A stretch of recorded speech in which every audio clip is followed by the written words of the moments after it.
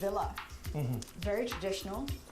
A lot of things of the past. I live my very first independent life in the farmhouse, and I built it by the memory of the farmhouse, the philosophy they believe, yin yang 5 elements, the concept of the life, of the happiness. They build this kind of roof, like boat, Hello. and man and woman, Hello. and bowl of rice. Everyone should be happy if Har du tredje igjen ennå, du? somewhere to live, Om jeg er tredje dag? something to eat. Nei, har du posisjonene dine ennå? You want to find a lot På of gull? experiences. Ja. Ja, på mine på privaten. Ja, jeg har kjøpt litt frem og tilbake. Jeg tredde ganske mye på koppetreninga i dag. Everyone should have Ja. the experience. Jeg har vært tatt ut med feil take profit. Jeg har satt profit oppå, skal vi se, I changed during fin bilde av det der. Skal vi se. Appreciation for what you have now. And therefore, this is the most important thing for today for Vietnamese, and I think for human being. Jeg har satt take profit på 31,54,93, men ble tatt ut på 45 eller 47 eller noe. Hæ? En haug med posisjoner. I dag? Alle dine og alle mine. På hva? Men jeg får ikke noe kontakt med noen på support. Jeg skjønner ikke hva du sier for noe. Jeg ser det er over en time siden jeg tok kontakt med support, men jeg har ikke fått noe svar fra dem ennå. Hva er det som har skjedd, Såre? Nei, alle posisjonene mine ble tatt ut på 40-tallet, og så hadde jeg take profit på... Hva faen jeg holder oppe her? Ja, snakker På om, den toppen til venstre. snakker om gull nå, bare så vi snakker jo samme språk. Ja, Det ikke skjer på meg. På copy-kontoen. posisjonene. Jeg skal ta så ringe en jeg som sender direkte mail til dem. De posisjonene mine som jeg kjøpte i går, de har tatt ut masse pluss i dag. Ja, ikke dem du satt i går, du satt på noe flere på noe med... Jeg har bare vært inne med 4 kontrakter, så dere har fått 0,01 4 ganger. Ja, stemmer. Men jeg har bildet av dem, så... Ja, jeg skal ta og ringe og høre. 2 sekunder. Det er egentlig ikke support, men en som snakker med dem. Ja.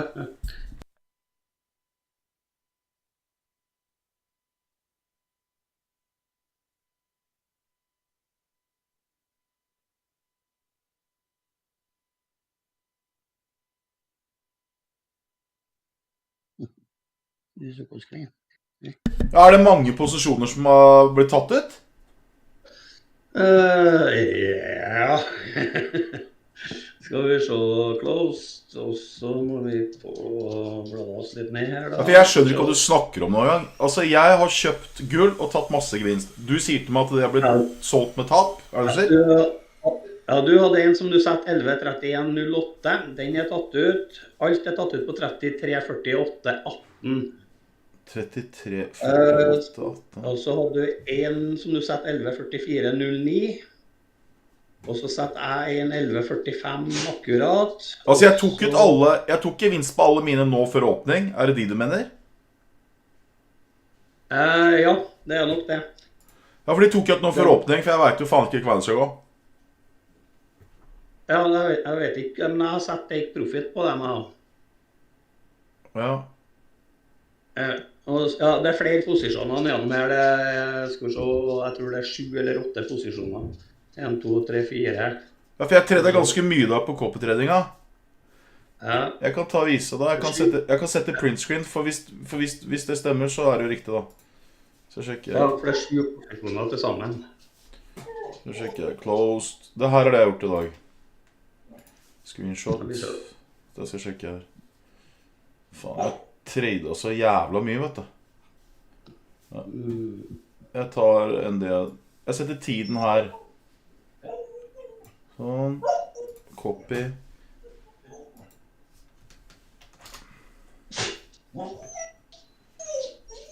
Vent, må du vente. Det er de, og så kommer det resten her. Det er de jeg har gjort i dag. De skal være riktig. Stemmer de med dine, eller?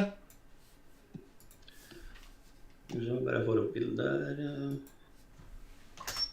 Ja, det er vel mye av dere. Jeg vet ikke hvor mange av dem som var din, som var igjen der, men... Alle de der i 11-tida i hvert fall hadde vel igjen, tror jeg. Men ikke, jeg har bildet til dem alle. Ja, for du må sammenligne med de da, for jeg tok ut nå alt bevisst før åpning. Ja, det kan du si, jeg kan ta også upload file.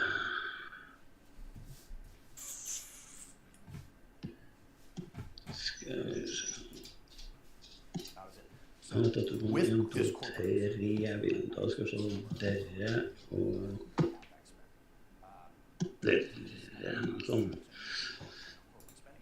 Det er han.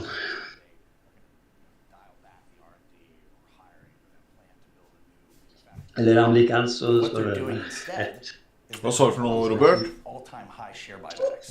Det er en mulighet til om det er likens, så skal det være med et bilde til. Ta print-screen og sjekke om det stemmer. 11.48.22 på den.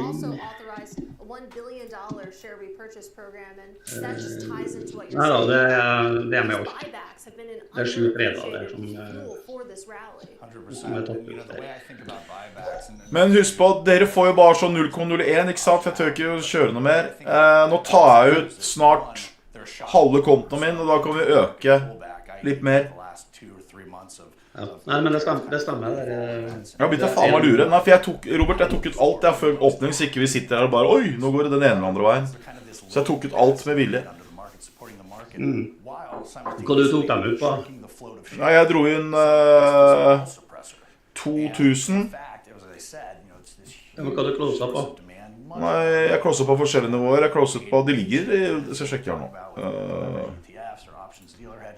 Jeg closet, de siste closet jeg på... Siste closet jeg på 3-3-5-5-7-3. Og 3-3, altså... Så de 2 bildene som du sendte her nå, var det, skal du si, det er på kopikontoen, ikke sant? Begge 2? Alt er på copy. Ja, men greit å lagre det om det. Det er bare copy.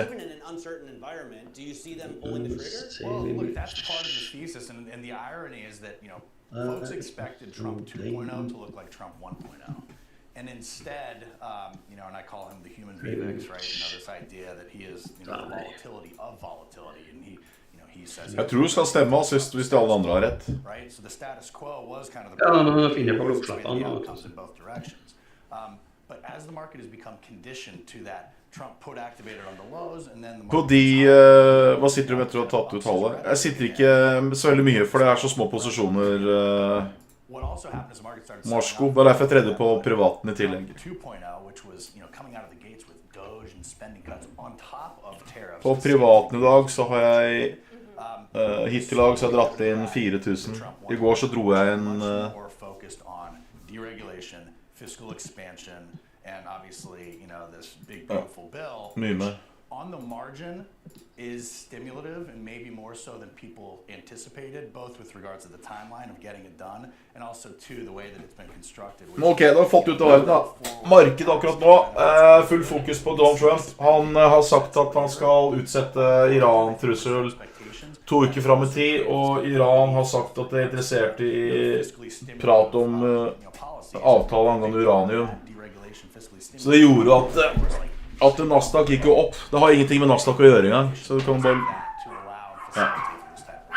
Charlie, we don't have a lot of time left, but you mentioned leverage ETFs, and I have to go there because when you think about all of the inflows, the billions and billions of dollars that are pouring into these double leverage, triple leverage products, there's a lot of wondering out there about what that means for the motion of markets, whether we're starting to see the tail that is Apple opp 1,6%, det gir ikke mening.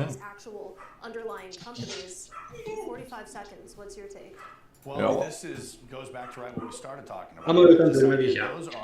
Those products create a synthetic Skal du ut med bikkja? effect in the market. So whatever the days per Ja, rolling hoppa move is, på they're lån gonna fra feed dag into til it morgen. due to their mechanical Lucky. rules-based rebalancing at the end of the day. And with assets under management at all times. Hva skjer med gull nå, da? Skal være litt forsiktig med gull, men gull basically under uroligheter skal den stige videre. Så den shorten jeg har gjort nå de siste dagene er jo egentlig helt unormalt. Men jeg er long gull. Kommer til å kjøpe på dip her etterpå. Jeg tar litt mer risk på min privatkonto, vet du. Hence, it's synthetic short gamma. The higher we go, the more they have to buy to stay hedged. Conversely, on sell-off days, they can amplify the downside move too. But into this rally, when the assets have grown, you know, for every 1% move, it's like a Så jeg tar alltid litt mer risk på min private konto, for det er jævla sånn frustrerende når folk sier hvorfor går du short, det går opp, hvorfor går du short? Jeg orker ikke sånn. Det er grunn til at jeg gikk short. Ramlet med $150 nesten. Hvorfor går du short, det går opp? Og da tør jeg ikke ta sånne ordentlige bets på copy. I think so. I have a lot of inspiration and ideas here. Charlie, have a great weekend when you get there. That is Nomura America's cross-asset macro strategist, Charlie McElligott. You know, let's get a check on this market right now and break down the rally that we have underway on this triple witching Friday. You can see we have a lot more green than we do red. More than 400 names are in the green right now on the S&P 500. 58 in the red right now. You take a look at what is. Jeg gjør det nå snart, Lostenheve. Jeg gjør det nå snart, for jeg tar ut Nasdaqen. Bare, vi trader opp masse gull nå, så jeg bare får tatt det tapet på Nasdaqen. Jo, det er triple witching i dag, Genpro. De snakket akkurat om det. This is interesting. You have Eli Lilly. Eli Lilly has had kind of a rough week, now down 2.5% on this Friday. Accenture as well, out with a disappointing earnings report, and you're seeing that reflected in the shares, as to is Broadcom, which we're going to talk about. Broadcom. Fy faen. Jeg shorta Nasdaq i stad på privaten. Den fikk jeg rett i trusa. Let's take a look at the sector level as well and break down the market this way. Like I said, more green than red. Up at the top, you have consumer discretionary really Den fikk jeg skikkelig i trusa, vet du. 1%. Staples as well, Kroger out with good earnings, communication services. The lone loser today, Matt Miller, is materials, but it's a small decline at that. Materials down about 0.2%. All right, we're, I think, likely to see a pretty low volume day. Famous last words. Right. Well, right now, average volume at time is over the last 30 days up 200%. So maybe I'm going to be wrong about that. It is triple witching, you know, with the largest notional value of all time. Coming up, Broadcom pushing the limits of the Mag 7 to the Mag 8. We'll take a look at why the tech giants might need to add another seat at the table. This is Open Interest.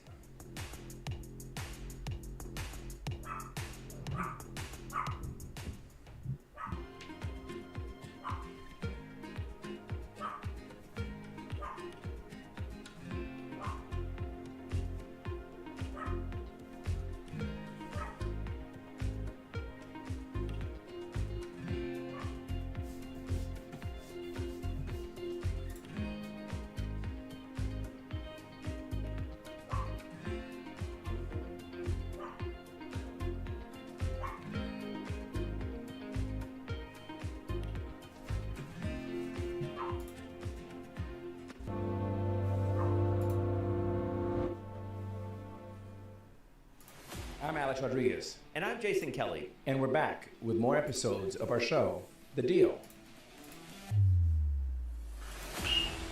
The theme of this season, On the Road.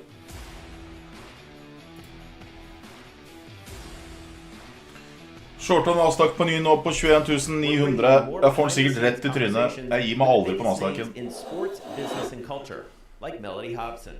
I started to study women's sports like an 11-year-old studies Kjøpe baseball gull tilbake statistics. etterpå på en dip, And så I got ikke shorten. interest in seeing up arrows. Susie Wolf. When you're competing, you're not thinking about any fear or any worries of what could happen. Josh Harris. You can't do a good deal with a bad person. Jay Batt. At the end of the day, there's never been a better time to be a student athlete. And more. Stay tuned.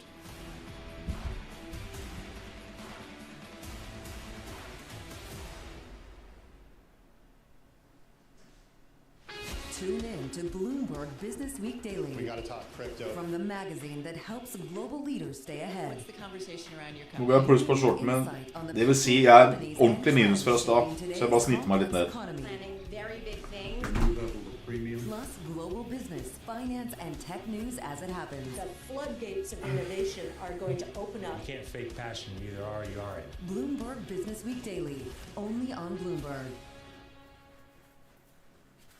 Bringing you up to the minute economic news whenever and wherever it happens. I'm Jennifer Zapasanja in Luanda, Angola, and this is Bloomberg. Bloomberg brings you breaking news 24 hours a day. Powered by more than 3,000 journalists and analysts in more than 100 bureaus across the globe. Bloomberg Television. Context changes everything. Good morning, this is Bloomberg Daybreak Europe. I'm Tom McKenzie in London. These are the stories that set your agenda. Jo, Gustav går det bra med. Eller han er syk da, så han får jeg setter apoteket og til medisiner etterpå. Hun var jo veldig fascinert av han, så hun drar og tok bilder av ham og sånt. Stories, unmatched expert analysis, and on-the-ground reporting from across the continent. Tune in to Daybreak Europe, only on Bloomberg Television. Context changes everything.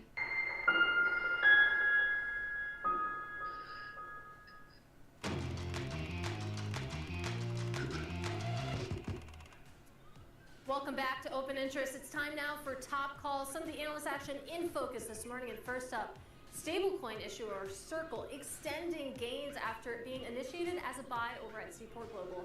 Shares were trading near the analyst's $235 price target, have since come down. Remember, this IPO'd at $31 a share, so it's just been amazing watching Circle in particular. But let's talk about snack giant Mondelez, because it was raised to an overweight over at Wells Fargo on bullish signs for the Oreo maker. Despite record prices for cocoa, shares up a little bit over 2%.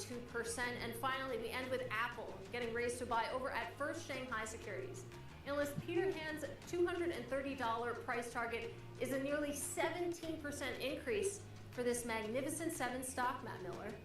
Yeah, so analysts bullish on Apple, but they're bullish Broadcom as well. Its run is making it a contender to join the elite group of tech stocks known as the Magnificent Seven. Analysts expect the chipmaker's sales, that's Broadcom, to jump 22% this year, another 21% next year. Meanwhile, Tesla sales are expected to fall. So could Broadcom replace the electric car maker? Here to make that case is Bloomberg's Carmen Reineke.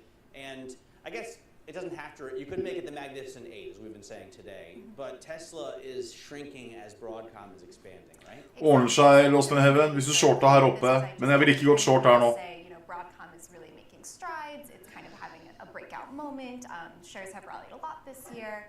And this rally has brought it over $1 trillion in market cap, and it now actually is the 7th biggest stock in the S&P 500. And so the original idea sort of behind the Magnificent Seven was those 7 biggest stocks, and also sort of that they had this growth aspect to them, that shares are really having a huge run up. So obviously this year we've seen a little bit more of a split. Traff enn så lenge på den der Nasdaq-shorten da, men den får jeg sikkert trynet etterpå. Gull, hvis du tar litt risk på egen inch her nå, så kan gull... Not just share growth, but revenue Så growth skal det... and with business expanding, Broadcom makes a lot of sense. Yeah, you make a good point that certainly the Magnificent Seven haven't been trading as a block necessarily. There's a lot of bifurcation when it comes to that group. I suppose we could just start saying the Magnificent Eight, and that's how the change. That's what Nancy Tangler does, right? From Laffer Tangler. Yeah. I mean, you think about other acronyms, FANG, such as example. Han må bryte 3,75 for å gå videre oppover, så han kan gå opp dit før han snur. Men hvis du bommer på gull nå, så får du $20 rett i trynet. Den er på egen risk. Det er derfor jeg tok gevinst nå før åpning. I think it's also important to remember that really these names, they're made up. They're things that we're using because they're quick and they're easy and we know exactly what we're talking about. But there really is been some expansion outside of that big 7 group, and I've even heard people talking about, the big 9, the big 10. What, should we include Oracle? Should we be talking about IBM? So yeah, there is definitely a shift going on, and trying to come up with a new acronym, I guess. I'm just looking through if you do an ANR function, analyst ratings on the Bloomberg terminal, analyst recommendations, you see a ton of analysts who are not buys on Tesla. I'm looking at like 30 who are not buys on Tesla. There are 23 who are not buys on Apple. On Broadcom, there's only 6, and they have 46 buy ratings. So analysts are super bullish this stock. They are super bullish, and I think it's also important to remember that, you know, like sell ratings also come after record highs, right? And Broadcom was just at a record high right ahead of its earnings. So some of that isn't necessarily negative sentiment. It's just like, oh, maybe there's... Jeg har mye der, for jeg holder shorten på Nasdaq enda, men jeg skal ta ut nå snart, for jeg har tjent så mye penger nå på gull. Super positive and an interesting one to watch for sure. Yeah, absolutely. Really enjoyed reading this article. I encourage everyone to go find it on the terminal. They need a new ticker. They Why do. still AVGO? Well, you know, we've got to come up with a new ticker for Broadcom, a new moniker for this group of stocks. So it's a long to-do list. Carmen, great to see you. Have a great weekend when you get there. That is Bloomberg's Carmen Reinecke. I will also note, if you take a look at the year-to-date performance of NVIDIA and AVGO Broadcom, they are neck and neck right now. NVIDIA up about 8.7% on a total return basis. AVGO Broadcom Solgte ut gull nå også på priven. Sitter fortsatt short Nasdaq. Er det pluss der nå med 45 poeng. Gull, gubb. It's a good one. Everyone should go read it. Coming up, active ETFs now outnumber passive ones for the first time ever, but experts are skeptical of their staying power. We'll have that conversation up next. This is Open Interest.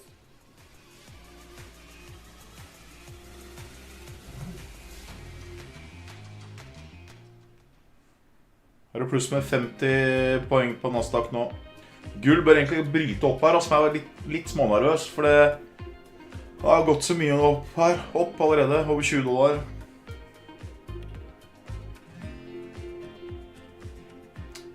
Jeg tar en gull, kjøpte med en gull. Tar litt risiko her nå på meg selv. Kjøper gull tilbake som kommer ned mot rundt 60. Kjøper med gull på copy. Nå er jeg pluss på shorten min på Nasdaq med 60 poeng. Nå kjøpte jeg gull akkurat her nå, for å se om han bryter 75. Hvis ikke han bryter 75, så får han et tryne med $17. Jeg bare sier det. Så de som vil være med på gull her nå, kan kjøpe noe med meg, men dere må passe på å ta den fort ut igjen. Jeg kan ikke gjøre på copy-tradinga, for da gjelder det alle, ikke sant? Nå er jeg pluss på med 70 poeng på shorten min på Nasdaq. Deilig. Jeg kan sikkert gi bort den traden på Nasdaq etterpå, hvis den går i mål. Markets are the best way to glean signal from noise, and that is what we try to do every morning. This is Bloomberg Surveillance. From the beating heart of Så nå er short Nasdaq, long gull. and politics, and wherever newsmakers are moving markets. Bloomberg brings you conversations that allow for deep Det her er hva man kaller en pair trade. insights. What do you think the future is for inflation? Is this new normal? Are markets too optimistic? How do you worry about the things that are outside your control? How does the current fighting completely stop? I'm Francine Lacroix, and this is The Pulse, every weekday only on Bloomberg. Bringing you up to the minute geopolitical news whenever. Nå er pengene med over 70 poeng på Nasdaq. Faller videre. Der ja. Gull går videre oppover. Det må bryte 75. Se, nå går gull. Nå faller Nasdaq videre. Nå gjør jeg penger både på gullet mitt og på shorten min på Nasdaq. Så nå tjener jeg penger på at det faller her, og så går det opp der. 75 poeng nå på shorten min på gull. Nå er jeg på Nasdaq. Det er veldig, veldig bra. Tar den ut. Ute på Nasdaq.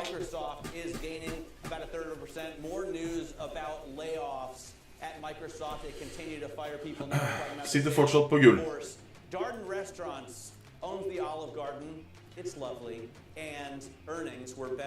Nasdaq skal prøve å komme seg gjennom 21.800. Hvis du klarer det, så faller den videre. Jeg har fortsatt 3 kontrakter igjen på Nasdaq-shorten min. Jeg har hentet en halve tapet mitt. Nå er jeg i pluss. Nå er jeg opp hittil nå, opp med 5.000 kroner nå. Hittil. I dag. Holding us back from further gains. Så var det 22 går, eller var det foregårs? Jeg husker ikke. It's time for our weekly ETF report, and actively managed ETFs now outnumber passive funds. Another sign of change in America's $11 trillion ETF market. Active funds have absorbed about 40% of overall inflows into the industry this year, which is a record. Nå har jeg opp dette her på 9 dager, på 30 000 kroner. Når de 30 000 blir det. All these record inflows, these record fund launches, this time last year as well. So Athanasios, what is going on? What is fueling this now, what looks to be a sustainable... Faen, Nasdaq faller videre da. Yeah, it's just all about adapting, right, to the market. And like you mentioned, you know, there's more active ETFs than passive. So the industry's just så jævla tidlig ute, ass. Passive, low-cost investing anymore. Not to say that that doesn't still exist. Skal vi sitte på den lenger? What's the next area that issuers are looking to differentiate, stop competing with the big... Jeg vurderer så shorte med Nasdaq nå, men jeg har så dårlig erfaring med Nasdaq, for den rører på seg med Tesla, Nvidia, og har ikke noe fornuft, liksom. It's options, it's buffers. So it's basically just anything that's not passive will kind of go into that active category. But I think it's just more about where is there potential to make money, where's there potential to grab assets, and it's not in the traditional low-cost beta stuff. It is in kind of outside of that box. Yeah, I'm glad you made that distinction because, I mean, when we're talking about leverage ETFs, basically, you know, these derivatives-powered ETFs, they count as active even though, to your point, we're not doing old-school stock picking here. So the number of launches that we're seeing, now that you have active funds outnumbering passive funds, what does this look like on the other end? Is there enough demand to actually... Short Nasdaq på nytt. Litt sånn dumt, for jeg tok akkurat gevinst der, men jeg tror den skal falle videre. Yeah, that's a fair point. I think we'll definitely see some closures. I mean, we see... Der går gull oppover. I helvete. Husk, 75 på gull. And then we kind of see if the assets will follow over. It's slowly moving over, so active is definitely getting attention. Of all the flows this year, almost half are going into one of these... Jeg var I stad I minus på gull med 10 000. Nå jeg pluss. I agree with you. I think we might see some closures because there's just a lot of products. There's 4,000 plus ETFs. Jeg tar mye høyere risiko på operaten, som du sikkert skjønner. So, you know, as we're on the passive side, we're going to see some closures, but I think that the demand is there, and this is why the issuers keep bringing these products at basically a record pace. What's the next, I mean, when we get ETFs in 401ks, is that the next big milestone for this group? Jeg håper at dette kan at dere ser da, at man kan faktisk leve den tradingen her hvis man på en måte har nok marginer, hodet kaldt, vet sånn cirka hva man gjør for noe, tar noen fillevinker av og til, men hvis du på ballen, så skal du tjene penger på trading, altså. Det ikke bare sånn der, det ikke sånn gambling som alle sier, ellers hadde ikke jeg tørt å sitte her hver dag og gjort det samme om igjen. Men noen dager så sitter vi og gjør ingenting på flere timer. Folk flest har jo ikke tid til det. Folk flest gidder jo ikke det. Men når du ser hvor mye penger man tjener, og dette ekte penger, det gevinster, jeg deler ikke gevinstene, dette 100% ekte. Jeg gjør dette mens jeg har en kråke på hodet, liksom. Så liksom, tenk deg hvis dere har full fokus, uten kråke, hver dag, så kan du tjene mye penger, altså. Du må bare forstå hva som skjer, og begynne å forstå hva grafene betyr, forstå hva makroen betyr. Jeg ufør. På 1 uke nå, så har jeg tjent 2 måneder, nei, 1,5 måned ufør, på 9 dager. Det ikke flaks, det masse små transaksjoner. Og jeg har ikke hatt mye penger heller. Begynte med 30 000, som jeg kavet til meg. Og nå har de 60. Altså 60 gevinst, ikke 60 totalt, det 60 gevinst. Så det 90 000. Faen, jeg skal skyte bikkja 2 sekunder. Så faen! Jeg trader! Hva du driver med? Hei! Kom hit! Ja.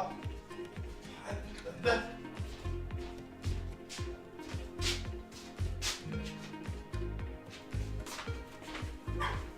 Slutt! Og nå går Nasdaq videre ned, og gull går videre opp. Nei, det ikke noe sånn konge-EM, jeg bare prøver liksom, jeg ikke meningen å blåse meg opp eller noe sånt nå, jeg bare Jeg bare prøver å vise at det mulig da. For det veldig mange som bare tror at dette er gambling. Det veldig mange som tror at dette ikke mulig. Sitter I Norge liksom og... Nei, jeg må skyte bikkja. Gå inn med deg! Kom inn! Hvor det? Jeg brakk Kira ut og ikke følte det der. For faen ikke være ute med. Er det mulig liksom? Slipper dem ut og skal bare lage helvete? Fy faen, ass. Oi, nå er jeg pluss på Nasdaqen igjen her, og videre opp på gull.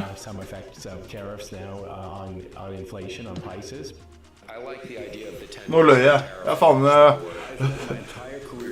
Ikke pluss på Nasdaqen igjen da.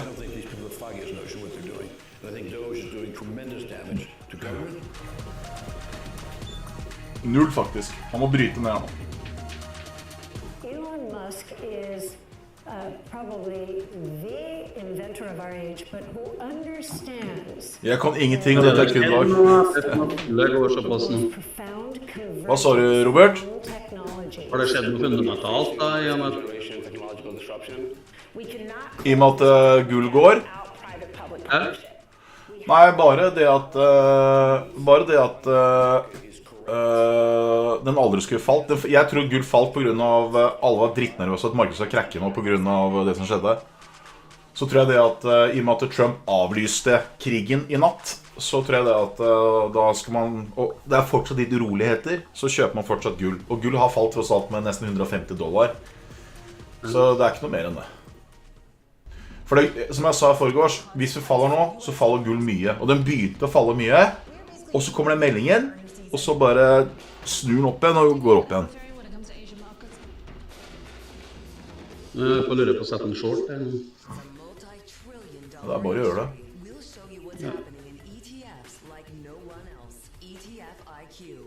02 Bare husk, hvis den bryter 75, så pju, stikker den. Ja, det tar vi ut.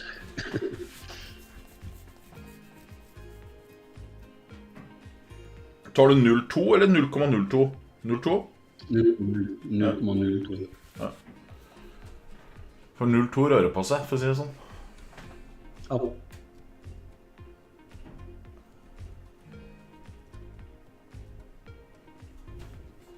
Ja, jeg tror faktisk jeg prøvde en gang med en kontrakt.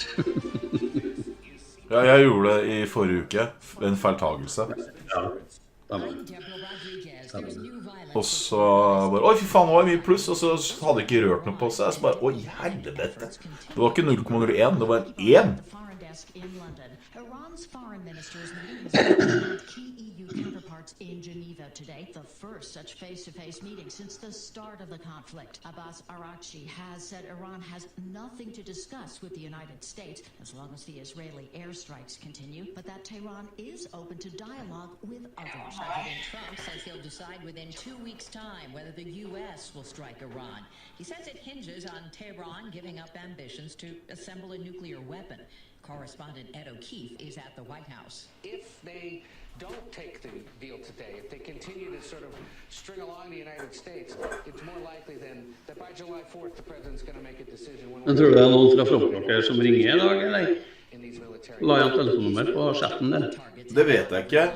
Jeg vet de svarer på mail. De gjør det. De skal plage ganske kjappe. Send dem en mail. This U.S. citizen arrived at the airport in Tampa. While we were there, we were in shelter. We saw rockets falling. We saw missiles. The alarm was going on over at least 4 or 5 times a night. It's very, very difficult what Israel is going through. It's brutal. Team management says it prevented federal agents from entering Dodger Stadium as crowds protested a decision outside to delay an announcement at last night's game on plans to help local immigrants. CBS's Carter Evans is there. The Dodgers have a huge Latino fan base, and earlier this week, fan favorite Kike Hernandez weighed in on the immigration crackdown, saying in part on Instagram, "I cannot stand to see our community being violated, profiled, abused, and ripped apart." Dangerous heat sweeping states from the central portion of the country to the east, and it'll stick around a while. CBS's Jim Krasula. Phoenix, Arizona hit a record-shattering, staggering 117 degrees yesterday. People are trying to limit their outdoors. I can't walk the dog's mad at me. You just want to stay inside all day. You don't really want to do anything because it's so hot outside. Much of the nation will Kan jeg ha en setup tour? Jeg skal ha det nå til uka, for jeg har fått ordnet et helt psyko-kontor oppe nå. Med masse feite skjermer og utstyr og alt sammen. Så skal jeg ha ordentlig oppsett. Fordi jeg har noe her, nå er sånn litt sånn her provisoriske greier.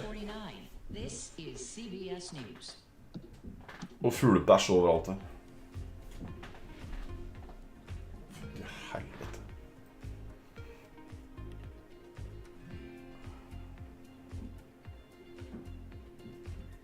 Hvis Nasdaq kommer ned nå, så er det mange som får vondt, ass.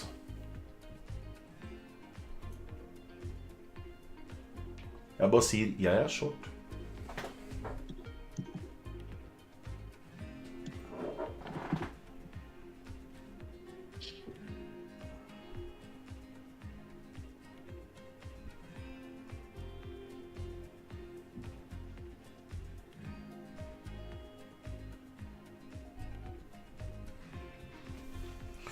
De som kan, jeg tror det kan være, hvis dere får så små posisjoner på copy til jeg tømmer kontoen, så kan dere bare sette, om dere ikke får akkurat samme kurs, spiller ingen rolle, så kan dere sette 3 ganger så mye da, eller dobbelt av det jeg gjør. Så hvis jeg tar en 0,01, så kan dere sette 0,02 for eksempel.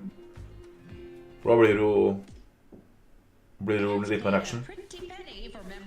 From the collection of the late movie maker David Lynch. From TV's Twin Peaks.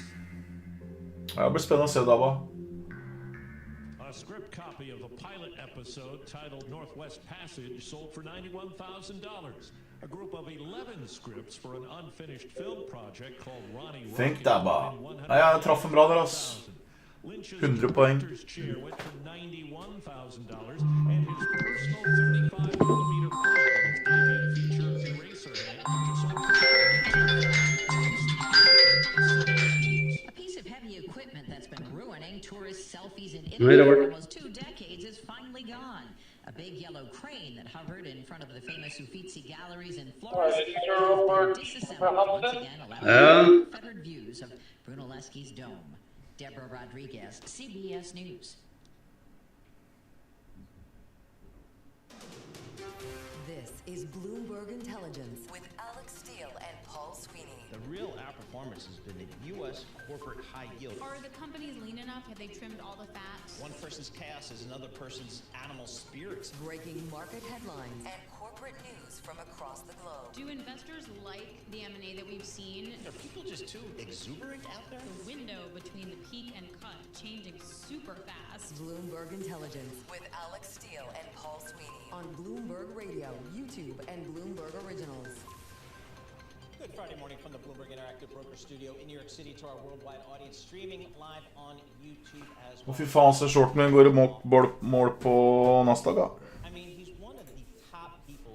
I helvete, den traff jeg bra på.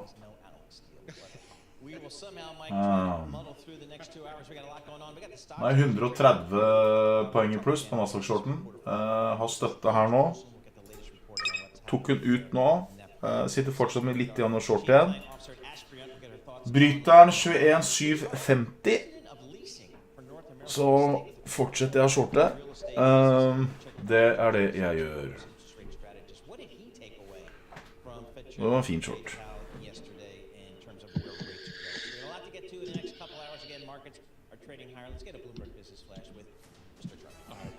Nei, du setter bare en ekstra, Lena. Du bare setter en ekstra, for lotten vil ikke øke. Å, fy faen, så Nasdaq, da. Det her synes jeg er morsomt, ikke sant? Nå treffer vi både på go long gull, og så treffer vi også å være short Nasdaq. Det funker veldig bra. Det er veldig moro. Novo Nordisk's Wegovy and Eli Lilly's Zepbound as primary treatments to avert heart disease. Skal jeg skrive på norsk til dere, eller skal jeg skrive engelsk? Du skriver hva du vil, du. Altså, det jo engelske som sitter her, men det også norske. De har jo faen meg Google Translate. De klarer jo det. Ja, yes. Når du skal begynne med ny tradingkonto med en gang ute av Nasdaqen, halvparten. Jeg tradet nesten hele tapen nå da.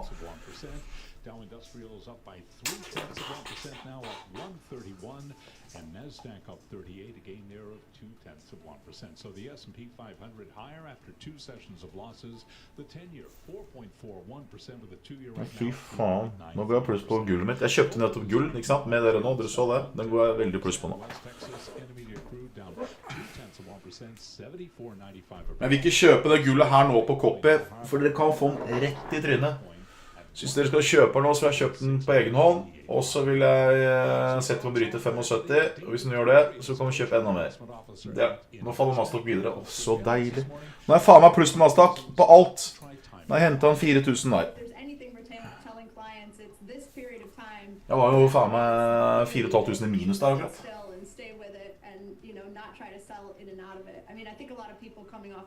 Her støtta på Nasdaq, som jeg satt til å stå, 21,750. Dropper den her nå, så får den helt ned til 21,720. Og gullet skal videre forbi 3,375 for at jeg skal kjøpe mer.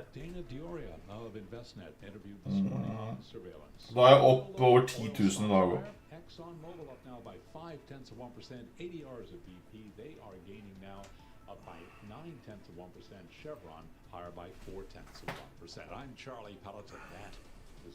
Men Nasdaq må klare å bryte da. All right, Charlie Pell, thank you so much. We appreciate that. Mike Regan sitting in for Alex Steele. I'm Paul Sweeney. Let's take a look at some of the stocks on the move today. We can do that with Bloomberg's. Lisa Mateo, Lisa, what are you looking at? All right, so I want to start with CarMax, ticker KMX. Their shares have been up as much as 3%, logged higher profit sales in the fiscal first quarter. Company sold more cars, and that was despite slightly lower prices, so it was offset by those higher volumes. Its CEO, Bill Nash, said that CarMax benefits from its customer-centric car buying, the selling experience too, so they say people like that. If you want the specifics, they posted profit just over $210 million for its 3 months ended May 31st, higher than a year earlier. Quarterly earnings higher than expected. Revenue rose 6.1%. Same-store unit sales increased 8.1% from last year. Det gullet mitt nå, som jeg sitter live med nå. So we go from cars to restaurants. Nei, det var feil. Det var I stad. Det var gevinsten. Dette det jeg sitter med nå. Dette det jeg sitter med nå.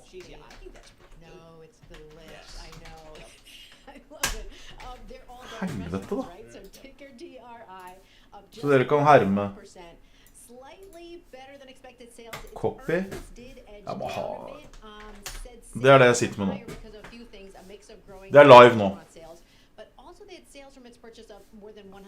Hvis jeg treffer 90 her nå, så gjør jeg fort 11.000 kroner, tror jeg, til.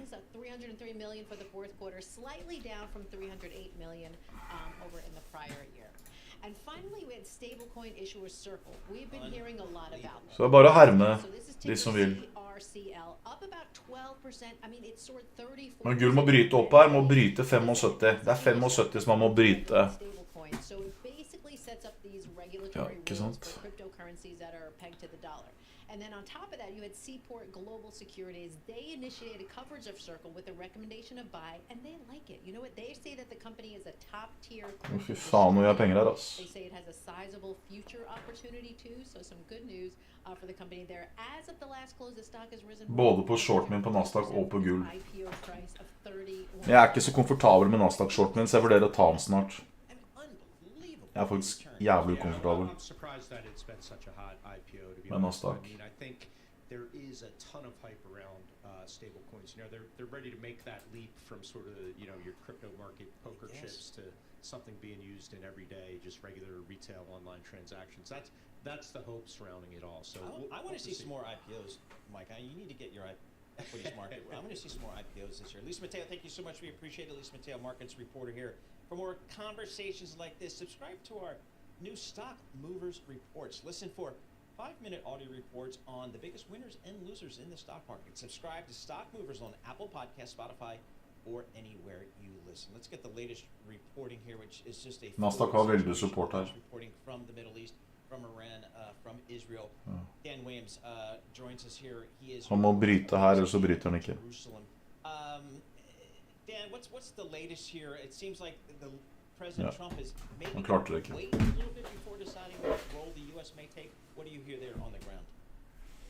Absolutely, that's what the White House said explicitly yesterday. They even gave a timeline of 2 weeks, though it's worth noting they said within 2 weeks that decision will come, which strikes me as awfully elastic. Within 2 weeks could be 2 weeks from now. It could also be 2 minutes from now, in theory.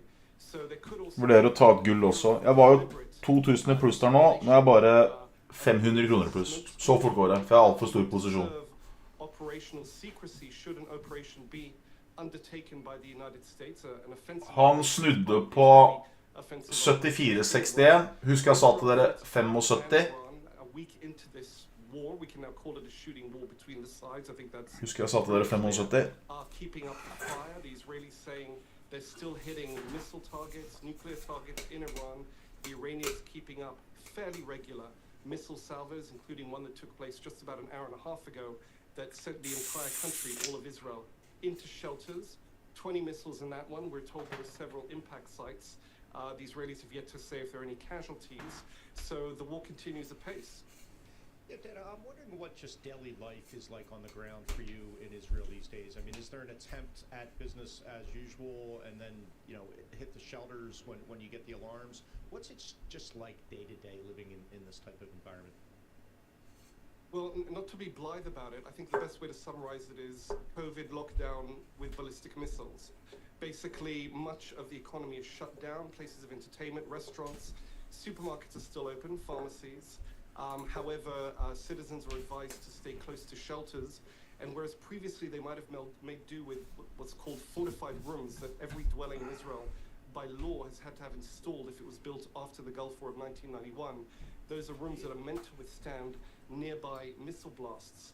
Many people aren't making do with that. They're actually going to communal bomb shelters, which tend to be in every town, in every neighborhood, where you literally go underground and share a space under lock and key. You lock a large metal door, you share it with neighbors, people, or even just passers-by who happen to have been stuck there when the sirens sounded. So, as I said, it does feel like a bit of a lockdown, and when the sirens sound, people move very quickly to take shelter.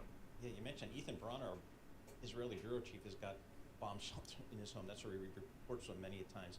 Hey, Dan, what is the realistic strategy or outcome for Israel here? Is it simply to neutralize Iran as a nuclear power, or is it something potentially more? Can they realistically think about regime change? I think they've increasingly become voluble about the option of regime change. The Israelis said from the outset that this was not an explicit war goal. I think that's credible. Keep in mind that in terms of population, Iran, a country larger than France, is about 63 times the size of Israel. There's a distance of something like 1,000 miles between the two. Israel, for all its relative might, for all its ability and technological and political talent, I think that would be a tall order. But the Israelis have been saying that should, as a result of the destabilization brought about in this war to Iran, the fact that regime targets, military and increasingly governmental, have been hit, the fact that the military, the government, the state is being stripped of its military assets, and the jewel in the crown, if you like, which is the nuclear program. Der går jeg pluss på shorten min på Nasdaq. Holder han fortsatt. Er vi heldige nå, så kan gull også stikke videre oppover, for nå blir du ser litt sånn nervøsitet der. Skal vi se da. Jeg så at Nvidia gikk rødt. Microsoft er rødt. Amazon er rødt. Meta er rødt. Alle de har droppet med over 2%.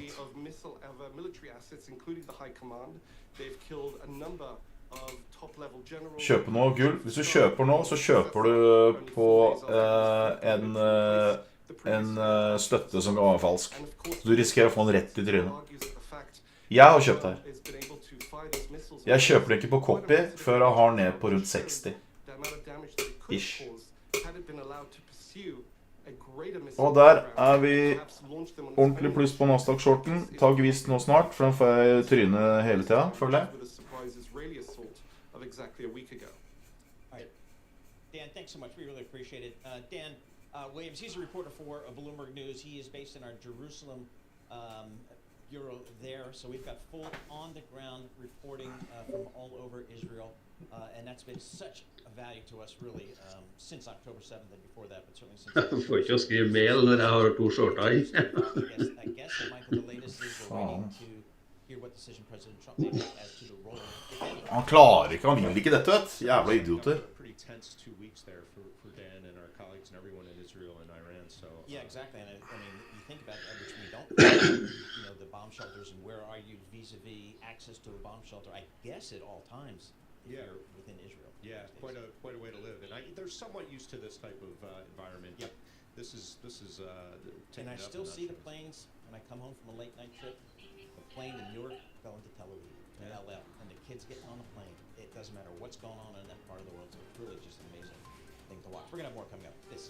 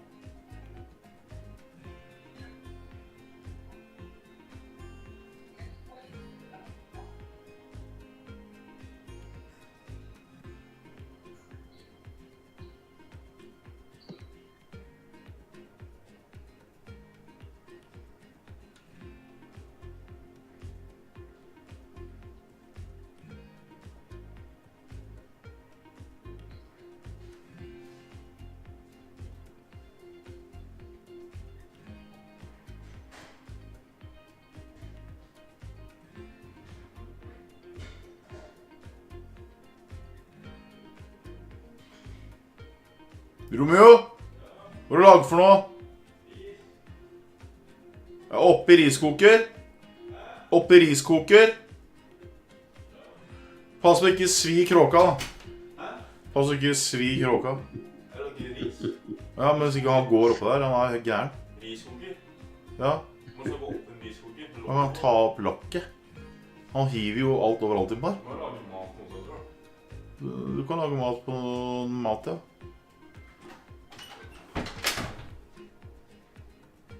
Faen, er ikke rart da, må ta hensyn til en kråke. Faen er det?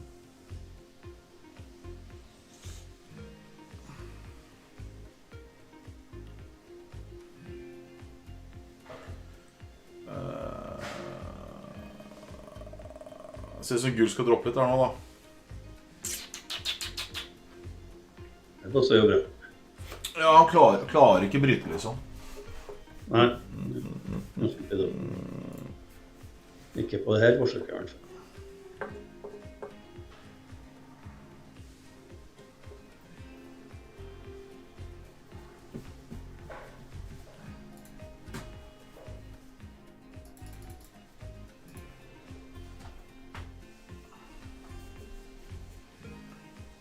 Fem, 67. 67.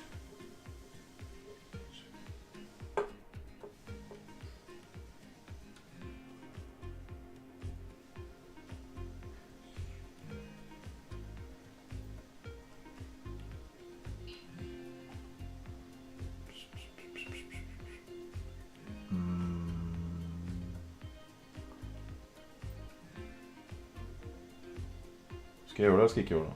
Skal jeg gjøre det, eller skal jeg ikke gjøre det?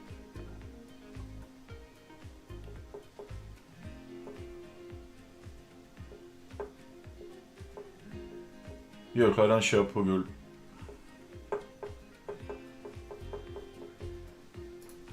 Kjøpte nå.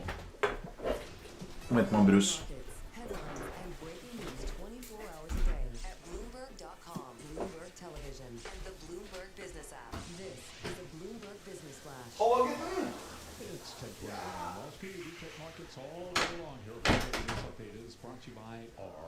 Attention growing businesses, Oracle's offering to cut your current cloud bill in half if you move to Oracle Cloud cloud infrastructure for new U.S. customers with minimum financial commitment.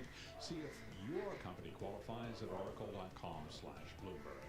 And on Friday here, a holiday shortened trading week, but the S&P 500 index does remain just below 6,000.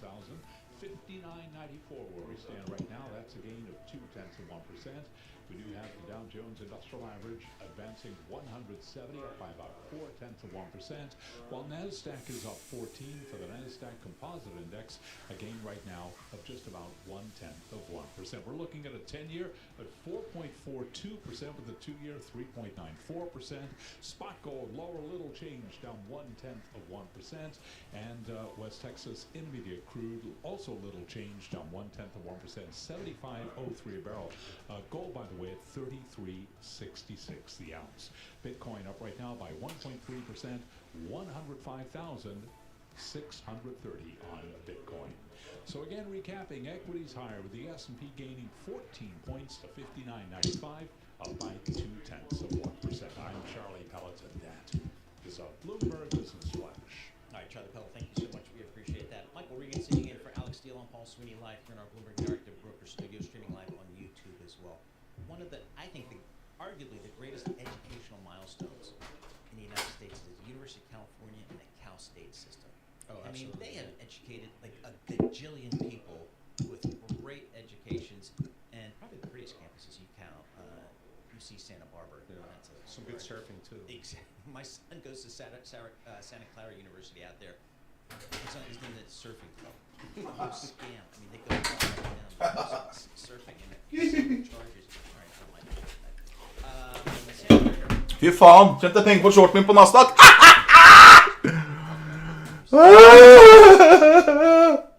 Hør nå.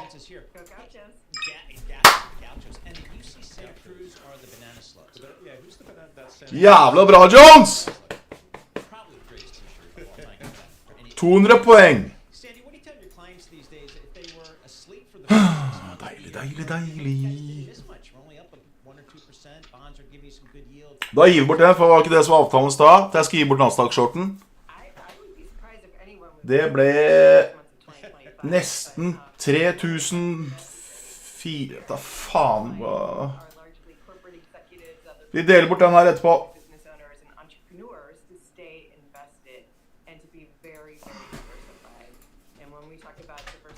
Den.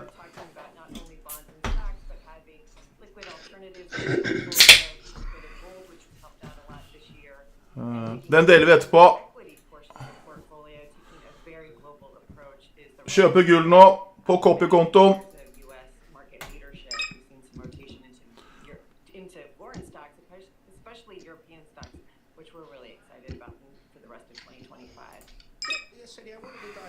Sånn.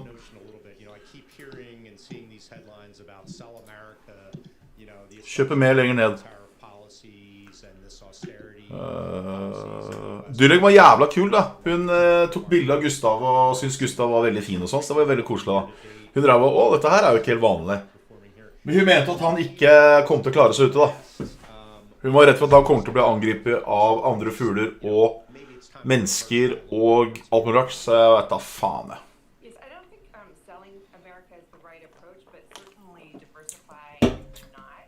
Den premien blir delt på etterpå. Jeg tror det er 3.500. Deler vi etterpå.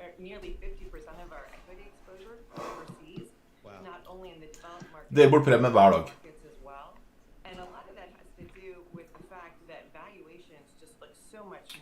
Den Nasdaq-shorten var pen, altså. Shorten var på 21.900. Ding, ding! Er hun naboen din, hun der dyrlegedama, Geir? Hun er sånn i 40-åra-ish, langt hår. På røyken der, liksom.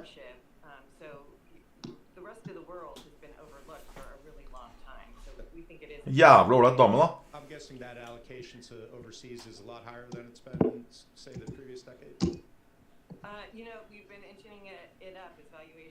Faen, jeg mister følelsen i hånda hele tiden. Det er når jeg sitter sånn, når jeg lener meg på albuen. Da mister jeg følelsen. Jeg merker det nå. Jeg lener meg, så mister jeg følelsen. De som har baller kan kjøpe en Nasdaq nå. Av prinsipp gjør ikke jeg det.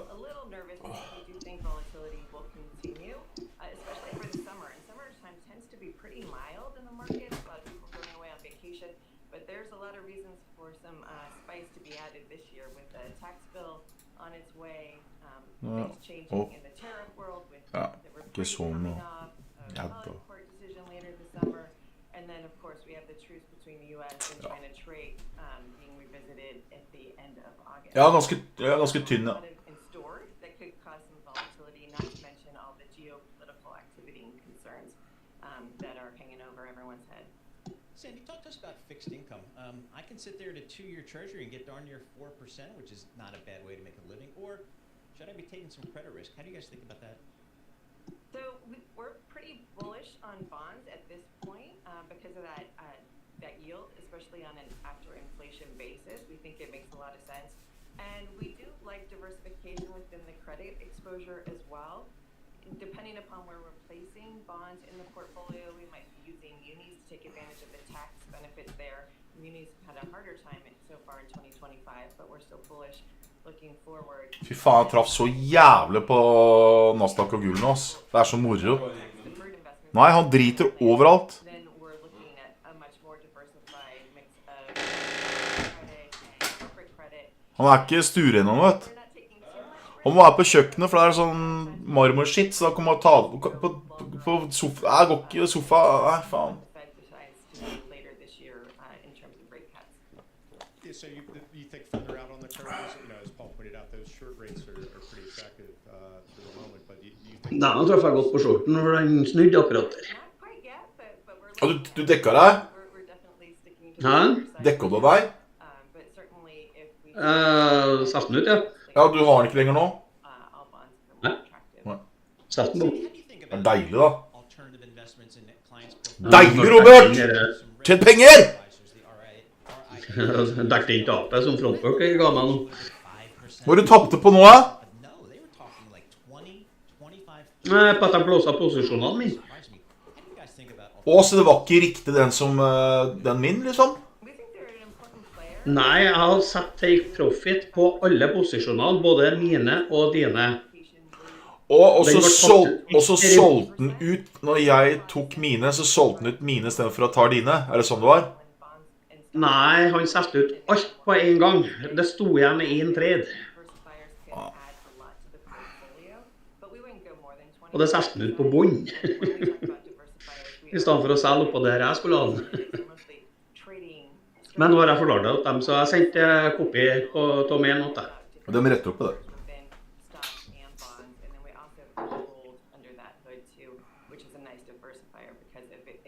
Pluss skjermbilder. Alts is a pretty broad category, so I guess gold is one of the places you find attractive.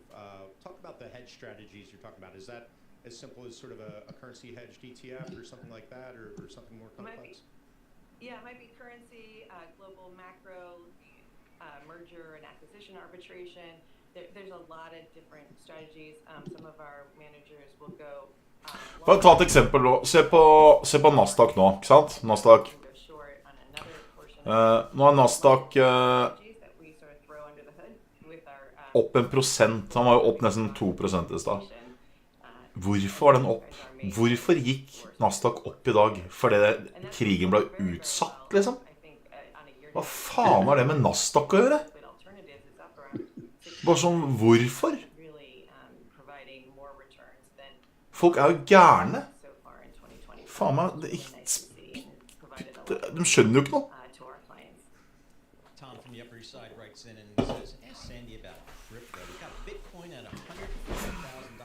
Jeg liker ikke den der bevegelsen på gull her helt nå. Den kan få litt bilder tilbake, faktisk. Ja.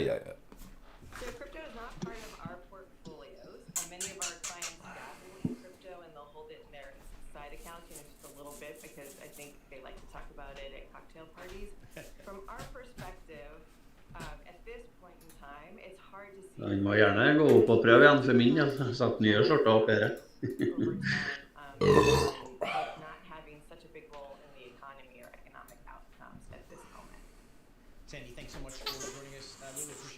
Det har vært short hele uka, jeg. Jeg er ferdig med å ha short nå.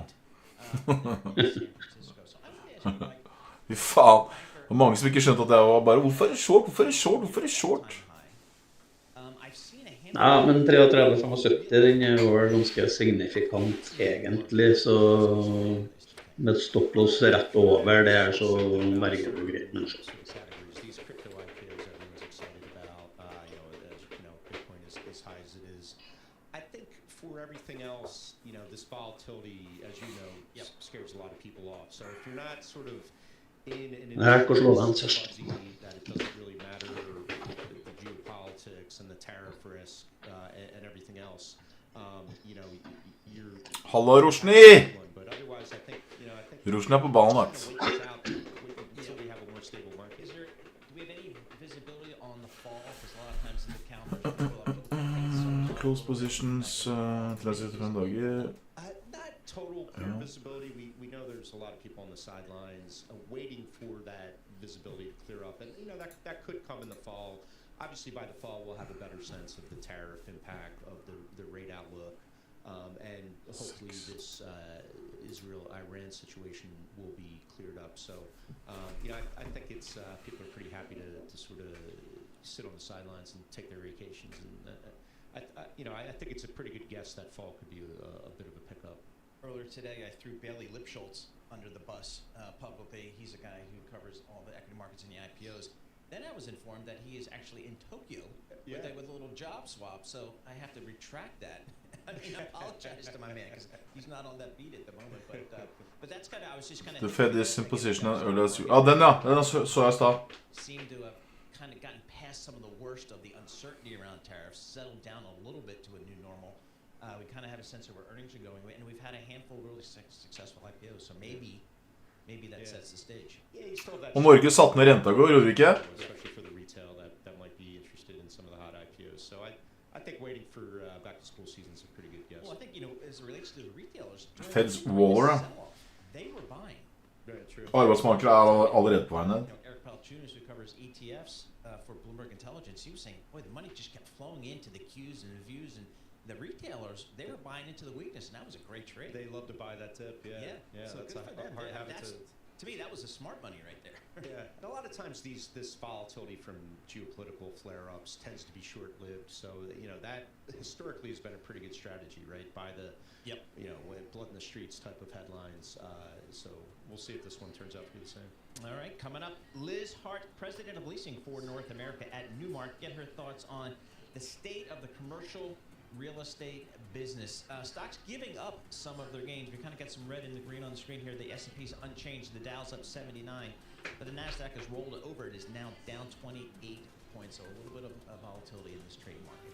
This is Bloomberg Morning.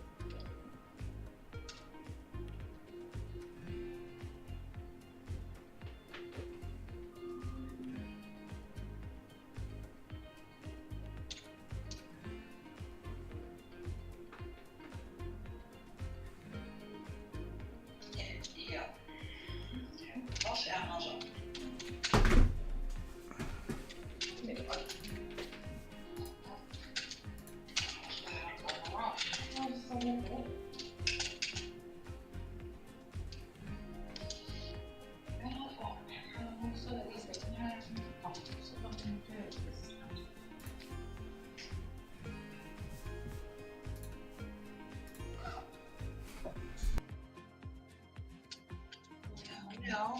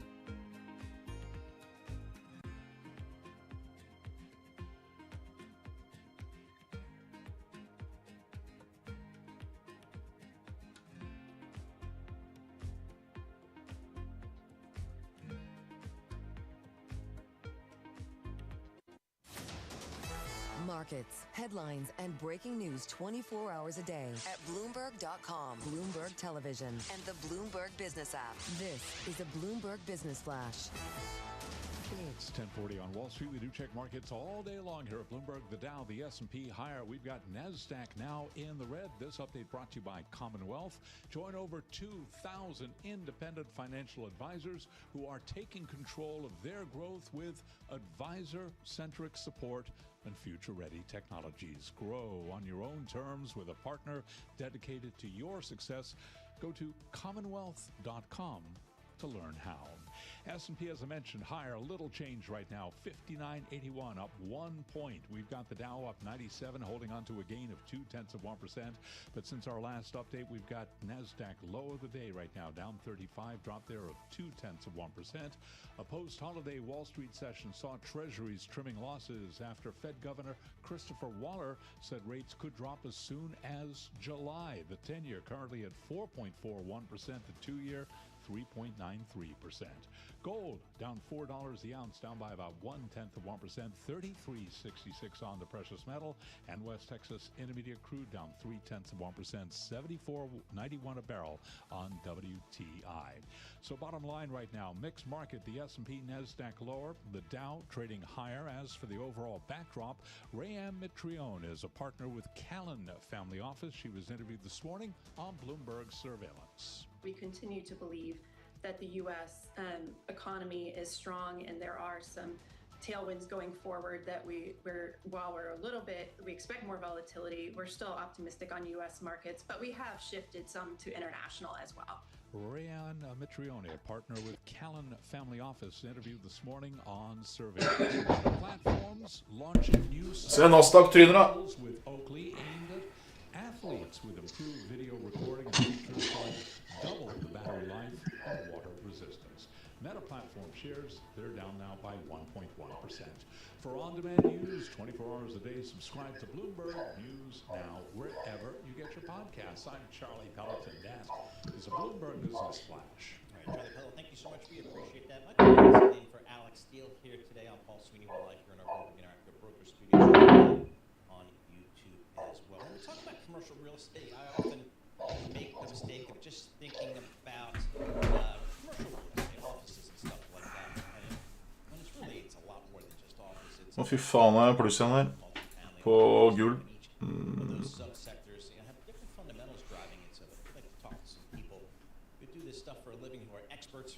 Liz Hart joins us, President of Leasing North America at Newmark. She's in Cali at the Faen, er verdens treigeste setup, ass.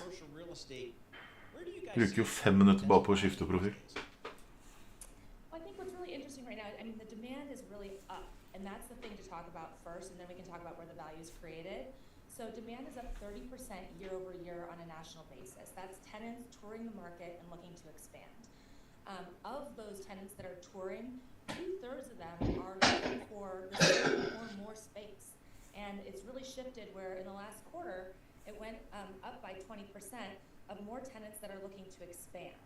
And I think when you see that kind of demand, going back to your question about value, you want to look at those markets that have been a little bit more distressed, but are now starting to see tenants that are touring again, looking for space, and willing to commit to a longer-term home. Yeah, Liz, I wonder what explains that uptick in demand. Is it, my guess is it's that era of the work from home job is over. Is that part of it? That's certainly a part of it, but I think the other part to talk about is the resurgence of the tech sector. So during the last 5 years, tech went from being a pretty major player in demand to being a little bit weaker. But now, tech tenants are back to being 20% of the overall demand, just behind financial services as the top at 22%. So you're back to seeing tech back in the market, and you're seeing, particularly out of the San Francisco and New York markets, tech that's taking a lot more space year over year. You're seeing that growth from AI companies. So, everyone talks about AI having less space, but it's interesting that the AI companies seem to be very committed to the office and being in person. Talk to us about San Francisco. That was a market that arguably a poster child for what can really go wrong in the post-COVID world on so many different levels. What's your view of that market right now? I'm feeling very good about the San Francisco market right now. I mean, it's always been a boom-bust market. That's something that real estate investors have known for years. But what's really positive again is we're seeing a couple things. First of all, the demand at pre-pandemic levels. Keep in mind, right before the pandemic, there were 1 million square foot requirements that were there. Do we have those again? No, we're not at 1 million square feet in big tenants. We have some really good 100,000 square footers that are out there, and we have a lot of growth from companies that are under 20,000 square feet. And in the tech industry, that's just a couple more. Tar du Nå er den ferdig. A lot of resiliency. We're also seeing great commitment from companies that have been there for a long time. JP Morgan just renewed their lease. Morgan Lewis just had a big move into the Transamerica pyramid. So these are more traditional industries that are also committing to that market, showing the resiliency across more than just the tech sector. Liz, how about that retail sector? I mean, it's obviously been under pressure for years now with the shift to e-commerce. Has that sort of bottomed out to some degree? Is retail firming up at all? Well, I think what's interesting, and you might laugh at this, is malls are back. Class A malls, 95% occupied. That smaller format, high street, performing exceptionally well. So we're excited about what we're seeing on that front as well. I mean, Nvidia er ned 1,3% for å være opp 2% i stad. And the other trend we're seeing is a shift to more experiential retail. So when you have that retail format, you are there to Bonds stiger. Markedet skal ned, gull skal opp. Higher interest rates are one of the reasons that we're not seeing a lot of activity in the residential real estate. How are Fy faen. commercial real estate? Look, rates are one of the things that impact the overall commercial real estate market. I think the thing that we're looking at a little bit more closely right now is the labor trends and the business formation trends, especially on the leasing side. But I think people are adjusting to the reality that we're living in with higher rates than we were used to traditionally. And at this point, you have to move your business forward. And to do that, you need to have your commercial real estate. You need to have a place for your people to go. Liz, the tariff policies and the sort of austerity policies under the Trump administration have had an effect, a trickle-down effect on pretty much every aspect of the economy, or at least people are bracing for that. I'm wondering if there's any knock-on effects for CRE from everything going on. Yeah, absolutely. I mean, I think, look, the tariffs have been a catalyst for some and a constraint for others, right? It's going to be a little bit of a mixed bag. But I think, probably the place you're feeling it the most is the industrial sector. And you will see some contraction in those West Coast port cities, just based on the tariffs and what's expected. But what's interesting is you're seeing a couple shifts. As an example, Phoenix, Salt Lake City, places that have great intermodal infrastructure, they're doing exceptionally well right now. Another thing we're seeing that I'm kind of fascinated by Fy faen. is a lot of corporates coming Nasdaq har falt nå nesten 300 poeng, ass. I think that, we're seeing more than we've ever Og jeg var short der oppe. Jeg tok 150 poeng, men man blir så off for meg. Skulle bare hatt den lenger, da. What's the call in this market right now? Mike and I are working in an A-plus quality building here at Bloomberg, fully leased. How about the rest of the market? Well, you have one of the best buildings in the entire country. But the good thing about New York is New York demand is also back at pre-pandemic levels. It's 27 million square feet. It was 20 million right before the pandemic. So I think it's heading the right direction. Trophy has definitely been one of the more dominant stories in New York. And we think that it will continue to be a dominant story going forward. Post-2019 construction is definitely what a lot of the Trophy tenants gravitate to. And we may even see a couple new buildings pop up, given that demand, right? Because that part of the market is exceptionally tight. Tech is also coming back. It's much bigger than before. There's a big Romeo og jeg sitter og jobber! talent in New York than anywhere outside of the Bay Area. So I'd expect to see some booming there too. Liz, thank you so much. Appreciate it. As always, Liz Hart, president for leasing for Newmark. She's out there in California. Talk about the next Trophy building set to open. It's going to be that JP Morgan building. Park Avenue. Man, it is awesome. I mean, we've all in the city here watched it be built over the last, 5 years or something, or 4 years. It's been a while, yeah. But I think it's supposed to open in the fall. And I've already told Tom we need to do it like Bloomberg surveillance remote broadcast in this new JP Morgan building because it looks awesome. And I'm guessing Jamie Dimon's going to want all of his people back all the time for that building after what he's paid to build that building. So if you're ever in Manhattan, Park Avenue, I think it's like 48th Street, something like that. Yeah, right around Union Square. Check it out. Union It's Station. a monumental construction project right in the middle of the city. And that'll be a cool new addition to New York City skyline. We'll have more coming up this evening.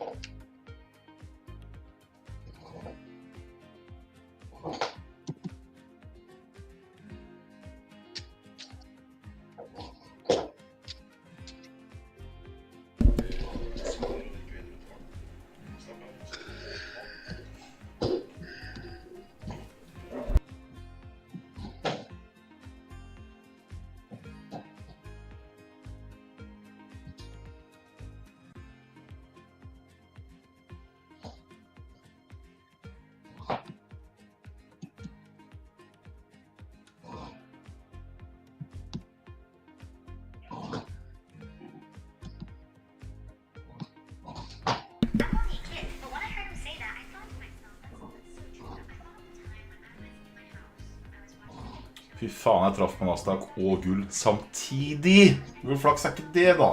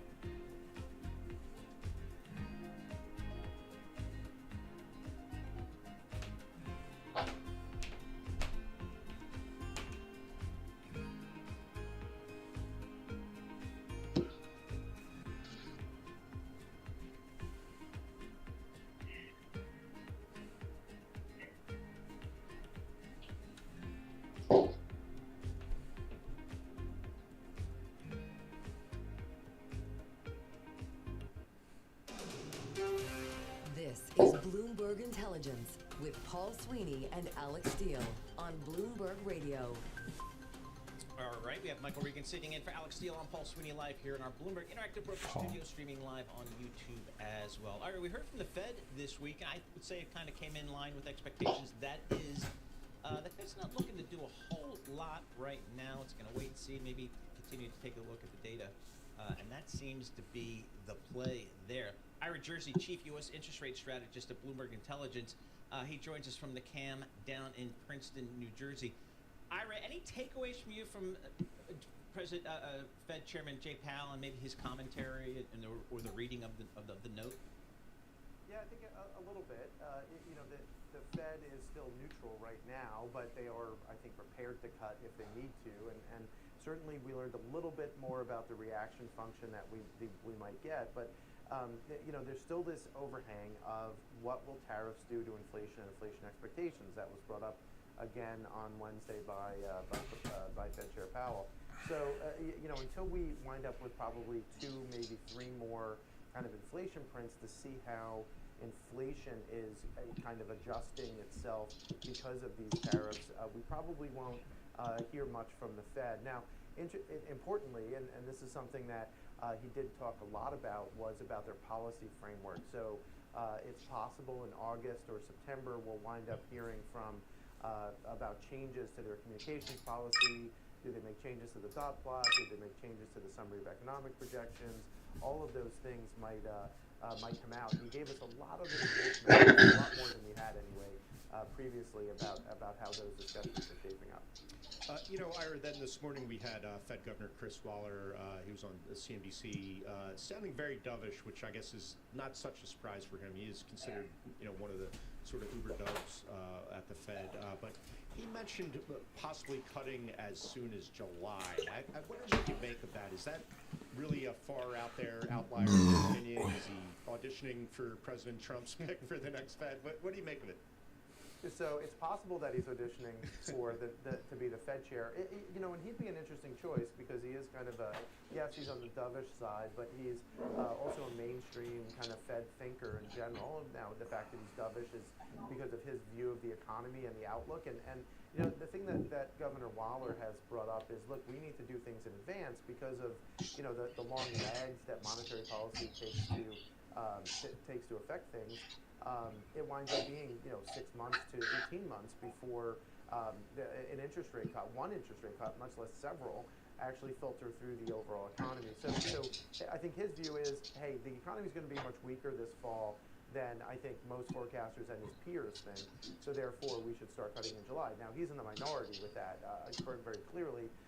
But there are these, the median suggests that we're going to have 50 basis points of cuts by year end, but there's also this whole other camp that thinks they shouldn't be cutting at all. And we can't discount them because that's a large minority of the committee.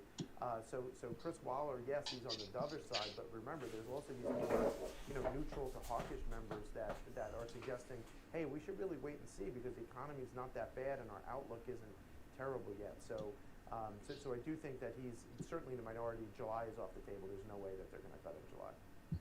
One of the issues obviously facing the Fed is inflation, and Fed Chairman Jay Powell said that he believes higher prices are coming as a result of tariffs, but we just haven't seen it in the data yet, Ira. I mean, how do you think the Fed's thinking about tariffs, thinking about possible inflation? Because again, we just really haven't seen it yet.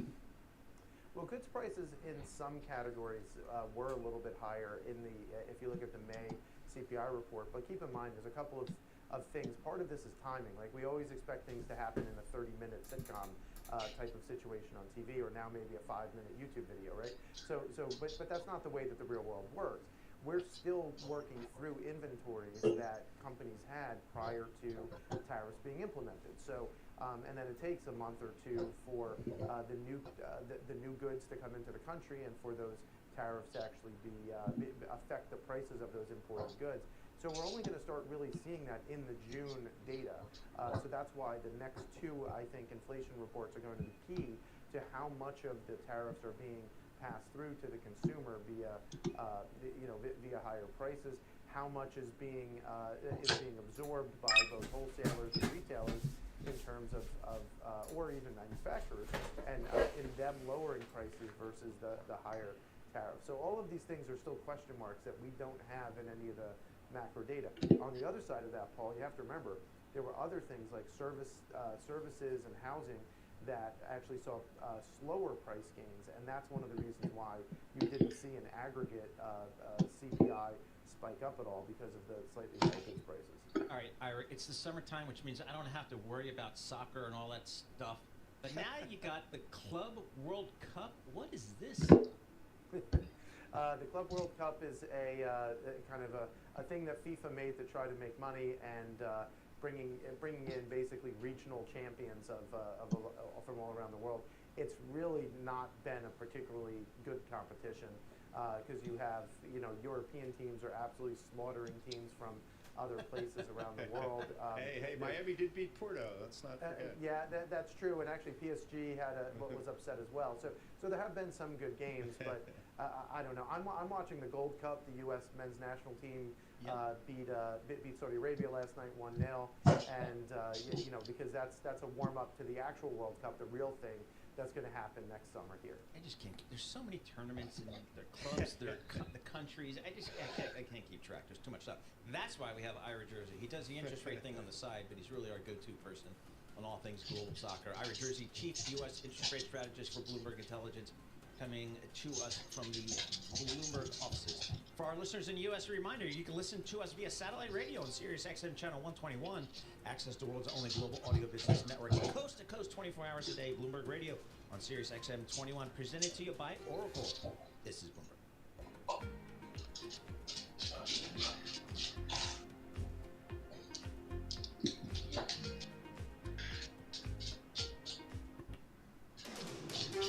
This is Bloomberg Intelligence with Alex Steele and Paul Sweeney. The real outperformance has been in U.S. corporate high yields. Are the companies lean enough? Have they trimmed all the fat? One person's chaos is another person's animal spirits. Breaking market headlines and corporate news from across the globe. Do investors like the M&A that we've seen? Are people just too exuberant out there? The window between the peak and cut changing super fast. Bloomberg Intelligence with Alex Steele and Paul Sweeney on Bloomberg Radio, YouTube, and Bloomberg Originals. All right, coming up in this hour, we're going to check on with Roz Matheson, Bloomberg News Director for Europe, the Middle East, and Africa. Get the latest news on the Israeli-Iran situation there. Cliff Kupchan, chairman at Eurasia Group, the latest on the Mideast as well. So we're going to start out strong geopolitics there. Mike McGlone's going to join us. He's a senior commodity strategist. We're going to talk to him about oil here, what we're doing with oil, what we're doing with gold, and I'm even going to throw in a crypto question of Bitcoin if nobody's paying attention. Kathy Entwistle, Managing Director of Morgan Stanley Private Wealth Management, get her thoughts on the market. So a lot coming up in this hour. Let's kick it off in style with one Charlie Pellet. Hi, thank you very much. Back to work Friday. We have got the S&P lower, the Dow higher, NASDAQ in the red. This update brought to you by IBKR. Financial advisors switch to Interactive Brokers for lowest cost global trading and turnkey custody solutions. No ticket charges, no conflicts of your interest. Learn more at ibkr.com/RIA. S&P 500 index now lower by 18. Hello.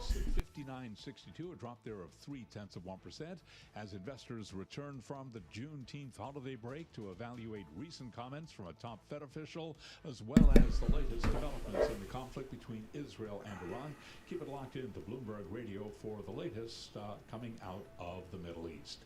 The S&P down 19, down 0.3. The Dow up 20, up under 0.1%. NASDAQ up 0.8%. 10-year at 4.40% with the 2-year currently yielding 3.92%. Spot gold is trading lower, flat on the day right now, 33.71 the ounce. We'll have more on both gold and oil with our Mike McGlone coming up this hour. WTI West Texas Intermediate up 0.2%. Dere må trade mer, altså, for 0,1 hos dere. Dere tjener ikke en krone på... Now down 0.3%, 104,060 on Bitcoin.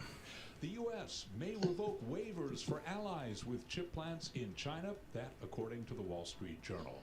Federal Reserve Governor Christopher Waller tells CNBC the central bank can lower interest rates as soon as next month. Joanne Bianco is a partner at BondBlocks Investment Management, and this morning on Surveillance she discussed the outlook for the Federal Reserve. they've said they're on hold. They say they've been on hold. You know, there's 4 meetings in a row that they've held rates steady, and you know the resilient economy has given them the luxury of time to continue. Jeg vet ikke hvordan vi skal løse det, for jeg tjener masse nå, og dere tjener nesten ikke noe, for det er bare 0,01 igjen. Hvis du setter noe 0,1, så får du jo bare 0,1. Jeg tror dere bare får 0,1, og da tar jeg jævla høy risiko, liksom. Jeg må bare trykke mange ganger, rett og slett. Ja, det er det som er løsningen. Jeg må bare trykke mange ganger, og så på samme kurs, 4 ganger, 1, 2, 3, 4. Ja, ikke hvis at du har såpass stor konto enda, så kan du nå sette de posisjonene du vil, for at du får ikke mer enn 0,01 der. Nei. Men hvis jeg trykker 0,01, eller ja, men jeg setter mange samtidig da. Du kan kjøre 0,2, du 3, 4, enda så får vi 0,01. Ja, nei, jeg må bare sette mange samtidig. Sånn som nå liksom, sånn som nå så kjøpte jeg her nede i stad, ikke sant? Så har jeg dratt inn nå, for jeg tar større posisjon, ikke sant? Jeg har dratt inn 2 lapper på copy, mens dere har dratt inn kanskje bare 300, ikke sant? Det er ikke noe kult for meg når ikke dere tjener masse penger. For det er jo like hardt om jeg tjener 300 kroner om jeg tjener 2000 kroner. Det er jo helt likt.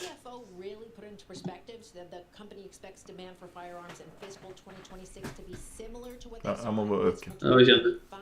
Vi kjenner jo 300, det kommer jo inn på profit på 1,28, 0,85 og 2,78 på de 3 siste. Ja, men da må de sette ved siden av oss. Ja. Faen, ass.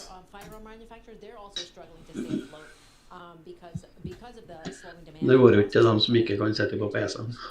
I know. For nå er det bare 3 posisjoner, ikke sant? Ja, akkurat nå, ja. Ja. Ja. Liksom ned fra 1,18 til 0,07 eller noe sånt. Roy har gjort $58 på kopp i dag. Ja, men det er jo litt da. Det er jo bra, det er ikke? It rose 3.2%. That was better than what Wall Street expected. They also raised full-year sales guidance. They said it saw a $100 million impairment charge. That was due to its plans to close about 60 stores over the next 18 months. So they do plan to close some stores. Jeg er litt redd for at Gull ikke klarer å bryte opp her, altså. Domestically, but it still faces a few challenges. Paul, I know this is one that you've talked about. Shoppers kind of buying the cheaper products, you know, like going in the store and saying, going for the cheaper. More items on sale too, and it really needs to spark growth because it had that failed deal with Albertsons, so that it's also dealing with that too on top of it. But they're not around here, are they? They're not in the like Jersey area. Kroger not too much, but if you look at shares like for other ones that are in the area, like a Walmart and a Costco, their shares are higher too because of this news. Interesting. All right. And then finally is building products distributor GMS, its ticker, yes, GMS. Its shares are up as much as 25 cents, so really sparking. The reason why is this Wall Street Journal report that Home Depot made an offer for the company, no word on the price, and that would possibly set off this bidding war with QXO, because they offered to buy a GMS for about $5 billion earlier this week, and GMS said its board is reviewing that offer from QXO. But the big appeal with GMS, like what's so appealing about it, is that Home Depot and QXO, they're looking to expand, right? Their share for market construction, supplies and tools, and they're hoping that that bigger entity like GMS is going to help pull in business from more contractors, and that's what they're needing. So QXO, they're up about 5%. Home Depot has been up as much as 0.5%. All right, Lisa Mateo, thank you so much. We appreciate that. For more conversations like this, subscribe to our new stock. Nei, jeg tror marginene blir kicka, Roy. Jeg tror det er marginene som ryker, for det krever liksom på gull. Så selv om det er jævla små posisjoner, så krever det tar så mye marginer. Jeg tror ja. Skal faen ikke være det. For Europe, the Middle East and Africa. Ross, it appears that the latest news that the market's digesting is President Trump will give up to 2 weeks before he makes a decision as to what role, if any, the U.S. will play in further military actions. Is that kind of your read as well? Minus 30. Nei, sterk team, de 30 det før 36.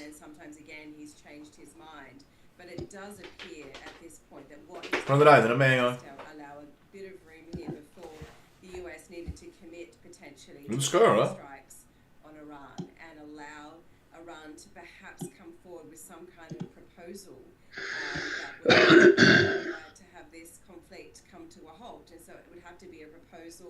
That Iran might cede some of its nuclear program and then would have to be acceptable to Israel. I mean, the comments that we've had today from the Iranians suggest they are really holding their line. They're saying the usual things. They're not going to be willing to give up enrichment entirely. They're certainly not going to be willing to do it if the bombs are still flying until Israel halts its offensive against Iran. So it's a very slim chance here that we have that we're going to get some kind of proposal from Iran, perhaps facilitated by the Europeans, that the Iranian foreign minister is meeting today in Europe, passing some messages. Can we get something at least to put on the table for the Israel to consider, and also for the US President, Donald Trump, to consider when, again, he's all these factors in his heads, the pros and cons of getting the US directly militarily involved in Iran. You know, Roz, when I listen to all the quotes and read all the quotes coming out of Washington, I'm struck by how there's... Ja, det ikke alle som har de penger, vet du, Roy. Men hvis du har 20 000 på koppet på meg, da gjør du mye penger. In both parties, you know, and I wonder if that is maybe causing his hesitation here.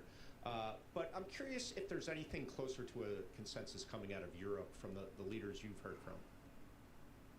Well, European leaders are very clear that they want this to stop and they want Iran to get back to the table, but the reality is they're kind of bit players in all of this. I mean, this began because the Israeli Prime Minister Benjamin Netanyahu made a unilateral decision to proceed with attacking Iran. In the face was quite a sense of unease from the US about doing that. So if he's not listening to Donald Trump, he's not really going to be paying that much attention to the European leaders. I mean, they're all expressing a lot of concern about this, but their role may simply be to provide a platform to talk to Iran, to carry some messages, to coax Iran into giving up, you know, a proposal, because there are those networks and understandings between European leaders and Iran. So perhaps their role is that, but in the end, as you say, no one really knows what Donald Trump plans to do. Perhaps even Donald Trump, he does seem quite conflicted. He's got a lot of things in his head to weigh up here. He's got the domestic imperative in the US, he's got the Og da har det økt bra prosenter da,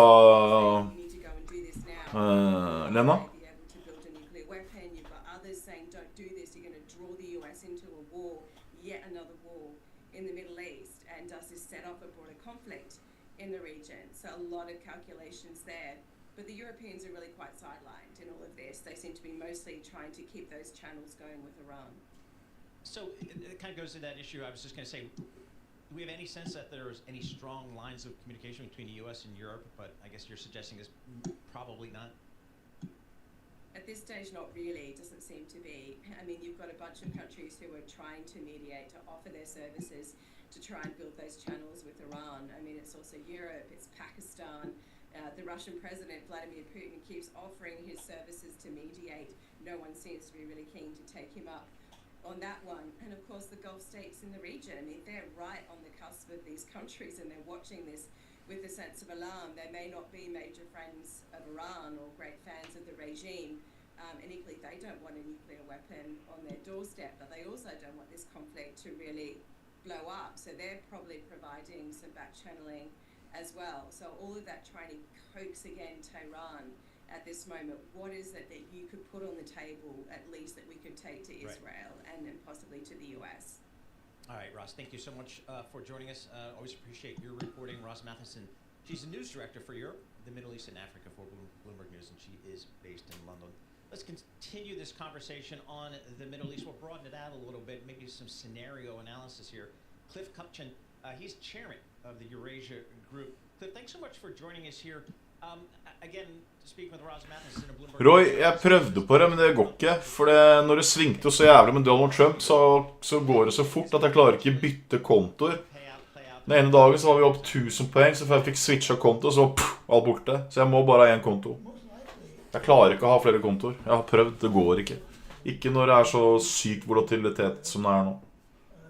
Plutselig så bare Donald Trump. I dag er det krig. I morgen. Nå er det ikke krig likevel. Nå har vi avtale med Kina. Oi, det var ikke avtale med Kina. Nå har vi avtale med UK. Det var ikke sånn allikevel. Nå er vi streik. Nei, nå er det ikke streik. Det er helt sykt, sånn som det har vært. Nå er jeg faen meg helt idiot, hele fyren. There are other scenarios where I don't think Iran would try to close the strait. Other scenarios where this does escalate, and even more in response to the U.S. right on Fordo, Iran tries to pick out, stop shipping through the Strait of Hormuz, and then there's a small chance, maybe 1 in 5, 20%, how to find that out. These talks actually work, but it's a really kind of a Hail Mary, I think, by all sides. Really small chance. Cliff, I've seen a lot of sort of guesswork and estimates regarding how many missiles that Iran really has left in their stockpile. They've used a lot have been destroyed by the Israelis. Is it a possible scenario that in this 2 weeks that stockpile just runs so low that they are unable to keep launching at Israel? And is that enough to sort of bring the temperature down on all of this? I think the rate of missile salvos from Iran is already dropping. Yeah. They are, like any country would, I think, going to keep some in strategic reserve. And, I don't know. I don't think anybody knows, at least in the unclassified world, exactly how many they have left. But I think they're all already running low. Iran just doesn't have good options right now. We'll see if they hold to the hard line, or which I think they will, or if it actually, they run out of resolve and they concede. Cliff, is regime change a policy or a strategy that Israel and/or the U.S. should proceed or follow in Iran? Is that even on the table, do you think? I don't think it's verbally on the table. I think that Trump doesn't want it. It's just stepping in too much. I think Netanyahu would like it if the Iranian people rose up and did what, in his view, is finishing the job. From a historical perspective, almost every time the U.S. is engaged in regime change, something unexpected happens, and it doesn't work out like we thought it would. Iraq is the best example. We did take down Saddam Hussein, and we got a failed state. So I don't think it's very good policy. I think it's really risky policy. If you're Israel, you have a chance to take down the devil right now. History's on your side for the first time in decades. And I think for the Israelis, this is a period of maximum bibi, of the winds at our back, and this is a generational chance to take down our, arch enemy. So tricky policy. I think Israel would like it, may go for it. The U.S. no, it's not what's on the table. Cliff, you mentioned the Strait of Hormuz, like such an important part of global shipping and a potential bottleneck there, and you said you don't think Iran will try to shut that down. What makes you think that? It's a lose-lose for them. They need to get their oil out. Tremendously dependent. Det hadde hjulpet noe jævlig, Roy, hvis det hadde vært sånn. The U.S. comes into war in a major way. They probably get the Gulf armies, French, UK involved. And, the Iranian leadership is smart. I've been there in a while. I used to go a number of times. They're smart. They get it. And I think they know they couldn't keep the strait open for a long time. They couldn't close it for a long time. The thing I worry about is that when regimes get desperate, they do irrational things.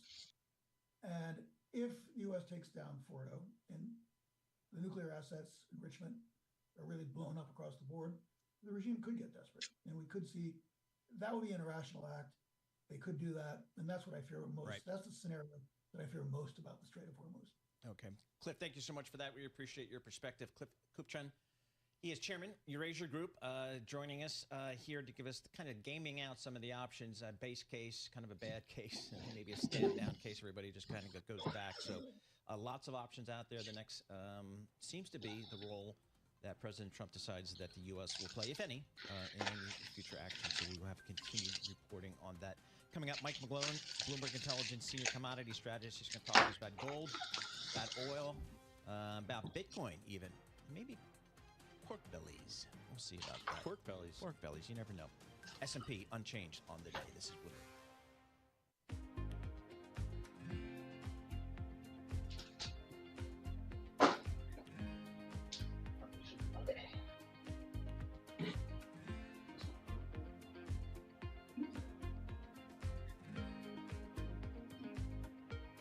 Står som en stege. Står som en stege. Har du satsstang da? Ja, få inn en pomfri her I stedet. Ja. Og pomfri kan veldig godt da. God gamle pomfri. Jeg som var oppe og dusja I morges da. Hæ? Jeg som var oppe og dusja I morges da. Da var du oppått, eller?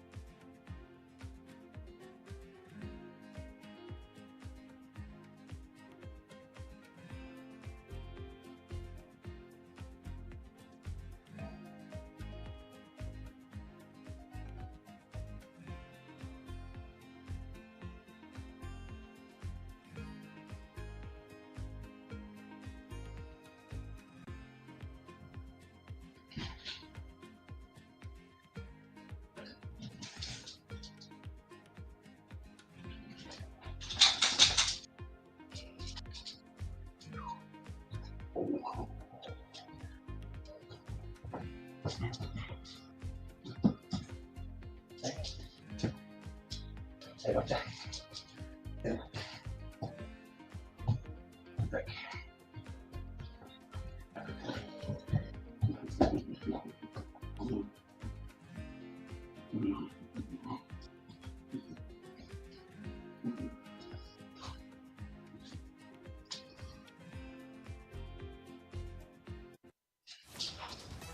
Markets, headlines, and breaking news 24 hours a day at Bloomberg.com, Bloomberg Television, and the Bloomberg Business app. This is a Bloomberg Business Flash.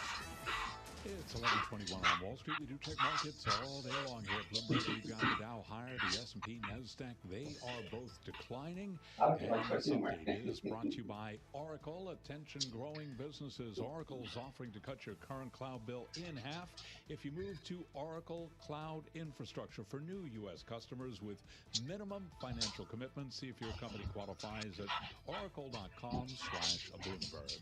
Stocks lower after a report on the U.S. potentially revoking waivers for allies with semiconductor plants in China. That's weighing on chip makers and the broader tech group. We begin with NASDAQ, leading lower now by 0.5%. The S&P down 5, drop there of 0.1%. The Dow holding on to a gain of 95 points, up now by 0.2%. The NASDAQ 100 index lower by 0.4%, and our Mag 7 index down 0.9%. 10-year at 4.39% with the 2-year currently yielding 3.91%. Gold down $3.50 the ounce, 33.67, down 0.1%. West Texas Intermediate crude down 0.3%, 74.95 a barrel. And Bitcoin, little changed on the day, 104,262. We'll have a whole lot more on commodities, gold, silver, and yes, pork bellies coming up with our Mike McGlone. Sources tell Bloomberg Tesla is set to open its first showrooms in India in July, kicking off formal operations in the world's third biggest auto market as the Elon Musk-led firm hunts for growth amid falling sales in Europe and China. Tesla right now down by 0.8%. For on-demand news 24 hours a day, subscribe to Bloomberg News Now wherever you get your podcasts. I'm Charlie Pellet. That's a Bloomberg Business Flash. Now on Bloomberg Intelligence, Munis in Focus. All right, today's Focus on Munis is brought to you by BAM Mutual. Put America's strength to work in your portfolio with BAM Insured Municipal Bonds. Protect your investments with an added layer of security and guaranteed income. Invest with strength. Build a stronger tomorrow with BAM Mutual. Let's get to that Muni report. Elizabeth Remberg joins us. She's a Munis reporter for Bloomberg News, joining us via that Zoom thing. One of the areas, Elizabeth, we've been talking a lot about, it seems like over the last 6 months, has been colleges and universities as issuers into the municipal bond market. But there's some headwinds out there as it relates to their tax-exempt status. That may be under threat from President Trump. What's the latest there? Yeah, that's right. So Trump's threats to colleges' tax exemptions really started after Harvard University refused to submit to his administration's demands for the school to reform things like university governance, end DEI programs, and make changes to its admissions and hiring, among some other requirements. Harvard refused to comply, setting off an escalating fight between the school and various parts of the Trump administration, including Trump saying that the school may not deserve its tax benefits. Now, Bloomberg is reporting that there are talks within the Treasury Department that would change internal policies that could pave the way for any private school to lose its tax exemption if it considers race in admissions, scholarships, other programming, and even facilities. Now, Elizabeth, is this something that Trump and his Treasury can just do with the stroke of a pen, or is it a more complex thing that they need to do? I mean, does Congress need to get involved? What's sort of the next steps for Trump to try to pull this off? It's definitely a more complicated process than just a stroke of a pen. And there's actually a federal law that bans the president from things like this. So that is a obstacle for Trump in getting any tax exemption revoked. But as far as the proposal that we reported on, it is just a proposal at this point. It wouldn't need congressional approval to go into effect, but the experts that I talked to told me that it would need to make its way through a public comment period before becoming official. And then the IRS would have to audit specific schools for suspected violations of the tax code. And then that established process includes opportunities for the schools to remedy any potential violations or appeal the agency's findings. And then if the IRS did indeed decide that a school didn't qualify for their tax exemption anymore, there would be opportunities for the school to likely fight that decision in court. What does that mean for some of these schools that are in fact or have issued debt in the municipal bond market? Would that threaten that? Would the change in status threaten their ability to access that market? Yes, that's right. It would affect their ability to access munis, but it would also have many other devastating consequences. For example, the status allows them to skirt paying corporate income taxes. It helps them get breaks on property taxes. And it also really incentivizes donors by allowing gifts made to the schools to be deductible. A Bloomberg analysis found that Harvard saved at least $465 million via their tax-exempt status in 2023. So it would be a big hit to their balance sheets. You know, Elizabeth, I'm a father of college students myself, so I have a very selfish question here.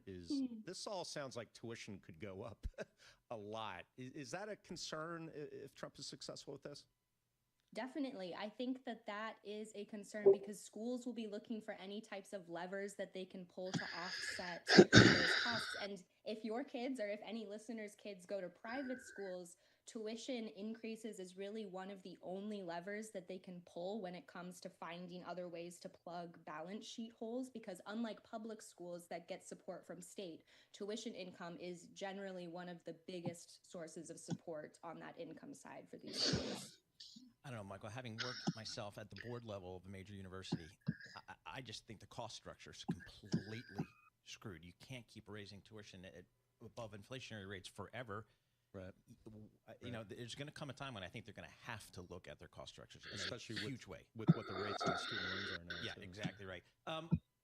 Real quick, Elizabeth, what's the cool deal you and the market is looking for in the next week or two? Or fun deal? I think that a lot of the market participants that I'm talking to are really, they're not pointing towards specific deals that they're looking at, but they're pointing toward the longer end of the curve, where they're saying that if muni investors are able and willing to wait out, you know, those 30-year maturities, there's a lot of value to be found there. I talked with some folks who are saying that, and if you run it on, you know, the terminal, you'll see that the relative value to treasuries is approaching that 95% yield, and that's a really attractive entry point for some buyers. All right, Elizabeth, thank you so much for joining us. Really appreciate it. Elizabeth Rembert, she's a municipal bond reporter, Bloomberg News, and a proud graduate of the University of Nebraska. How cool is that? That's what I'm talking, Middle America, growing some corn and soybeans out there. Mike McGlone knows a thing or two about that, being a Midwesterner. Mike McGlone, senior commodity strategist for Bloomberg Intelligence. He's not in the Midwest anymore, folks, and he's not in New York metro market. He's in the new hub of You can't pin this guy. You can't pin this guy down. He's down in Miami Beach. He's basically taken over the Miami bureau for Bloomberg Intelligence. Hey, Mike, we got oil kind of whipping around here over the last several days as this tensions in the Middle East kind of flare up here. What are the traders telling you? What are investors telling you here? Just kind of a geopolitical bounce in what is otherwise a bear market? You nailed it. I think it's exactly what it is. It's a question of how much higher and how much longer it can stay here. Will there be a definitive cut in production, which is very unlikely? The last time we had a bit of a shock in production was when Iran was notably attacked Saudi Arabia in 2019, and their ability to do that has been has been very much limited now by the Israel gaining air superiority over Iran. So to me, this is a bit of a shorter term thing. It's going to accelerate those pre-existing trends that we have. Our demand estimate revisions remain downward on a global basis, most notably from China, and supply estimate revisions remain upward.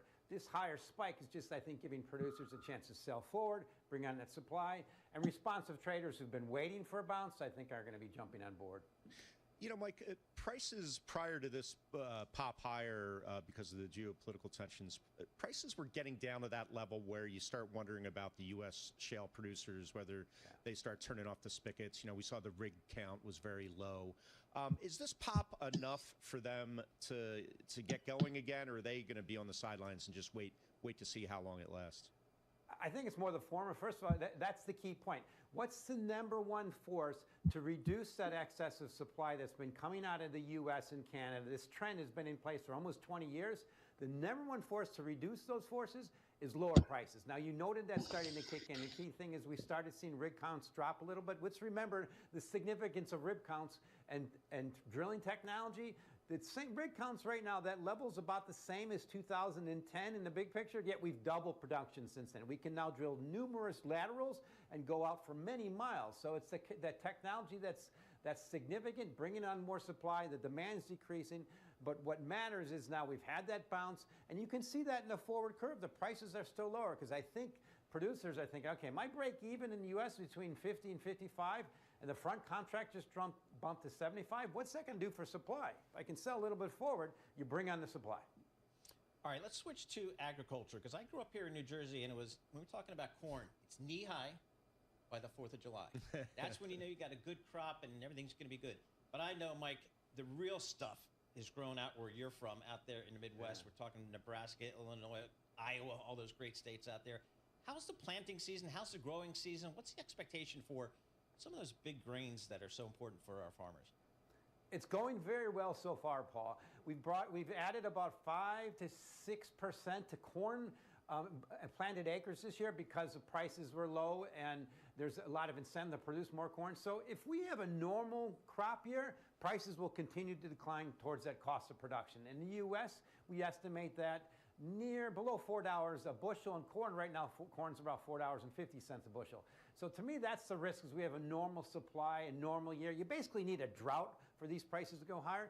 And then number one force for all the grain processors is that massive supply coming out of Brazil. And why did it come out of Brazil? Number one, the technology is kicking in.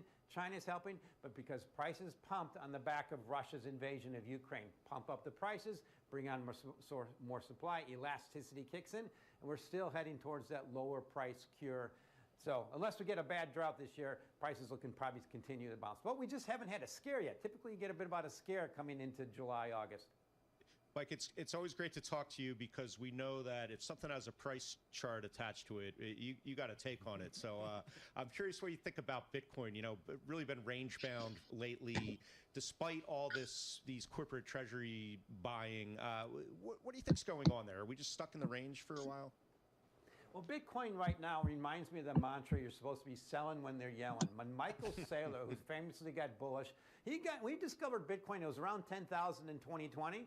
That was the time to buy. It was really cheap and everybody hated it. Now that everybody loves it around 100,000, be very careful. The significance I like to point about Bitcoin is since it's reached that threshold at 100,000, the first end of the day above that level was on December 6th. Since that day, it's about unchanged, maybe 105,000 right now, but gold's up 30%. So to me, that showed us the limits of this highly speculative digital asset, the limits of U.S. stock market risk asset appreciation, and gold is taking I think it's still a bullish factor for gold, particularly if Bitcoin declines. Mike McGlone does it all. We appreciate it. Mike McGlone, Senior Commodity Strategist for Bloomberg Intelligence down there in our Miami Beach office. We'll get to pork bellies with Mike next time, looking at that. But yeah, Bitcoin pretty much unchanged on the day, but 104,000 tokens. So, you know, that holding that $100,000 threshold that a lot of people feel like is at least a psychological floor. So we'll keep on top of that. Coming up, Katie Entwistle, Managing Director, Morgan Stanley Private Wealth Management. We're going to get her thoughts on these markets. That's coming up. This is Bloomberg. Good morning.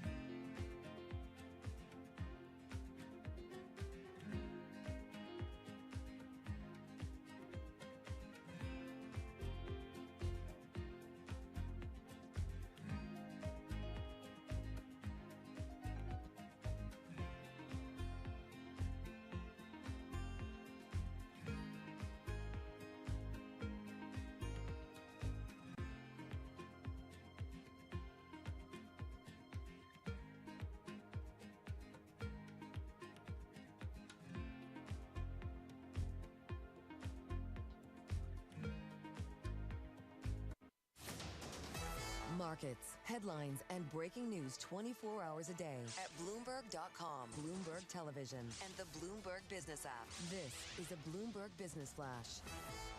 It's 11:40 on Wall Street. We do check markets all day long here at Bloomberg. We have got an update now for the S&P 500 index back in the green. Little change, perhaps the key takeaway.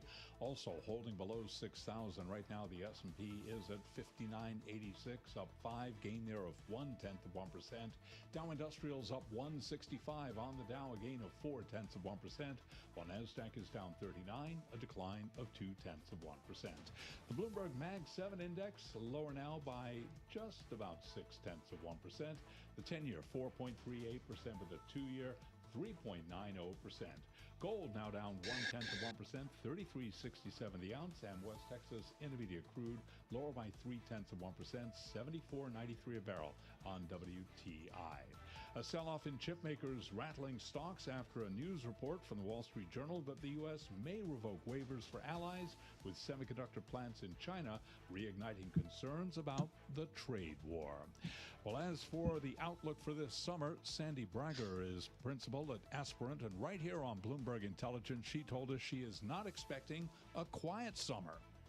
Summertime tends to be pretty mild in the markets. A lot of people going away on vacation, but there's a lot of reasons for some spice to be added this year with the tax bill on its way, things changing in the tariff world with the reprieve coming off, a appellate court decision later this summer, and then, of course, we have the truce between the U.S. and China trade being revisited at the end of August. Sandy Bragger of Aspirant, and of course, great reasons to keep it locked into Bloomberg Radio for the latest earnings news. Kroger, the supermarket chain, surging after earnings, up now by 9.2%.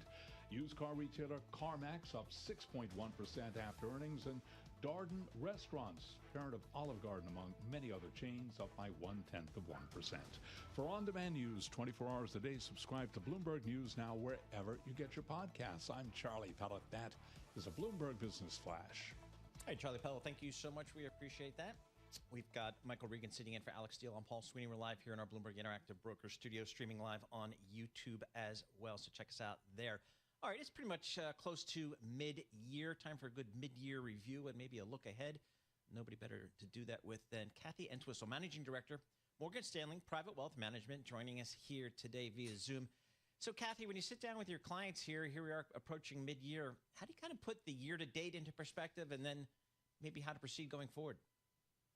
That's a great question.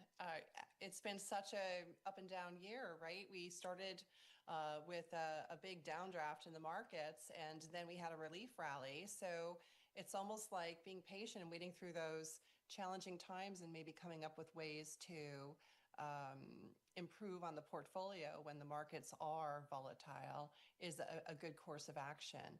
So our midterm reviews with clients, we're basically recapping what's gone on, why the markets went down, why the relief rally, and a forward-looking thought process of what our expectations are with the market. And we think if clients can look into 2026, we can see some very good reasons to be invested in the markets and to continue that course of action along with other asset classes that will help modify the portfolio with uncorrelated assets. What is it in 2026 that you see as being so bullish? The idea that AI is going to come into play more. We're going to see more productivity in the companies that are reporting their earnings, that their balance sheets will be even stronger as a result. Some of the companies this year have been taking a little bit of a hit, even though it's not really showing up in the numbers, but they've been absorbing some of the tariff costs. I think that's about 50% of the companies reporting are absorbing a great portion of the tariff costs. And next year, that I believe we'll see through that. At that point, a lot of these issues will be resolved and we'll have a better understanding of what to expect going forward. The fact that they can absorb those prices, though, has been positive. Kathy, Fridays is Municipal Bond Day here on Bloomberg Intelligence Program. How do you think about munis in your clients' portfolios? I'm a huge fan of munis. I think they are an integral part of a client's portfolio. They dampen volatility for the most part for clients. It provides that tax-free income. And even if clients don't need income right now, if they're still in that, accumulation phase where they're working and bringing in money, having that tax-free income, if you've got, a 4% coupon right now or yield, and you're in the highest tax bracket, that could be close to an 8%, taxable equivalent return. And we like that. We think that's a great way to add some stability to a client's portfolio and also consider their tax requests for tax minimization, like to lower that impact for taxes. Kathy, we were talking earlier about this outperformance of the rest of the world versus the U.S. this year, especially in Europe. I'm looking at the DAX is up 17% this year. Have investors missed the boat on that sort of overseas rotation, or is there still a case to be made to broaden your exposure to Europe and even maybe some of the markets in the Americas here, ex-U.S.? Yeah, absolutely. Great question. There's certainly an opportunity to continue to add to the international market. There's still much lower PEs, price to earnings ratio on the stocks, and it just makes them more attractive and more valuable. So we are continuing to add to international. I personally had clients underweight international coming into this year, so I've been adding a little bit more there. Alternative investments, whether it be private equity, private credit, hedge funds, what kind of allocation do you think is reasonable for some of your clients? Yeah, I think that it's very reasonable to have a decent size allocation. I generally look at 20 to 30% for clients. It's a great, again, non-correlated asset. The private markets have become very interesting and diverse in terms of what they offer clients, whether it's credit or private equity. And we try to be thoughtful about how we even allocate within that space. So there's, underlying areas that we like, such as hedge funds or infrastructure. I really like infrastructure right now for clients. And we used to think of infrastructure as like bridges and tunnels and roads. And while that might still be true, it is now also digital, the data centers and the telecommunications and the infrastructure of communication throughout the country. Kathy, you mentioned that a lot of companies are absorbing the costs of the tariffs themselves. I mean, that sounds to me like pretty threatening for profit margins. How do you see that playing out? Is it, will that lead to price increases further down the line to protect those margins, or are we just looking at a lower margin world for the foreseeable future? That's also a great question. At the end of the day, we're trying to figure out what actually is going to be happening. So there's still uncertainty around tariffs and what the end game is going to be. So for a temporary time period, companies are absorbing and trying to make that work through. But yes, when you are absorbing costs, your profits are going down, and that is going to hit the bottom line eventually. So I think it's more of a longer term view. Over the next 6 to 12 months, we should have a lot more clarity on tariffs, and then we can evaluate these companies even better in terms of their long-term cash flow and earnings. Kathy, thanks so much for joining us. We always appreciate it. Kathy Entwistle, Managing Director, Morgan Stanley Private Wealth Management, joining us via Zoom from New Jersey. What are you looking at in the markets here, Michael? What's kind of getting your attention here? As again, we come to kind of the mid-year part. What's amazing to me, Paul, is I don't know if you looked at the futures at all yesterday during the holiday, but we had a nasty dip in equity futures, down around 1%. It's just remarkable that there was no follow through to that today. We did see a little bit of red, but looking at a very sleepy summer, S&P at basically flat on the day. It's kind of surprising to me. I think it's going to come down to earnings to a certain extent, because I guess what we heard from the Fed yesterday is maybe 1 or 2 points. That's kind of what the market's. So if the Fed's not going to be, more active on the down in terms of lowering rates, earnings have got to come through. Yeah, and we're going to hear a lot more about those tariffs and be able to sort of sharpen the pencil on what exactly they meant. Yeah, I mean, the tariffs are still out there, but again, it's that initial shock that how they were initially announced, maybe fumbled. A lot of folks would argue in terms of how they were initially announced, kind of walking some of that back. So looks like the market's getting a better handle on how to price in some of these tariffs. But again, still very uncertain, I guess, is still the word that is right up front. S&P 500 up 5 points. The Dow up 150 points. That's 0.3%. And the NASDAQ off 45 points. So red and green here on the screen. The VIX 19.8 for Tom Keene. This is Bloomberg.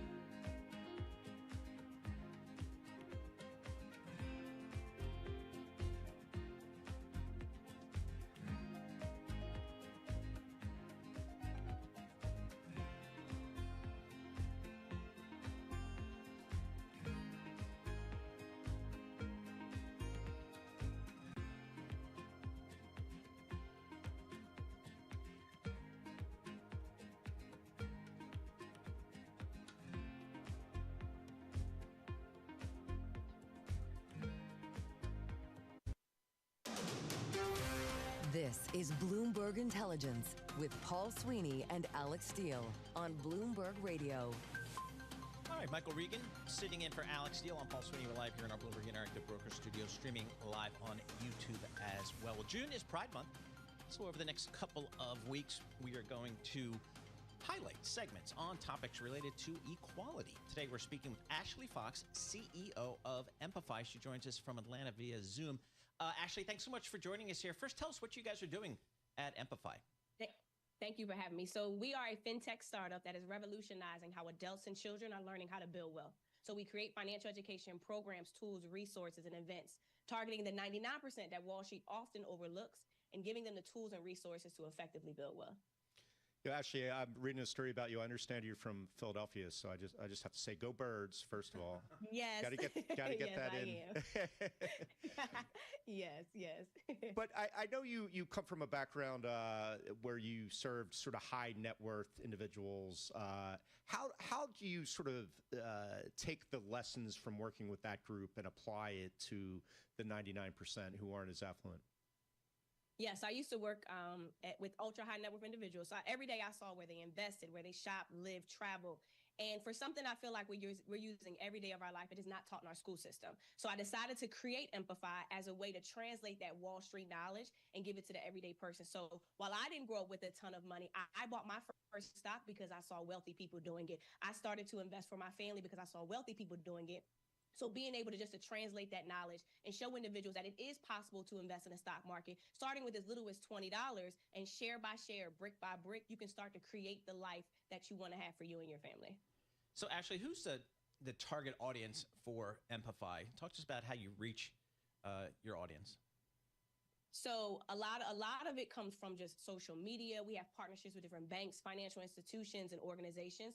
But we have programs that have been created for children. So we've been in middle schools, high schools. We've also been in prison systems. But we also target that working professional and entrepreneur, typically between the ages of, I would say, 18 to about 55 years old. Those individuals who want the financial education but don't know where to get it, who may not have had those tools and resources or have come from wealth, but they are aspiring to do more and have more, and now realizing that you can do more and create more wealth. You don't just have to have a job, but what does it look like if we actually put our money to work and start investing in companies that we know, use, and believe in? And so we give them those financial resources, showing them how to start with what they have and where they are to create the life that they desire. Ashley, at the same time, over the past few years, there's been so many what I like to call like shiny objects in the market, meme stocks, crypto, options that have really lured a lot of sort of individual retail traders into really risky positions. And I'm wondering how that risk tolerance looks like to your clients, and is it a challenge to say, maybe you don't want to get into this options on this meme stock over here? Is there still a lot of interest in that type of stuff that you have to sort of talk them out of to some degree? I don't necessarily have to talk them out of it. I think it's setting the tone. So when we work with our individuals, it's like, hey, we're not going to get you rich quick, but we can show you how to effectively build wealth over time, starting with what you have and also shying away from those opportunities. Because when I think about the clients I worked with on Wall Street, they didn't get rich because they bought that one sexy stock and they made millions and millions of dollars. They built their wealth over time by investing in themselves or someone else's idea. So it's showing the everyday person that, one, the market, you don't flip your money every single day. When you're buying a stock, you are owning a piece of a business, and it takes time for businesses to grow. But being able to be consistent with your money and learning what you need to do to effectively accomplish the goals that you set. So inside of our platform, our Wealth Builders community, we have different boot camps that'll help you plan for retirement, teach you how to trade with options. But we are very, very, very clear. We're not going to get you rich quick, but we can show you how to build wealth like the 1% and utilizing that exposure that Wall Street gave to me and bringing it to individuals that want to learn how to do more with their money. How does technology impact just kind of educating people about financial services products? It seems like now every bank has an app where you can do pretty much everything. I think it allows us to reach more people and scale. I think when Empify first started, right after I left Wall Street in 2013, we were going into school systems and we didn't have the technology. Now that we have technology and all the resources that are out there, it allows us to reach more people in a more effective way. So at this point, you can learn financial education in the palm of your hand, where you don't necessarily have to go into a school system or walk into a bank. But I think it allows us to really scale, because back when I was on Wall Street, investing wasn't the sexy thing to do for retail investors. I think over time, it's now been something people have an interest in. And I think it's really showing them how to effectively do it in a calm way, but allowing technology to really let you scale and reach masses of people all over the world. Ashley, thank you so much for joining us. Ashley Fox, she's the CEO of Empify, joining us via Zoom from Atlanta, talking to us about bringing financial literacy to a wider audience. And, I know a couple of friends of mine have kind of moved into that space as they've stepped back from the Wall Street career. And technology's been, just amazing, the ability to obviously, bring their content to it, just an extremely wide audience. Yeah, and bringing those trading costs down too. I mean, remember what it used to cost you to trade? Boy, stuff I charged back in the day, especially when I was trading over-the-counter stocks. You could build a career on it, as many people did here. Looking at that, the market's a little bit mixed here today. For our listeners in the U.S., a reminder, you can listen to us via satellite radio on Sirius XM channel 121. Access the world's only global audio business network, coast to coast, 24 hours a day. Bloomberg Radio on Sirius XM 121 is presented by ShipStation. So, Michael Regan, thanks for stepping in for Alex today. Yeah, I'm no Alex Steele, though. No Alex Steele, but no, that's a tough act to follow for anybody. Looking at the markets here, absolutely mixed here. The Dow is up 65 points. The S&P's down 10 points, and the NASDAQ is down 96 points. Still, the uncertainty, geopolitics, trade, tax policy, a lot of cross currents out there for the market to deal with. Coming up later today, Bloomberg Business Week, Carol Massar, Tim Stenovec. How about that? to close out your summer Friday. It is officially summer, so have fun out there. This is Bloomberg. Good morning.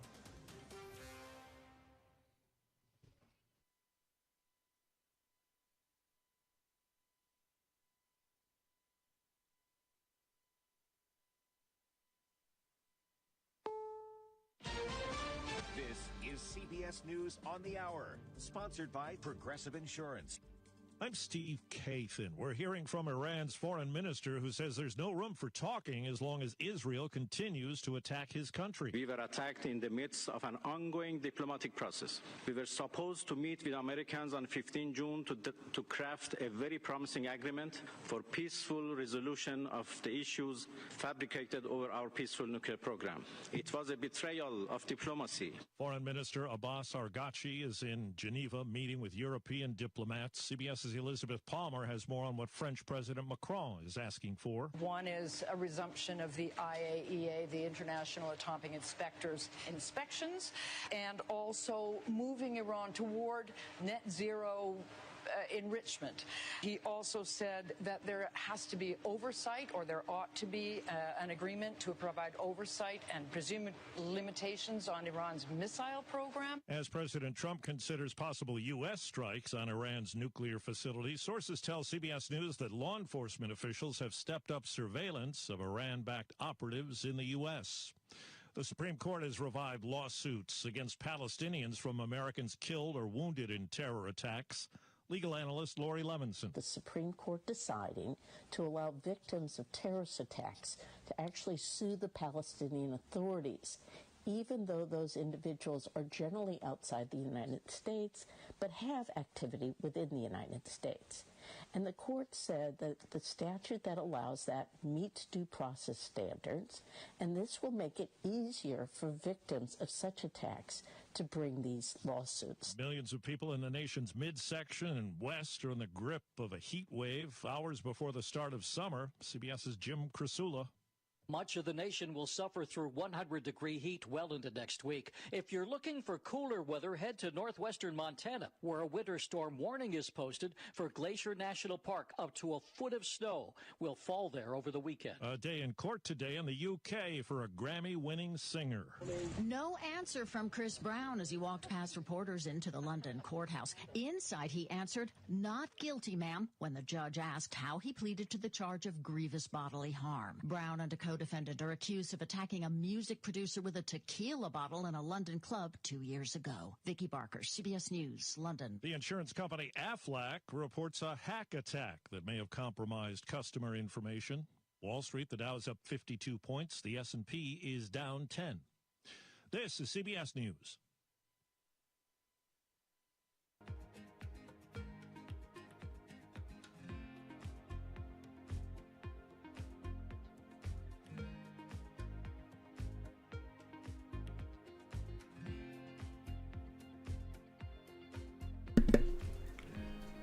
Nå er Impro her. Hallo. Jeg lovte jo danseoppvisning, ikke? Ja, jeg vet ikke om går Impro nå. Jeg er litt med fuglmøk her. Ja, nå sprenger det liksom. Men du kjenner den, er den kul? Ah, fy faen. Nei, bare hold det til. Ja, for du kjenner den jævelen? For det er den som gjør vondt, tror jeg. Eller er det vondt generelt? Nei, den er ikke kant på andre siden, og der vil det ikke være så vondt. Så den er ok, så det er derfor, altså? Ja, for jeg trodde jeg begynte å få sånn ALS eller noe annet. Å, satan. Det er jo det verste du har. Ja, jeg bare, nå begynner det muskelen min, tenkte jeg. Astrofi fra helvete. Ja, jeg tenkte, faen, nå er det på siste vers her, liksom. Og nå prikker det noe jævlig henne da.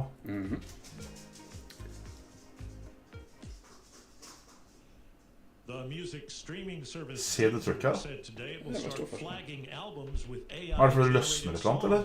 The site figures that's about 18% of the music uploaded every day. Liten pause. Seems a lot of people wanted a piece of Wolverine in New York City.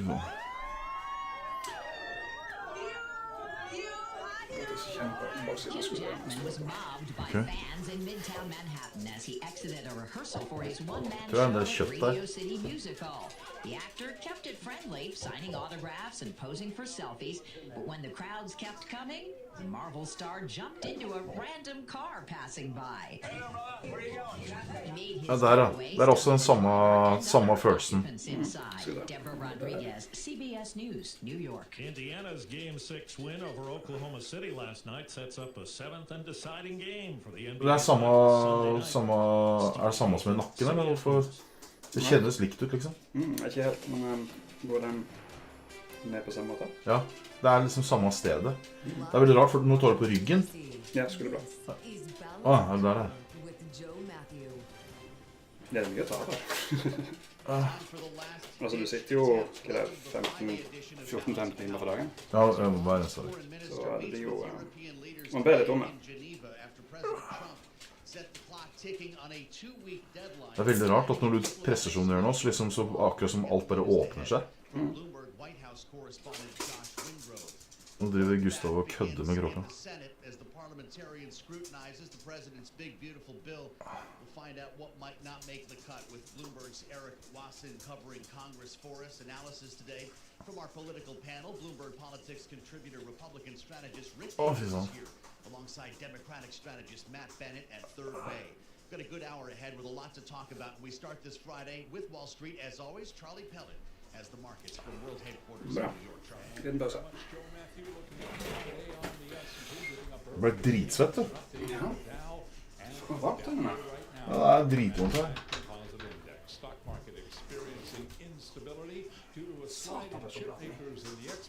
Jeg gikk litt gass, da.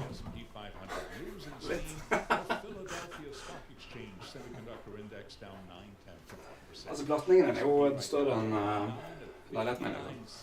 Jeg vet ikke om man kan dra opp med det her. Ja, det må være først der ute. Så aner jeg ikke. Nakken igjen. Sorry at jeg svetter, ass. Gold little changed on the day at $33.69 the ounce, down by about $1.50 right now. West Texas Intermediate crude little change, $75.19 a barrel. WTI up by about 0.1%. So we are seeing volatility on this Friday. Brian Levitt is global market strategist at Invesco. Har du en sånn pull-up-stang eller et eller annet du kan henge? Nei, det er ikke en dritt. Kanskje trappa. Du har til å holde... Bare ute, liksom. Ute har jeg sånn at kan henge. Ja, for det kan... Skal vi se på filmen. Brian Levitt of Invesco, again recapping S&P down 10, drop there of 0.2%. American and European airlines have begun pausing flights to destinations in the Persian Gulf as Israel's conflict with Iran enters its second week, and the U.S. mulls joining the attacks on Iranian nuclear sites. Right now, we've got American airline shares up 0.1%, UAL apparently lower by 0.1%. For on-demand news, 24 hours a day, subscribe to Bloomberg News now wherever you get your podcasts. I'm Charlie Pelleton. That is a Bloomberg Business Flash. Den med lokal her, eller går den også i... Om det går... Går den også nedover armen, eller med lokal her som trygge? Med lokal til deg. I sted så sveier det faen meg i hele armen. Ja, men derfor bare dobbeltsjekke, ja. Hvordan lå han her nå? Så jeg har tatt mye ut til den som var der i sted. Ok, så det er sånn man gjør. Hallo. Du drar, eller? Ja, det er det. Ok, ha det. Men ikke så du gjorde et eller annet nå som løsnet, liksom?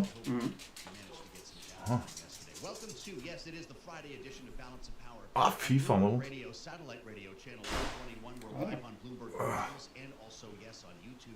var helvete da. Hva er det for noe da? Ja, det er frontalt.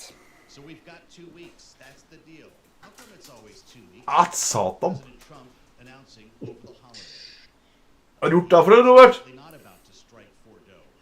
Har du gjort det her for, eller? Jeg har ikke kiropraktor med han der og gått rundt med verdens største hodepine etterpå. Godt. Men jeg har dem ennå. Godt. Ja, han må på stua, så driter han på deg over oppe. Gustav, det får bite meg i tåa.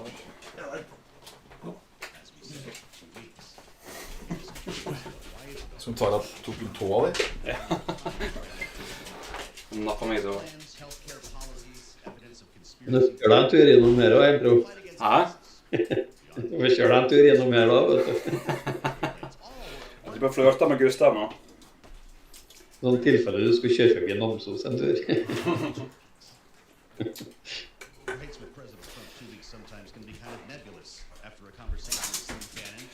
Kjører forbi Namsos, ja.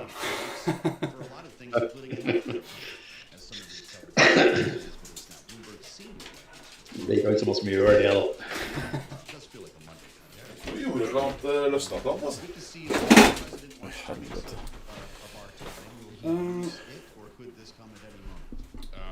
Det kommer an på noe om jeg er veldig fan av også noe som heter less is more.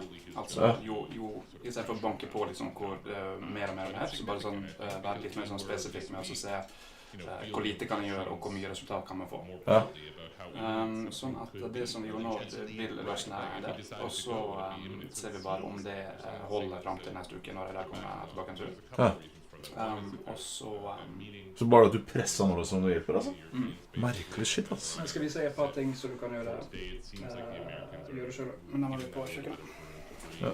Må vi på kjøkkenet. President Trump is sort of living in the gray a little bit on this. He does not want to get bogged down on the question of when or how they would intervene, and the lines that he's drawn in the sand, as you know, are, full.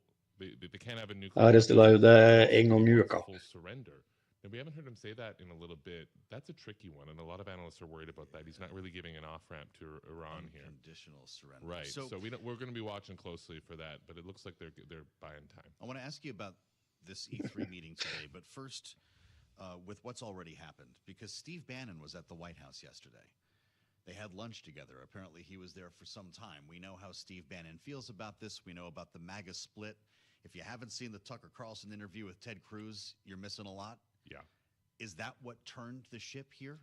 I don't think so, or at least not one thing. Trump has been speaking to both sides of the camp, and you're right that this is dividing the Republican Party and the conservative movement more broadly. The one camp being sort of that America first means not getting involved in the Middle East unless you absolutely have to, and wary of another forever war, that kind of thing.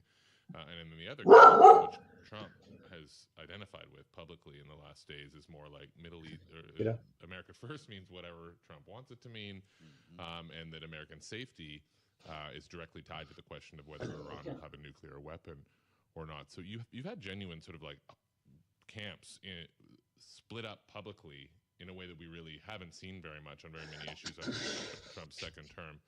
So, where this lands, we will see. We've asked President Trump, a dozen different ways on that flight back from the G7 earlier this week about this.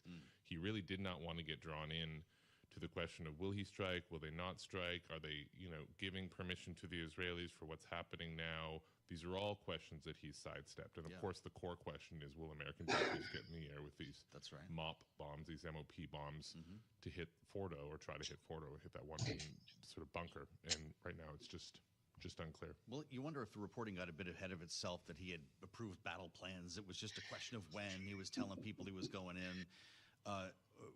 Or was there a turn after having a conversation with somebody like Steve Bannon? It's difficult to get in the man's head, of course, but you wonder if Donald Trump himself wanted to go, or if he's buying this 2 weeks for his MAGA skeptics to show he did everything he could. I mean, let's look at things that have happened this week. We had a TikTok deal, or TikTok deadline punted for 90 days, again, for the second time. We had a U.S. Steel deal close. Barely a headline on that, by the way. I felt like in the broader press. That Trump campaigned against vociferously, and then came around on and is now closed. Nippon Steel of Japan now owns U.S. Steel. And so Trump punts things all the time, and he goes right up to the edge to get leverage all the time. It is certainly possible that is on the table as to what's happening now, as opposed to him, doing a 2-week punt to performatively weigh both options, but having made a decision. There's really not a lot of sign publicly or in the reporting that Trump has made a decision, and it's just a matter of time. the reporting is that he's still weighing in, including from Trump himself. Front of the Drudge Report today is Trump tacos for 2 weeks. Everyone's going to say he tacos whenever he delays anything. I guess now, that's the world we're in. But we'll see. I mean, if is it chickening out to not launch a strike? war? I mean, like I think we should be careful around our language Fair on enough. that. You know, but we'll see. We'll see. And the clock is ticking. I should note in a couple of weeks is that we talk about the taco phrase stems from tariffs. Correct. We're a couple of weeks July away. 9th? Right. I mean, a few weeks away. July 9th is the ticking tariff deadline for a lot of countries. There's one a little bit later. He set a vague 30-day deadline with the Canadians at the G7, by the way, and the China deadline is in August. So there's a lot of ticking clocks right now on this, and we'll see. But it's the huge question right now. What happens today in Geneva? You've got Iran's foreign minister, leaders of Britain, France, Germany, the E3. If you want to sound smart at the cocktail parties. Do they think that Donald Trump... be alone at the cocktail party? Well, maybe. Hey, let me tell you about the E3. Listen. Clear out a room. I've seen you at embassies. Quickly, yeah. What happens that Donald Trump would take seriously? We know how he feels about these European leaders. He left them all alone at the G7. Is this going to lead to anything that the White House would consider credible? If he can brand it as them not having a nuclear weapon and them, quote unquote, surrendering, then sure. And he can still take credit for it? Again, let's take that U.S. Steel example again. He's talking about American ownership of U.S. Steel and selling that deal. He had a rally celebrating the sale of that company to the Japanese company. Remarkable. Under the framing of American control. And there are provisions for American control, but like President Trump has never been shy to brand something. Yes, right. So I do think that there's a lot of elbow room here. If Iran and the Europeans get to something that Trump himself can, agree with, I think he can rhetorically. Is he convinced that these B-2s can actually get the job done in Fordo? There's been some reporting about whether he's skeptical of that. And does this 2 weeks also give Benjamin Netanyahu a chance to actually send people down there? This has been discussed as well. That's special forces under the mountain. That's a good question, and I invite you to do what I do and ask our friends Nick Wadhams and Tony Capaccio. Yeah, we might do that and later. McBride about that. But I think the Bibi question is an interesting one here, because one thing that has not happened in the, let's say, reflection period that Trump has been on in the last several days is any sort of public signal for Israel to hold it or, ease off or anything. Trump has not only left unclear what he will do with respect to Iran, but he's also given no signal that he's trying to clip the wings of the Israelis and what they are doing. Sure. So right now, that blank check seems to still be there. And they could do a lot in the next 2 weeks, Sure. I suspect. Yeah, of course they can, yeah. Josh Wingrove, Bloomberg senior White House reporter, with us here at the desk. What a treat to have you in the Bureau and back in the United States of America. I hope you have a great weekend, and thank you for the insights. We'll see you at the NATO summit next week. As always. Are you heading there? Will you join us from the NATO summit? That'd be my pleasure. It's going to be quite the conversation, and I hope that's the Between case. my steak frite and what have you, what can you get in Europe? This We'll sounds see. really great, actually. Let me know how that goes. The great Josh Wingrove. I'm Joe Matthew in Washington. Thank you for being with us here on the Friday edition of Balance of Power. We've got a lot more straight ahead, only on Bloomberg Radio.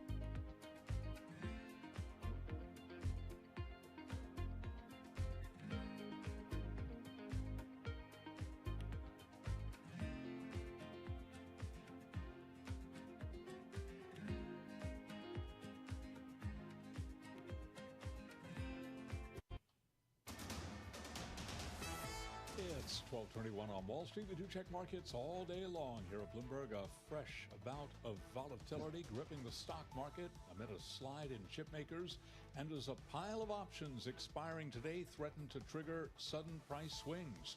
Treasuries pared losses as Fed Governor Christopher Waller said rates could drop as early as July. Right now, the S&P is at 5970, down 10, a drop of 0.2%.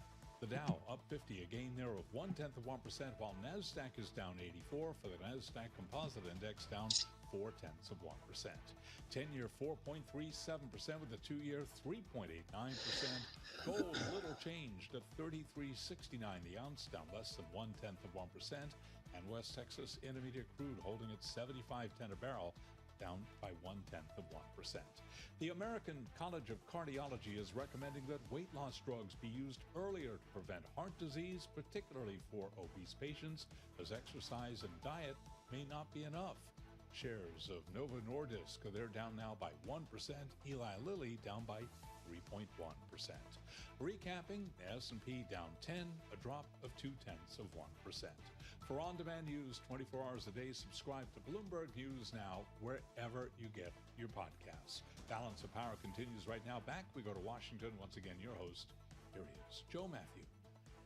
All right, Charlie, thank you so much. Great to see Charlie Pellet every day here on the fastest show in politics. We've got, of course, the Amtrak corridor covered here, straddling Washington and Wall Street every day. In fact, we're going to dig a bit further into the market's view of what's happening here in Washington, knowing that the stakes are high right now when it comes to geopolitics and when it comes to the president's reconciliation plan with the debt and deficit in mind. Eric Weiner is going to join us from our markets team a little bit later on as we turn our attention to Capitol Hill, because this is actually a pretty important period of time here. There's not much going on in Washington. You can park wherever you want in town today. It looks like everybody decided to make it a long weekend, but there are some senators who are still here to endure the bird bath. It's actually starting here. You hear about the Byrd rule. This goes back to the late Senator Byrd, who had a piece of legislation that set out the rules for reconciliation. That's what this whole big, beautiful bill thing is, right? Avoiding the filibuster in the Senate, but it's got to be about budgetary matters. So if you try to put like a new border policy in there, it might not survive the bird bath. It then becomes bird droppings.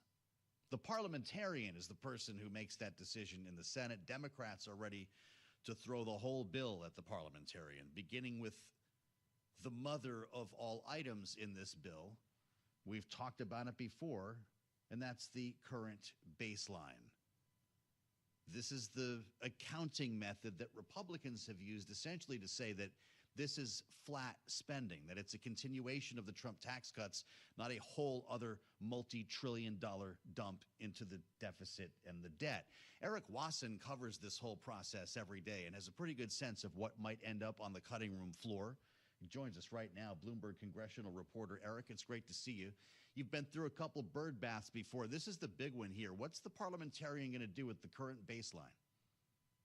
Well, you know, there was a budget outline that passed the Senate, and she did allow that to contain the current policy baseline. So the budget went forward, but she's not ruled on whether this can be used to enforce another part of the Byrd regulations, which is that you can't add to the deficit after 10 years.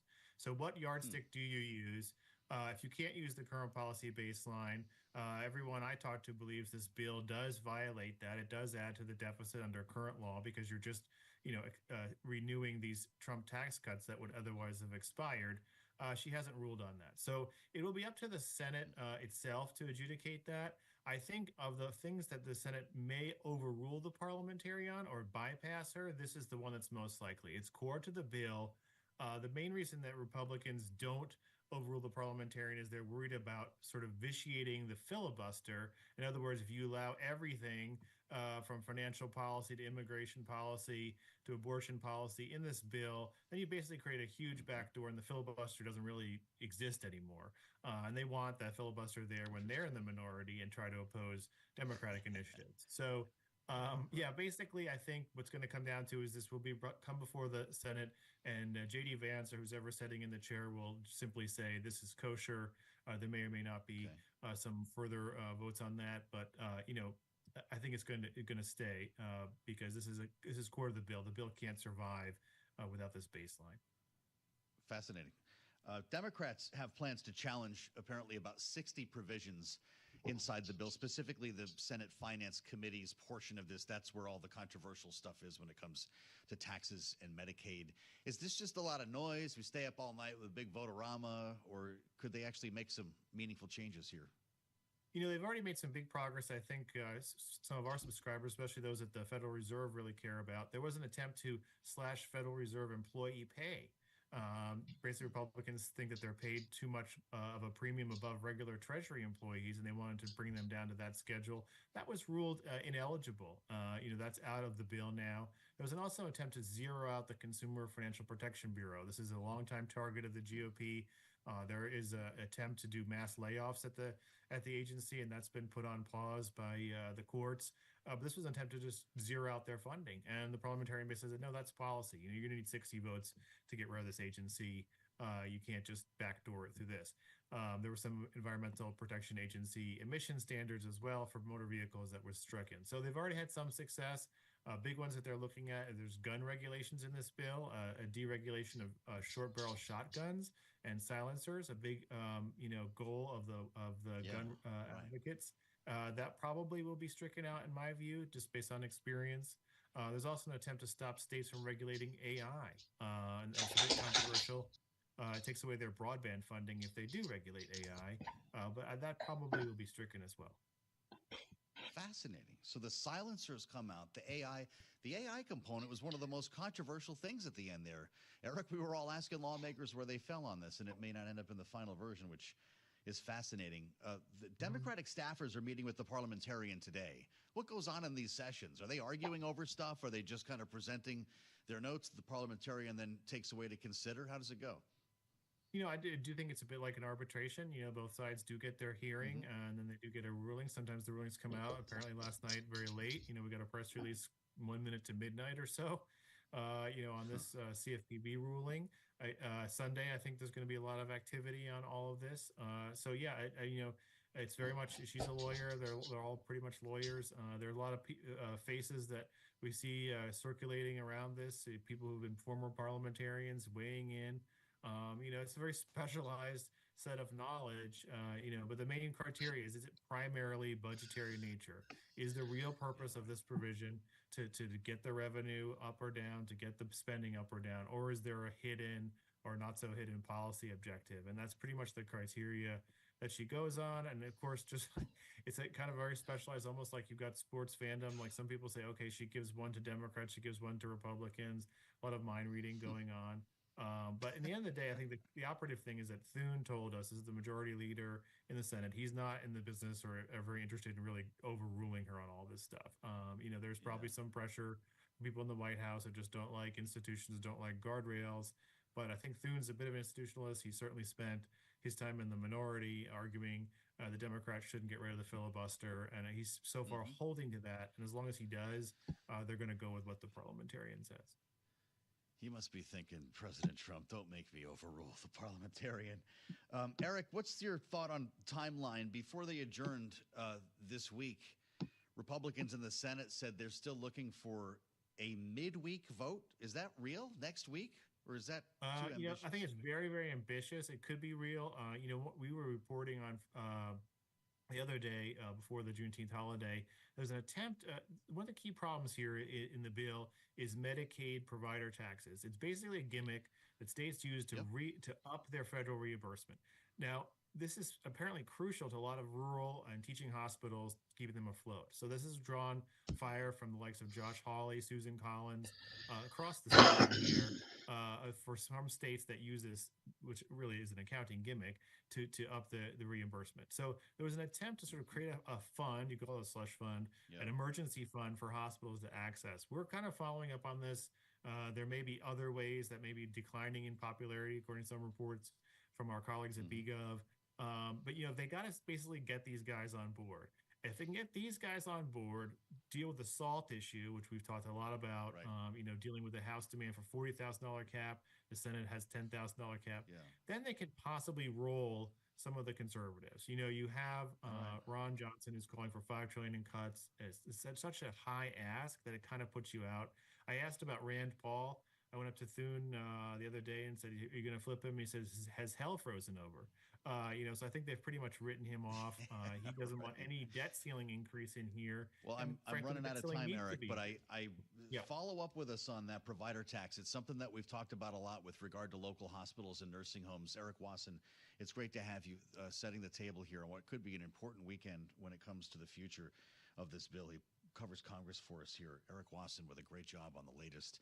I'm looking at this market. Really glad that Eric Weiner can join us. Bloomberg senior editor for equities is live in New York as we walk through this a little bit together. Look, the Dow is not down 1,000 points today. The S&P 500 is not down 500 points today, despite the uncertainty over everything we just talked about with Eric. Debt and deficits was roiling the bond market along with worries about tariffs. You got a deadline on July 9th, they could all go back into effect, right, following Liberation Day. You have the potential for war with Iran that now we get a 2-week reprieve on. Eric Weiner, I wanted to talk to you because I can't figure out what this market is feeling so confident about. We're whistling past the graveyard on a long list of crises. How do you see it? Well, there is actually one technical thing going on today, which is the expiration of a bunch of options. It's called tripled witching, which creates massive volume and does weird things to trading. That said, when we started the session, it actually looked like we were going to have a bullish day because you had Trump sort of diminishing what the immediacy of attacking Iran, and you had a Fed governor coming out and saying we could have rate cuts as soon as July. So it looked like everything was going to actually take off, bizarrely. And then Iran sort of reminded us that we're still in a war. And you used the right word, which is uncertainty, and we're kind of stuck in that environment. If you look at the last 2 weeks in the S&P 500, I think the move is down about 0.2%. Basically, it's gone nowhere. And if you look at Powell's comments on, when was that? Wednesday, he used the word uncertain, uncertainties, uncertainty 17 different times. And then it was in a bunch of different questions as well. So that's really what traders are dealing with right now. And they're kind of paralyzed. So very small moves. Really amazing. I think the S&P 500 is still floating around 6,000 with everything that we just mentioned. Hey, Eric, let's spend more time together. It's good to see you, and I appreciate your view on the markets. We'd love to have you back. Bloomberg senior editor for Equities, live at World Headquarters in New York. We'll get an update on the markets a little bit more in depth with Charlie Pellet coming up a few moments from now, and we're going to assemble our political panel. What in the world happened in Los Angeles over the weekend? Did you see this? Dodger Stadium? DHS in the parking lot wearing masks. The team didn't like this. We'll see what the panel thinks about it with the latest on an important court ruling when it comes to the deployment of troops in American cities. It's straight ahead on Bloomberg.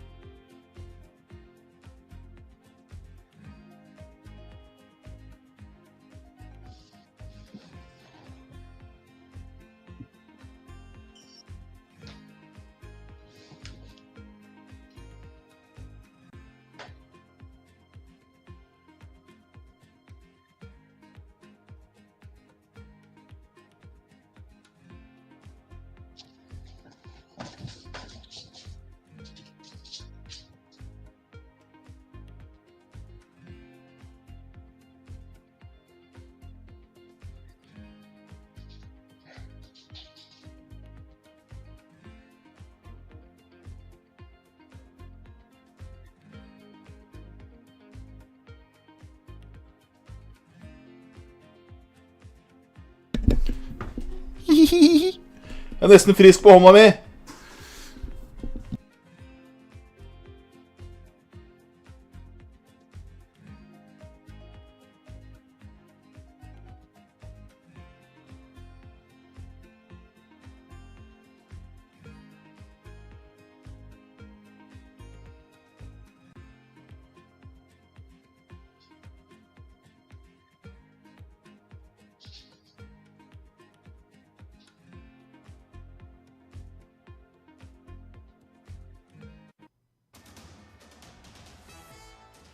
It's 12:40 on Wall Street. We do check markets all day long here at Bloomberg. The S&P 500 index remains lower. We've got the Dow higher while NASDAQ is in the red. NASDAQ down 62 right now, drop there of 0.3%. S&P little change, down 2 points, but below 6,059.78. The Dow up 109 now, up by about 0.3%. A fresh bout of volatility gripping the stock market amid a slide in chip makers and as a pile of options expiring today threaten to trigger sudden price swings. The 10-year 4.37% with the 2-year at 3.89%. Spot gold little changed, up $1.50 the ounce, up under 0.1%, 33.72. And West Texas Intermediate crude oil 75 even a barrel, down now by 0.2%. Fed Governor Christopher Waller says the central bank can lower interest rates as soon as next month. His remarks on CNBC follow the decision by Fed policymakers on Wednesday to keep rates on hold. As for the rate cut outlook, Lauren Seidel-Baker is economist at ITR Economics. We have very fundamental reasons that we are looking through to the second half of this year with higher price levels. That's fundamental, kind of boring, nerdy things like fiscal and monetary policy. We still see upward pressure on wage costs. So at the end of the day, with inflation pressures building, with the labor market still in balance, this is not the typical environment that we are talking about rate cuts. Lauren Seidel-Baker of ITR Economics. Again, crude oil trading lower, down now by 0.2%, 75 a barrel on WTI. We do have oil shares, however, trading higher. ExxonMobil up 0.9%, ADRs of BP, they are gaining less than 0.1%, little change there. Chevron up by 0.3%. For on-demand news 24 hours a day, subscribe to Bloomberg News now wherever you get your podcasts. And back we go to Washington. Balance of Power continues. Once again, your host here is Joe Matthew. All right, Charlie, many thanks. Live from New York, Charlie Pellet, the voice of Wall Street and the New York subway, always with us here on Balance of Power. Thank you for joining on the Friday edition. It feels strangely like a Monday if you had the thing off yesterday. Of course, that was Juneteenth at the White House, not acknowledged. In fact, a very strange post by President Trump on Juneteenth, instead of putting out a proclamation on the holiday as might be considered normal for an administration, Juneteenth went unmarked by the president. As the New York Times writes, the president brought it to Truth Social. Quote, soon we'll end up having a holiday for every once working day of the year. Strange grammar. It must change if we're going to make America great again, suggesting that we get rid of, quote, non-working holidays, unquote. It does make you wonder if Juneteenth, which of course is a federal holiday, markets were closed yesterday, will survive this second Trump administration. The matter of immigration policy in this White House is, of course, a massive story right now, and we had a very important court ruling that you may not have been paying attention to yesterday. You should know about it. Remember, just a couple of weeks ago, before we thought we were on the cusp of war with Iran, we were talking about violence in the streets of L.A., the deployment of National Guard troops by the president around the back of Governor Gavin Newsom. This, of course, has been tied up in court. Active duty Marines were later deployed to federal property in L.A., and a federal appeals court has unanimously ruled that Donald Trump is allowed to retain control of the National Guard in California against the challenge from the governor. On social media, Donald Trump looking to the horizon. Again, Truth Social hailing the decision as a big win, suggesting it would open the door for other such deployments across the United States if law enforcement were unable, for whatever reason, he writes, to get the job done. It's where we start with our political panel today. Rick Davis is with us, Bloomberg Politics contributor, Republican strategist, and partner at Stone Court Capital. And joined today by Matt Bennett, I'm glad to say, Democratic strategist and Executive Vice President, Public Affairs at Third Way. Gentlemen, great to see you. Happy Friday, and thanks for joining us. Rick, are we going to start seeing examples like this in other cities around the country now? Look, I mean, I think that Donald Trump is going to use the power that the Constitution gives him. And nobody debated prior to this instance in California that he didn't have the right to call up the National Guard. Of course, we talked about that ad nauseum after the attack on the Capitol. And why didn't Donald Trump call up the National Guard? I mean, if it was up to the state, the governor of Maryland would have done it. But the reality is it's almost like the administration wants to provoke a fight, right? And they're targeting blue states to bring the heat of ICE, of Homeland Security to these deportation initiatives. And so they're going right into the mouth of the beast. Sanctuary states, sanctuary cities, they know they're going to get this pushback, but they also are under enormous pressure to drive deportation. So, it's a cauldron of heat. And in the summertime, heat tends to turn into fire. Boy, how true. Well put, Rick. It is going to be 100 degrees next week, Matt Bennett. So if you're J.B. Pritzker, if you're Kathy Hochul, if you're Governor Shapiro, what should you be bracing for? It's not at all clear. I mean, Rick is certainly right. And I think the court probably got it right. They don't like to get involved in the president's duties as commander-in-chief, and his ability to call up the National Guard is clear. But it is also worth noting that this is the first time a president had called out the Guard without the support of the governor of that state since the Civil Rights era in the 50s. So it's been a while since anyone's done that. And as Rick noted, if he had done it as governors and the mayor were asking him to on January 6th, that would have been with the very strong support of the commanders of those National Guard troops. So will this happen in other places? I think that the White House certainly is spoiling for a fight. They think this is working for them. All of the quotes you saw in the stories about this from White House aides said they thought politically it was good to have the president fighting with the governor of a blue state over immigration enforcement. But I also think it's important to kind of disentangle these two things. This wasn't about immigration enforcement. This was about putting down violent protests, which I think the governor was correct. The 9,000 police officers in Los Angeles were ready to do without the National Guard. Interesting. Having thought about what Matt just said, Rick, J.D. Vance is reportedly preparing for a trip to Los Angeles this week.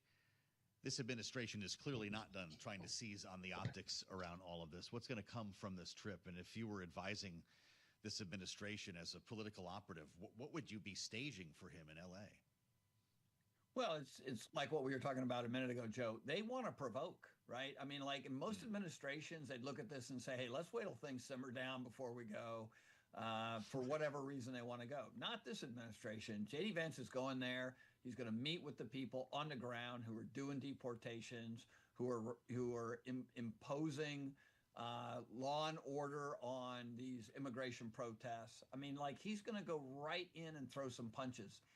And it's part of this ongoing campaign, not just to engage Governor Newsom and, sort of take a political stand against his leadership, but also to try to basically change the tide, a national consensus in states like California and, as you said, Illinois and Massachusetts and others, that these are sanctuary states and we're not going to put up with it and you're going to have to change. And that change will not come soon. This is going to be a fight that'll take a long time. And it's instructive to all of us to understand that this administration is a provocateur, right? They want to cause a fight. Yes. They're not looking for things to settle down.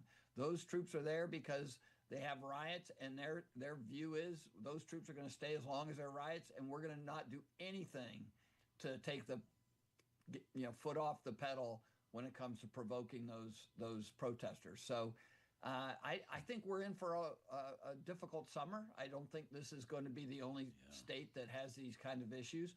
And it's almost like J.D. Vance has been given the mandate to go out and support what Homeland Security is doing, what ICE is doing, and show this administration's not backing down.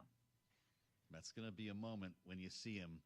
Maybe he'll go to Dodgers Stadium, Matt Bennett. If you see what happened there yesterday, quite remarkable. The team blocked federal immigration agents from accessing Dodger Stadium parking lots yesterday. Now imagine a bunch of pickup trucks roll up and you've got guys with masks on, no uniforms, no visible badges. They're wearing street clothes and they look scary. Immigration and Customs Enforcement denied having agents at the stadium. Department of Homeland Security acknowledging that Customs and Border Protection vehicles were present. If you're with us on YouTube, you see the back and forth on X. Dodgers wrote this morning, ICE agents came to the stadium and requested permission to access the parking lots. They were denied entry. Tonight's game will be played as scheduled. Homeland said the incident, quote, had nothing to do with the Dodgers. Said that their vehicles were in stadium parking lots very briefly, unrelated to any operation or enforcement. ICE called the statement from the Dodgers false. We were never there. I'm really confused. And I don't know what people think was going on. At one point, a reporter went up to the ICE agent or these unmarked agents and said, who are you? They said DHS and would not identify themselves. Did the Dodgers just become an example of something here? Matt, what do you take from this? The whole thing is so weird. I mean, how do you wander into a giant stadium parking lot unintentionally? None of it makes any sense. The answer is we don't know. The Dodgers happen to own a huge piece of property, and they, as property owners, had the right to kick those guys out. But I think the bigger thing is the thing you flagged, which is the way they're going about immigration enforcement is really scary. They are not, in many cases, not in uniform. They do not identify themselves. They are wearing masks. They're heavily armed. They're grabbing people off the streets, in some cases in front of their children. This is not the way law enforcement is supposed to work in the United States. Law enforcement is supposed to be clearly designated by their uniforms. They're supposed to tell you who they are and what they're doing and where they're taking the people that they're taking. So this feels very un-American and very authoritarian. And that's in part the thing that I think a lot of Democrats are responding to. And by the way, while the Trump enforcement efforts are broadly popular, that kind of thing, the militarization and the no markings and the thuggery, that's not popular. Well, the team's getting some pressure to do something here. There is an expectation the teams, and maybe they have already, were to announce plans to assist immigrant communities. They don't want to be in the middle of all of this. They're trying to sell tickets to games. Rick, what do you make of this? So, I mean, if you see these guys roll into a parking lot, they could be the Proud Boys for crying out loud. They've got a pickup truck. You don't see a badge. To what extent is all of this legal and effective? Yeah, well, I think, the courts are going to tell us ultimately what's legal. I think there's a lot of extracurricular activity going on around the country with these kinds of sort of pseudo-militant groups who have decided to take this on for themselves. There have been already examples of non-law enforcement, non-federal agents getting into the act of rolling up people they assume are undocumented and don't seem to be trying very hard to identify those people in the time they harass them. So look, we're in a tough environment, and Matt's right. I mean, like, we are all about law enforcement. We want law enforcement to work in this country. We are a country of laws. That's why our cars for cops are painted explicitly with the identifications that they have. That's why uniforms are a must with our agents. Sure, there are undercover people working to preserve law and order in our country, but not in the context of rolling up folks for deportation in, black minivans with no markings on them. This is not the United States. And if there's one thing I know about the American public, and it's reinforced over and over and over again in all the survey data, is we are a country of fairness. We want a fair fight. We want a fair chance. And when we see those tables being turned to the point where there is unfair activity occurring in these jurisdictions as it relates to these kinds of things, families are being treated poorly, they will react negatively. And at the end of the day, the biggest check on power in the United States is with voters. And the president is playing with fire if he doesn't think these kinds of tactics aren't going to be punished come midterm elections. And we all watch the House of Representatives being so close. 3 members alone will flip the power. But there are a lot of senators I know from Republican states who are starting to worry about what impact all this is going to have on their reelections. Really smart analysis from both Rick Davis and Matt Bennett. A great panel and a great conversation. Remembering, of course, Donald Trump doesn't want masks on protesters. And there are a lot of questions right now about why there are masks on law enforcement, particularly when they're not identifying themselves. Rick and Matt will be back in hour 2 of Balance of Power with a lot more to talk about. We need to get to geopolitics and the standoff with Iran that continues to this moment. 2 weeks, says President Trump, to find a diplomatic solution. And we've got some smart voices ahead in our second hour, including the former U.S. ambassador to Israel, Dan Kurtzer. Stay with us right here on Bloomberg.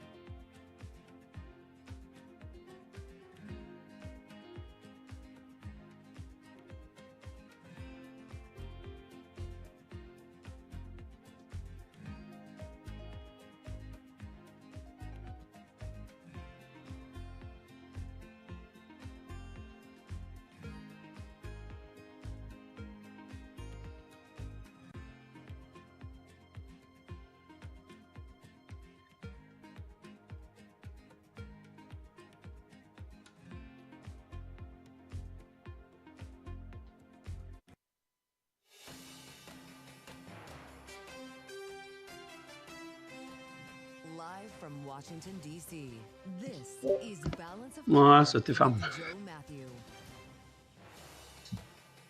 last-ditch attempt at diplomacy. Welcome to the Friday edition of Balance of Power as Iran's foreign minister meets with European leaders in Geneva after President Trump allowed 2 weeks for a diplomatic solution with Iran. We're going to get the latest for you straight ahead from Bloomberg's Nick Wadhams with insights today from Dan Kurtzer, the former U.S. ambassador to Israel.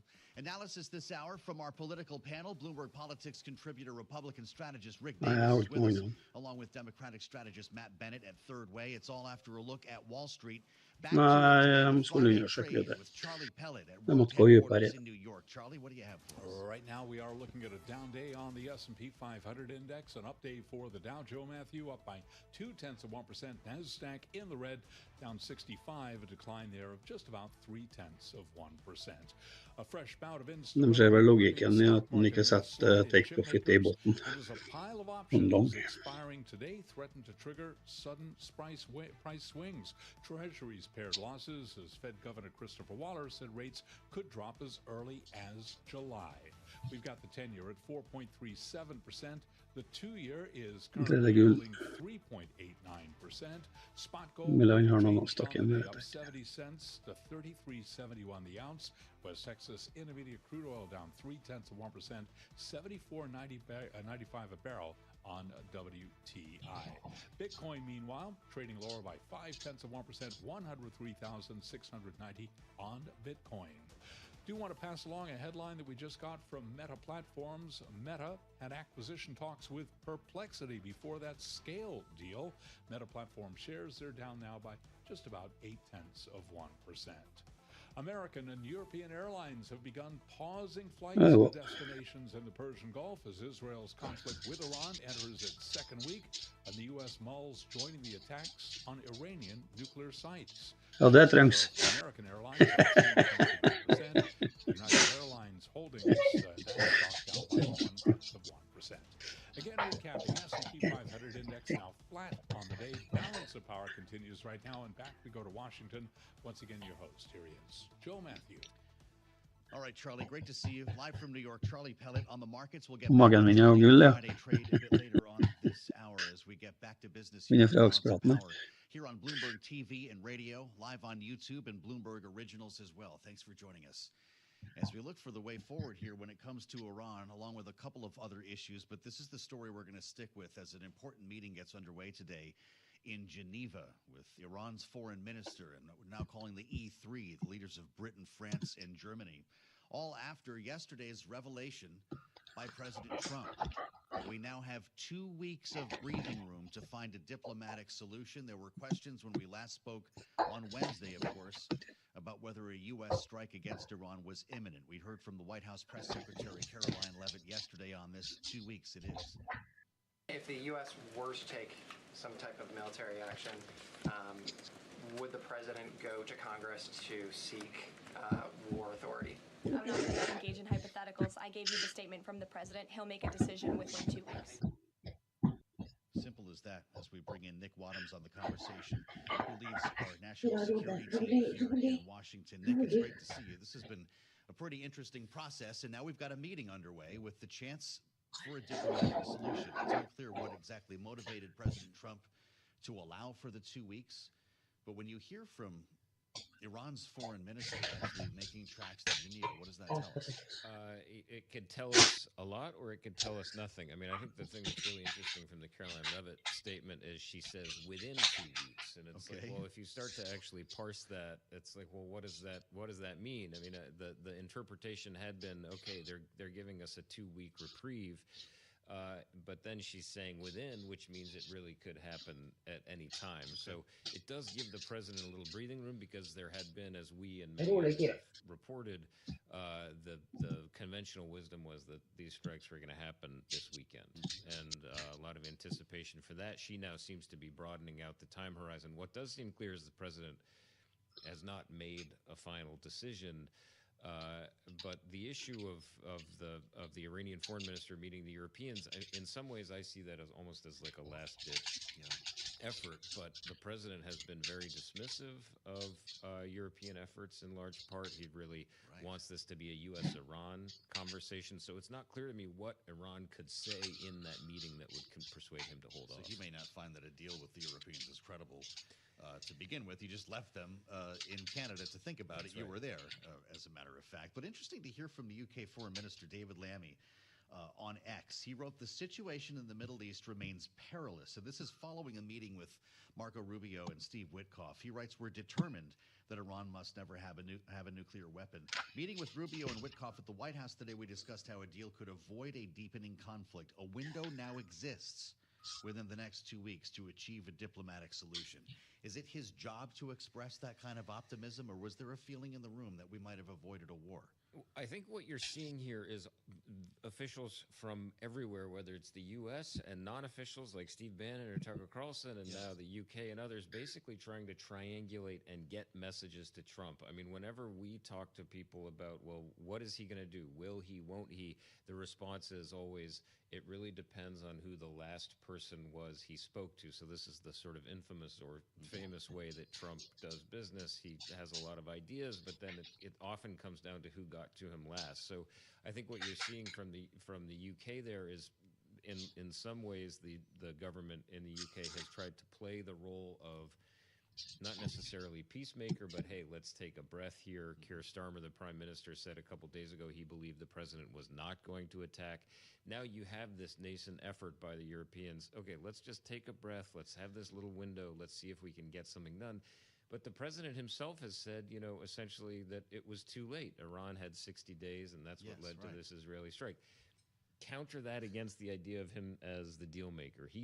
There's no one who wants a deal more than Donald Trump wants a deal. He would love to get a deal here. The question is there anything that Iran can say now that is going to satisfy him and make him say, okay, I mean, a meeting with the Europeans right now, I'm not really sure what Iran could do short of saying, okay, we are going to give up all of our aspirations. They're probably not going to do. Okay, so we have 2 weeks. The conventional wisdom on Wednesday was you need B-2 bombers with these MOP bombs to get to Fordo and the sensitive enrichment facility under a mountain in Israel.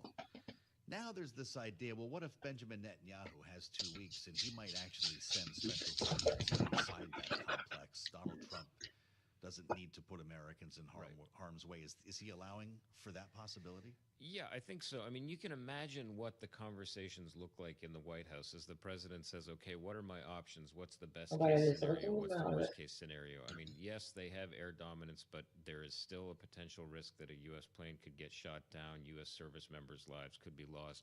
Obviously, the question of, okay, if you do this strike from this bomb, we believe it would have a devastating impact. It might not have a devastating impact. We don't know. This weapon is largely unproven in a situation like this. So no guarantee that it would have the effect the U.S. wants it to have. Certainly the U.S., the administration is pulled deeper into this conflict. What if the U.S. bases are attacked? So he's getting advice from a lot of folks who say, oh, yeah, just go in, drop the 30,000-pound bomb, done, dusted, we're good to go, American involvement over. Yeah. He's also presumably getting a lot of information from folks who say high risk, potentially low reward. And then the Israelis have said publicly, we have plenty of options here. There are other ways of doing this. One of them. So obviously difficult to get inside the president's head, but you can be sure he's getting a lot of very different information. A lot of worries about the day after, as they call it. The day after. What would Iran do to strike back, forcing continued U.S. involvement? Or what would happen if an American aircrew were shot down? And it goes against everything the president campaigned on. I mean, yes, peace through strength, that's a big one. But, he billed himself as the peace president. I mean, I cannot tell you the number of times I sat through campaign rallies and also conversations with his advisors. No new wars in the first term. Suddenly the president is potentially going to war with Iran. I mean, that's really going to undercut the message he has sent and a lot of the support he gets from the MAGA base. Yeah, it's not lost on us that Steve Bannon had lunch at the White House yesterday. Nick, great to see you. Nick Wadhams, Bloomberg's national security team leader, with us here in Washington. As we read the tea leaves with 2 weeks out, or maybe less, as Nick identified the language here, the semantics are important. Within 2 weeks is what the press secretary He said. don't go like that. We had the voice of experience in Dan Kurtzer, now with Princeton University, where he's professor of Middle East policy. His former U.S. ambassador to Israel and has been in the room for talks like the ones we're describing today in Geneva. Mr. Ambassador, welcome back to Bloomberg TV and radio. It's great to have you. Do you share the optimism of the UK foreign minister when it comes to these talks today in Geneva? Well, there's no basis to be optimistic unless they've heard something from the Iranians that they'll communicate to the president. What they need to hear, and what the president would need to hear, is that the Iranians are ready to come back to the talks and understand that they will have to give up enrichment on Iranian soil. If the Europeans can produce that kind of a commitment, then the president can talk to Netanyahu about holding up a little bit and giving diplomacy a chance. But otherwise, aspirations are nice, but we're really far down the road beyond simply hope. Well, you hear the phrase unfettered access, and it brings you back to the nuclear deal with Iran and to years long before that, and even to Iraq. You remember how this goes with weapons inspectors, and it's typically not to meet expectations. With Iran, they've turned back on a number of promises before. Why would this time be any different? Well, the reality is that in 2015, with the Joint Comprehensive Plan of Action, for 3 years, the Iranians adhered to that agreement. And each time a small violation was uncovered, it was fixed right away. So there is at least a small track record of Iranian compliance, which of course ended when the United States pulled out of the JCPOA. Now, I think that we would need a much stronger JCPOA 2.0. We'd have to have no end date. You remember the JCPOA was supposed to come to an end within 12 to 15 years. So no end date, better assurances with regard to the reconstitution of the program. But, a tougher agreement could lead to Iranian compliance, an end of the war, and therefore an end of the Iranian nuclear program. Is Iran more or less likely to agree to stop enriching uranium as it is being bombed by Israel? Is this maximum pressure campaign the type of thing that works in this scenario, or moves Iran further away from an agreement like that? Well, it's a great question, and the answer is unknown. Before the Israeli bombing, Iran was stuck on the idea that it would not give up the right to enrich uranium. So we don't know whether the debilitation of Iran's military capabilities, its missile program, and its nuclear program will now make a convincing argument otherwise. I think much of this is going to depend on what's happening within the opaque system in Tehran.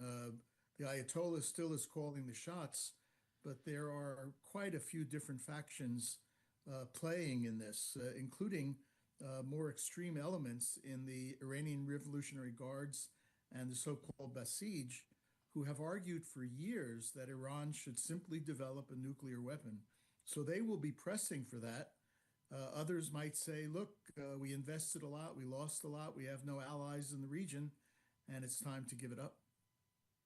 There's been some interesting reporting on U.S. intelligence estimates when it comes to Iran's ability to and motivation to make a nuclear weapon. We are frequently not on the same page as Israel when it comes to this, Ambassador, and I wonder your thoughts about the assessment we're reading about today that Iran has yet to decide whether to make a nuclear bomb, even though it does in fact have a large stockpile of enriched uranium. The idea is that it would be more likely to shift toward producing a bomb if the U.S. decides to get involved offensively with Israel. Do you believe that to be true? Well, our intelligence community has been consistent since 2003 in saying that Iran is not trying to weaponize the capability of using a nuclear weapon. And that was something that Tulsi Gabbard back in, I guess was March, April, testified to Congress. And it's something that the president simply said he didn't agree with, even though it's his intelligence people telling him that. So you have to distinguish between the weaponization program, which appears not to be in place, as opposed to the preparatory steps that Iran has been taking and accelerating since 2018, since we pulled out of the JCPOA, and they started enriching at a much higher level, up to 60%. And there's some indication that at least at one point they went beyond 60%, which would bring them very, very close to being a threshold nuclear state with a breakout time that's essentially days, not even weeks. So they're prepared, I think, to move expeditiously. Their capabilities are much less today as a result of Israeli bombing. Question is, how do you make sure that what Israel accomplished militarily is sustainable and that Iran cannot reconstitute its program? So, Ambassador, what do you expect to take place then in the next 2 weeks? And if the U.S. managed to strike a deal with Iran, would Israel trust it? Well, what I expect to take place is a lot of back-channel conversations. We know that the president's envoy, Stephen Witkoff, has tried to reach out to the Iranians. We now have this European meeting. There's going to be a lot of chatter behind the scenes, and I think the president will factor that into the equation. Are the Iranians really ready as a result of having been bruised? Are they really ready to come to the table and give up enrichment, which would make a JCPOA 2.0 possible? Whether Netanyahu would be satisfied with that? Look, as far as the Israelis are concerned, unless Fordow is taken out, the heavily fortified underground facility, they think their job won't be done. As Nick suggested, there may be other ways of doing it besides simply B-2 bombing. You knock out the electricity, the entrances, the air supply, and you keep at it for a while. So you're going to see, I think, in these 2 weeks, back-channel contacts, sustained Israeli attacks, including against Fordow. And within that 2-week period, whether the president can put this all together in a diplomatic package is literally anyone's guess at this point. Wow. Wouldn't want to be a worker at Fordow right now. Ambassador, we just ran a headline across the terminal. The Iran-European nuclear talks in Geneva have come to an end. We are standing by for a statement. As we wait for a readout and in our final moment here together, Ambassador, where's Russia and China on this? Or are we learning right now that they have no influence on what's happening? Well, they certainly have little influence. The Chinese are heavily dependent on Iran's oil and gas, and therefore they're concerned whether this war escalates and whether attacks against the energy infrastructure take place, or whether Iran, in response, blocks the Straits of Hormuz. So the Chinese are nervous. The Russians are incapacitated because of their own war. But nonetheless, it would behoove the president to think about including them in any multilateral diplomatic approach. After all, it was the Russians, Chinese, and the 3 Europeans who joined us in 2015 to make the JCPOA work at that time. So they're not going to be major players in this, but they'll be important players if Iran sees that not just the Europeans and the Americans, but also their friends in Moscow and Beijing are telling them it's time to call it quits. Great to have you with us, sir. Dan Kurtzer, former U.S. ambassador to Israel, now at Princeton, with us here on Balance of Power. This is Bloomberg.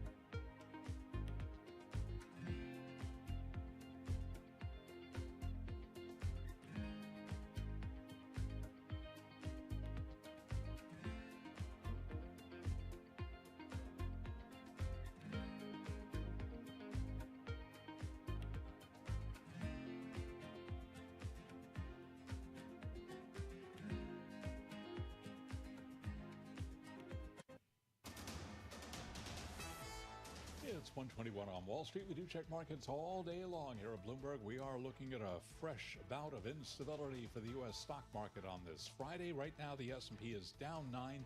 Has been a choppy session, down by 0.2%. We've got the Dow up 34 on the Dow, gain there of just about 0.1%, while the NASDAQ Composite Index down 85 now, drop there of 0.4%. We are seeing a slide in chip makers. Also, a pile of options are expiring today, and that's threatening to trigger sudden price swings. The 10-year at 4.36% with a 2-year 3.89%. Gold, little changed on the day. We'll call it flat at $33.71 the ounce. West Texas Intermediate crude down 0.2%. Now back below 75 a barrel, 74.99. The American College of Cardiology is recommending that weight loss drugs be used earlier to prevent heart disease, particularly for obese patients, as exercise and diet may not be enough. And Aflac has announced a cybersecurity breach that may have given unauthorized access to customers' personal information, including Social Security numbers, health, and claims data. Recapping, S&P down 9, down 0.2%. Balance of power continues right now, and back we go to Washington. Once again, your host, here he is, Joe Matthew.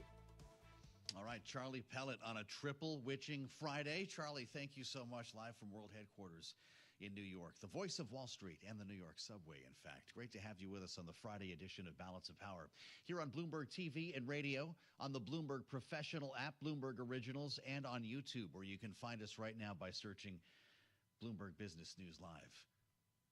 Waiting for decisions to come from the White House on any number of matters. Yes, that includes tariffs. 9th of July is the deadline. Remember, the clock was ticking on a 90-day extension. We now have a 2-week extension, effectively, on talks with Iran. And we're just getting headlines now, in fact, on talks that were held today in Geneva, not with the U.S., but Iran's foreign minister sitting down with the E3, leaders from Britain, France, Germany, to talk about potentially finding a diplomatic solution here. And the UK's foreign minister says that he seeks more Iran contact, urging Tehran to talk to the U.S. David Lammy suggesting optimism after he met with Marco Rubio and Steve Witkoff at the White House yesterday. Putting on X, a window now exists within the next 2 weeks to achieve a diplomatic solution. There you see it on Bloomberg TV. Optimism. To suggest that Steve Witkoff or Secretary Rubio might end up at a negotiating table with Iran has yet to be seen. Donald Trump, just as recently as Wednesday, suggesting that he had not made up his mind and that no one knows what he wants to do when it comes to potential U.S. involvement here, offensive military involvement against Iran. Here he is. You don't know that I'm going to even do it. You don't know. I may do it. I may not do it. I mean, nobody knows what I'm going to do. I can tell you this, that Iran's got a lot of trouble. Iran's got a lot of trouble as we assemble our political panel. Bloomberg Politics contributor, Republican strategist Rick Davis is here, partner at Stone Court Capital, alongside Democratic strategist Matt Bennett from Third Way. Gentlemen, great to have both of you with us here. Rick, I don't know what it is about 2 weeks that the president is always reaching for when he needs some breathing room. But you wonder if this has a lot to do with MAGA, having lunched with Steve Bannon yesterday, MAGA urging for restraint in this case. Is he trying to show his most faithful supporters that he gave diplomacy every chance? Yeah, this is something that is really fascinating about this presidency is his own supporters don't mind criticizing him about decisions they believe might be in violation of the promises he made on the campaign trail. And this is prima facie evidence of that. And so, it's no question in the back of his mind. I think it's evidence that Steve Bannon going over to the White House, one of his firmest critics on this issue of opening up a military front in Iran, is gotten to him. Look, I think it's an interesting device that Donald Trump uses when he feels under pressure. He kicks the can, right? He doesn't hunker down and try to make a decision. He just delays for time. And on its own, it's a strategic idea. The downside to Donald Trump is it just leaves more lobbying room, more public and private negotiations to take place within his own ruling coalition, if you want to call it that, before you ever get to the point of figuring out, okay, what are we going to do to Iran to stop them from being able to enrich uranium. So, I mean, it's I think we're going to be up for at least the next 10 days, a incredibly troublesome process because Donald Trump likes to think out loud. And that's going to throw a lot of different curveballs into this system. What is it about 2 weeks, Matt Bennett? Sean McCreesh in the New York Times this morning suggesting that it is a slippery thing when it comes to Trump, not a measurement of time so much as a placeholder. Tax plans, he writes, healthcare policies, evidence of conspiracy theories he claimed were true, the fight against ISIS, the opening of some coal mines, infrastructure plans, all at one point or another were riddles he promised to solve in about 2 weeks. So what takes place in 2 weeks this time? It's a really good question. As somebody pointed out, Jimmy Kimmel, I think, said he's the guy that loved to say you're fired, and instead he's giving everybody 2 weeks notice on everything. But it never sticks. I mean, the 2 weeks that he wanted to roll out his healthcare plan was 5 years ago, and we're still waiting. So 2 weeks is meaningless. And I think to Rick's point, the problem here is that now everybody and their brother is going to be lobbying him from their own weirdo points of view in his coalition. I mean, think about how he fired most of the members of his National Security Council, including the leader of it, because Laura Loomer, probably the most extreme big influencer in the MAGA world, she is completely crazy. She came into the White House and said he should fire a bunch of people, so he did. God knows whether I know she's lobbying him on the Iran thing. Whether he's listening or not, who knows? But this is not good news for America. Well, I don't know what's going to come from 2 weeks here, Rick, but we also should allow for other logistical concerns, right? Donald Trump is talking to Benjamin Netanyahu, and if Israel can take care of this on its own, I suspect he would prefer that. And I wonder your thoughts on what deliberations might be taking place inside the Pentagon here with your connections to the defense space, knowing that Israel is considering sending special forces underground into Fordo, that a power outage or another act of sabotage could eliminate these centrifuges, not unlike American B-2s. How do you square all these ideas? Yeah, look, there are an enormous number of moving parts that are both on our side and on Israel's side. The Nimitz has not gotten on position yet. They'll arrive this weekend. Yep. We've called up the Eisenhower, a third carrier group, to be put into the Med, and they don't get there until next week. You mentioned that the Israelis are flexing for ground operations, which they've done successfully in the past, most recently just earlier this week. And the U.S. is flexing for more military capacity and moving our civilian personnel out of embassies right now in the region. So there is a lot happening while the president makes a final decision as to whether or not to use U.S. forces to strike Fordo. And by the way, it does not limit Israel at all doing what they're doing. If anything, we heard it today from the Iranian foreign minister that how are we supposed to negotiate a peace deal if Israel is attacking us every day? And I think most people who watch this space closely would agree the only reason they're willing to talk about peace is because Israel is hurting them every day. And so I think all of this sort of lends some credibility to Donald Trump giving these kinds of 2-week notices that we'll have all our facilities in place. The Defense Department has lots of assets. They're moving to the region. And the president then can still make a decision to go for peace and not for striking, or vice versa. So it doesn't take any options away from the president, but it makes it very clear to the Iranians today that with this kind of firepower, both from the Israeli side and the U.S. side, within 1 week, it's going to be very difficult for them to say anything but uncle. This is a remarkable moment here, certainly militarily an inflection point. This Operation Pressure Cooker, Matt, has got to be noticed by Iran. There's a lot of questions, though, about the so-called day after. This is the big MAGA question as framed by Steve Bannon or by Tucker Carlson in that interview with Ted Cruz that went on for 2 hours. How worried is Donald Trump about the day after? You better be pretty worried. I mean, we have seen this movie before. Same region, accusations that WMDs were being developed. We moved in big way, and it went very, very badly, as you may recall, with the Iraq War. So he better worry about that. And I think, Joe, as you and I have discussed on your show before, it isn't just up to the United States as to whether this expands into something more than just a couple of big bombs dropped on Fordo. If we do that, maybe even if we don't, it's up to the Iranians as to whether they want to attack our forces in the region, whether they want to use cyber attacks against the United States, whether they want to use sleeper agents in the United States. They have some agency here too, not a ton.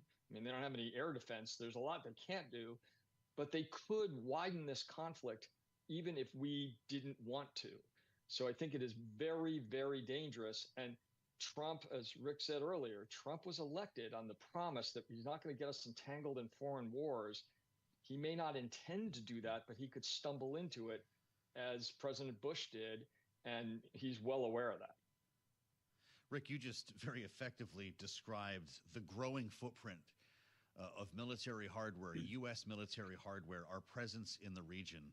When you step back and consider the possibilities, what would happen if Iran, in fact, attacked U.S. forces in a world that Matt Bennett is describing? Yeah, look, I mean, we would react with proportion at a time and place of our choosing. That's one of my favorite terms that the military uses to keep everything on their schedule, not our opponents. And in this case, I would have no doubt that the Defense Department has plans that would incapacitate Iran's ability to launch missiles. You've seen already a lot of that capability degraded from the Israeli attacks, not just on military sites, but where they also manufacture these weapons and even the power systems that fuel the launch system. So we know as much as Israel does about what the Iranian vulnerabilities are, and we would take advantage of those Iranian vulnerabilities. So it is no doubt in my mind that this would not be a one and done. If we decide to launch a strike on Fedor and think of it as a way of incapacitating a nuclear program with Iran, and Iran does nothing, well, that's a scenario that we could all get used to quick. If then Iran goes after our troops, our facilities in the region, it could pose itself into a much more devastating outcome, both for the United States, but also for Iran. And I would remind everybody, Iran is already attacking us cyber systems all the time. Iran has assassination squads in the United States going after people like John Bolton, who assisted in the assassination of Soleimani. I mean, like, these aren't people who have been behaving themselves and now have the capacity to hurt us. They have been hurting us for decades, and now they are paying a price. Rick Davis and Matt Bennett. Great panel. Rick, thank you so much, and Matt, have a great weekend. I'm Joe Matthew. This is Bloomberg.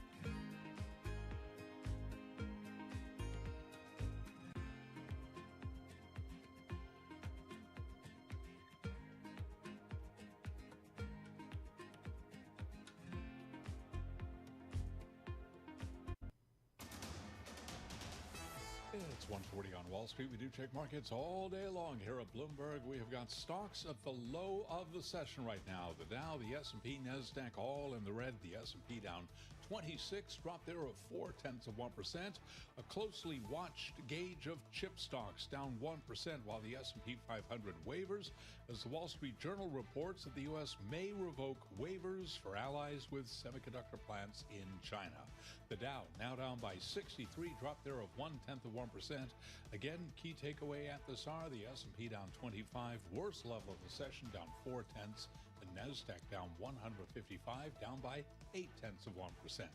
10-year, 4.36%. The 2-year, 3.89%. Gold, little changed on the day, down under 0.1% now, 33.68 the ounce.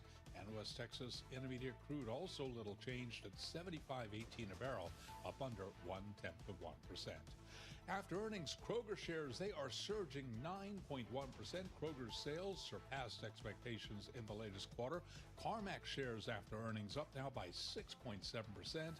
And Darden Restaurants, that is the parent of the Olive Garden and Ruth's Chris Steakhouse chains. Right now we got Darden down by 0.2%. Again, recapping, S&P down 24, drop there of 0.4%. Balance of power continues right now, and back we go to Washington. Once again, your host, and here he is, Joe Matthew.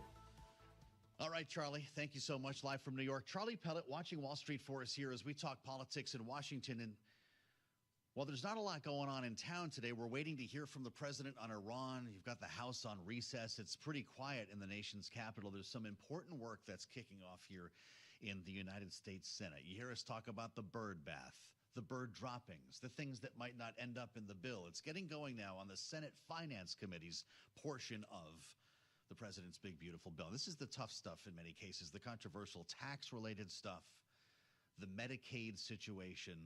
And we're going to get into it now with somebody who's been on the other side of the bird bath. With our eyes on the Senate, we bring in from the House, Patrick McHenry. Of course, former chair, House Financial Services Committee, former Speaker Pro Temp, Bloomberg contributor. Nice to see you.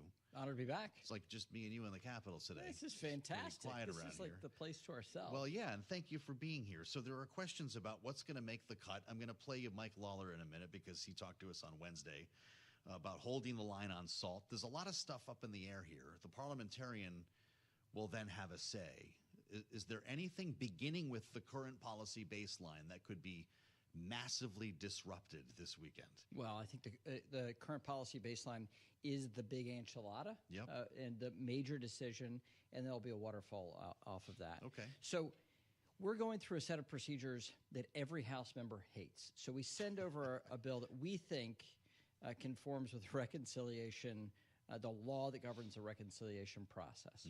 It really doesn't have any bearing on the House because we work as a majoritarian institution on a daily, weekly basis. That's what we do. Or they do now, I should say. And then in the Senate, it's complex because you have this cloture threshold. You have these higher standards to do anything.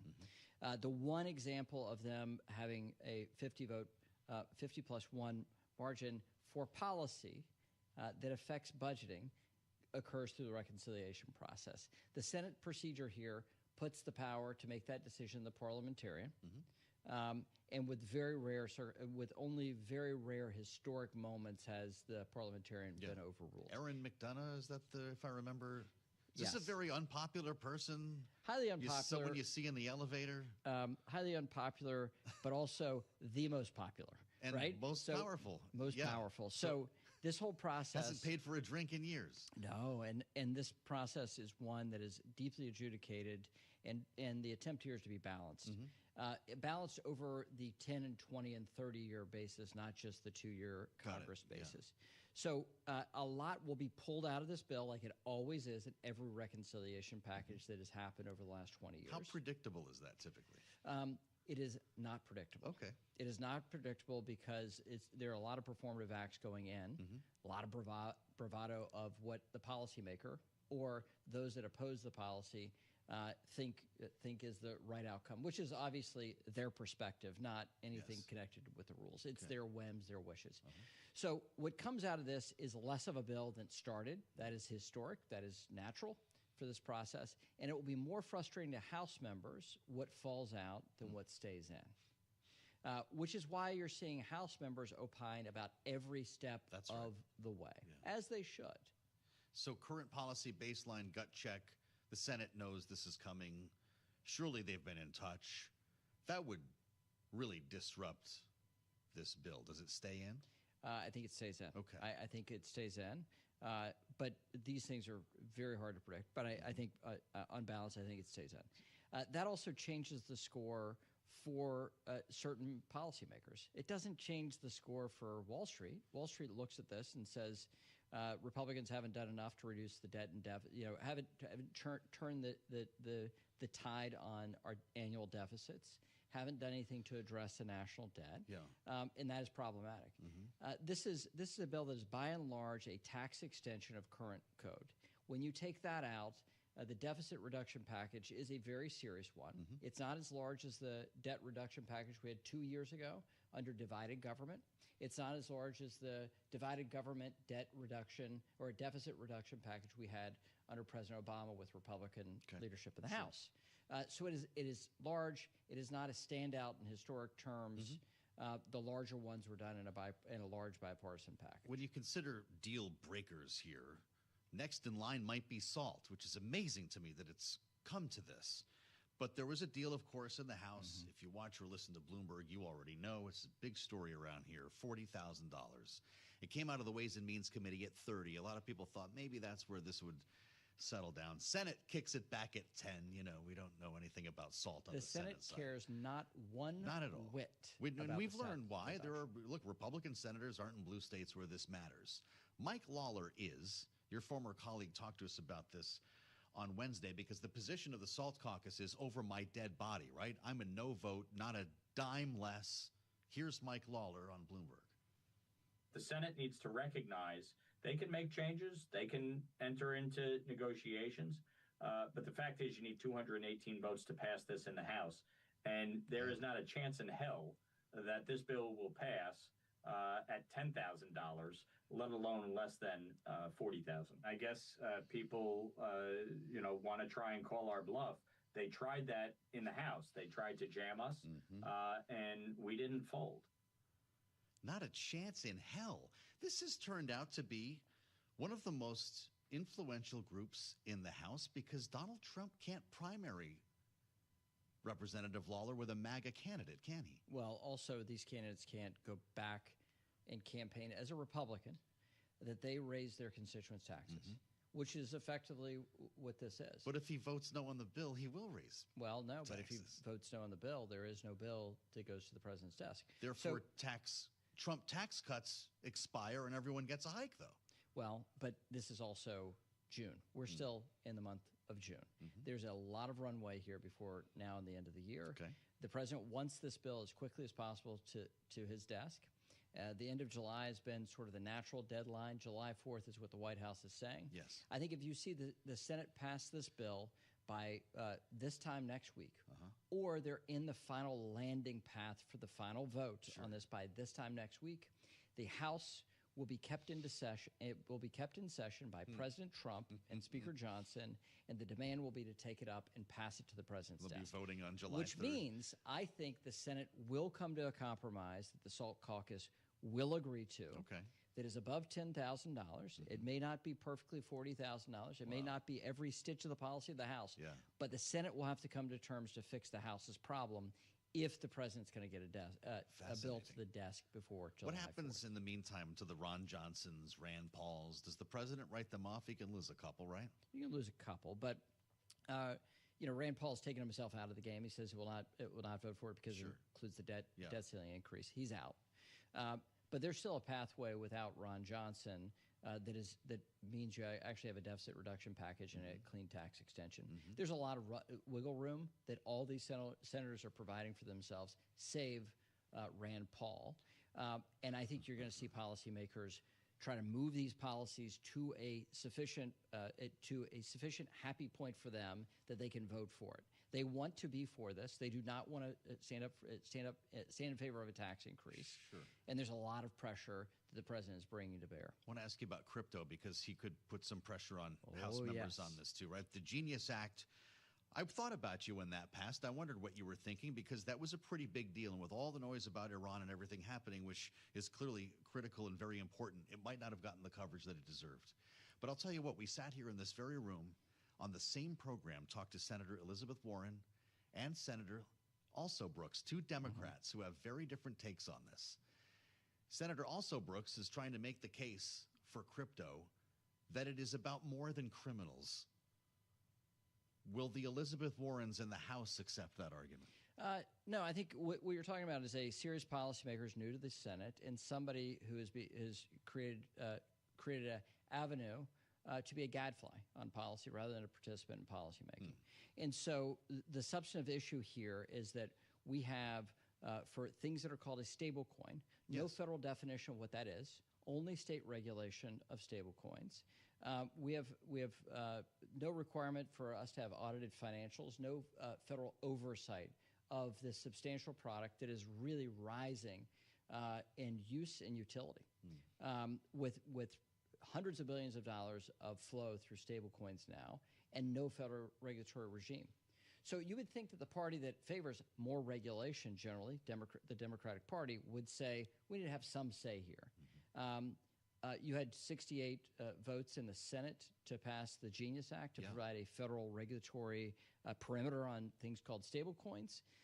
It's a simple bill, frankly, that we passed out of committee 2 years ago at this time out of the House of Representatives. Is the fear that Donald Trump runs wild making money on crypto, it doesn't crack down on Trump enough, or is the fear that this unlocks the Clarity Act, the new FIT bill that brings us to bear when it comes to Bitcoin? I think you have partisan Democratic senators and in the House who, in as some well. cases, previously approved of this legislation. Yes, and the optics around President Trump's family being engaged in crypto has told them that they're out, and it's really a hot button political issue that they don't want to touch.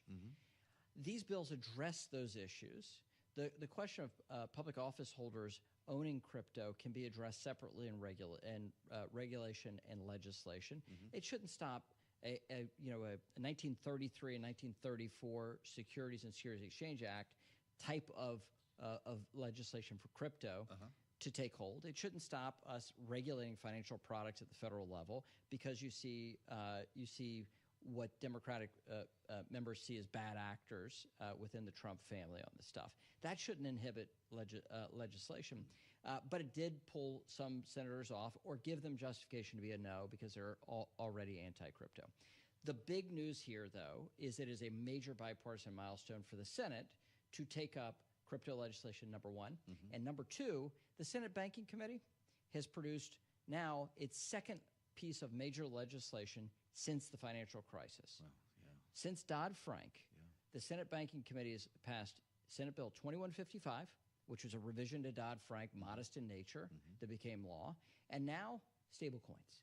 They've done two major things since Dodd-Frank passage. I think that we should herald because it's serious policymaking, a serious undertaking from a serious committee, and we should welcome that as a functioning piece of government and commend everybody who wanted to participate and to get to a good outcome. Well, it did take Democrats to pass it in the Senate. We'll see what happens on the House side. I want to ask you about Iran in our remaining couple of moments here because the president's facing a major decision, and you've been involved or were in your time as a member of Congress in debates around authorizing use of force. In some cases, they were bent into pretzels to keep them working in places like Iran and Afghanistan. At what point will Congress need to have a say in something if the president decides to take action? Well, it depends how significant the action This is 30 to 60 days, typically. Is there more to it than that? It is, and it depends how lasting this action is. If you're talking about regime change, I think that is a significant shaker. That's why you see skepticism on MAGA loyalists that want us pulling back from the world. And they're saying, do not get into the question of regime change. We saw what happened in Iraq. We need to learn our lessons. Now, the question is, what are those measures that we can take to stop Iran's nuclear program? Can we be of aid and assistance to Israel, like it appears that we currently are? Should we ramp that up a degree or 50 degrees, depending on your perspective? There is a divide among President Trump's loyalists on this, on what is the right approach.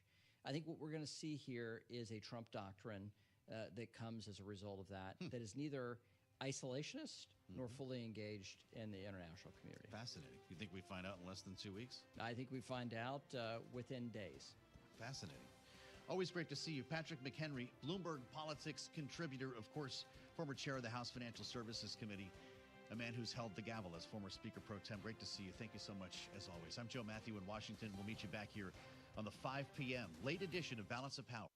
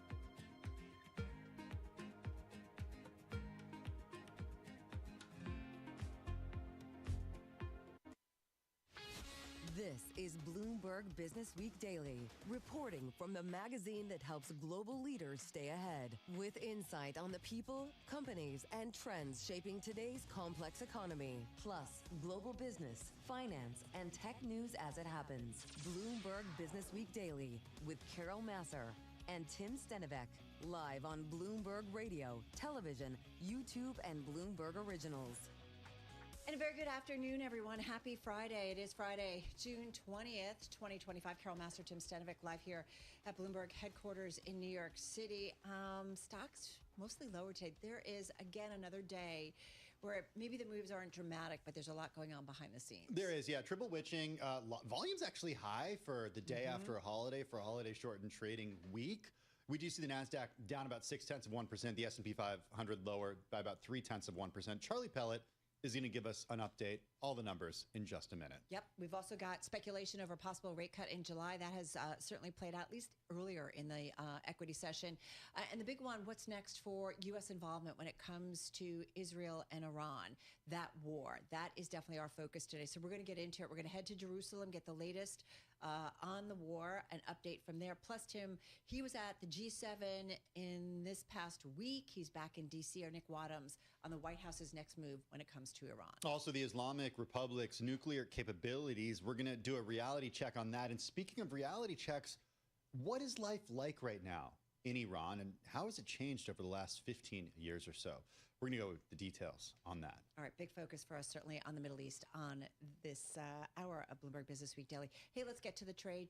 Tim talked about it. Let's get to Charlie Pellet and see what's going on. Hey, Charlie. Hi, thank you very much. Happy Friday with the Dow, the S&P, NASDAQ, not so happy. All in the red right now with the S&P down 16, 59.63 where we stand, down 0.3%.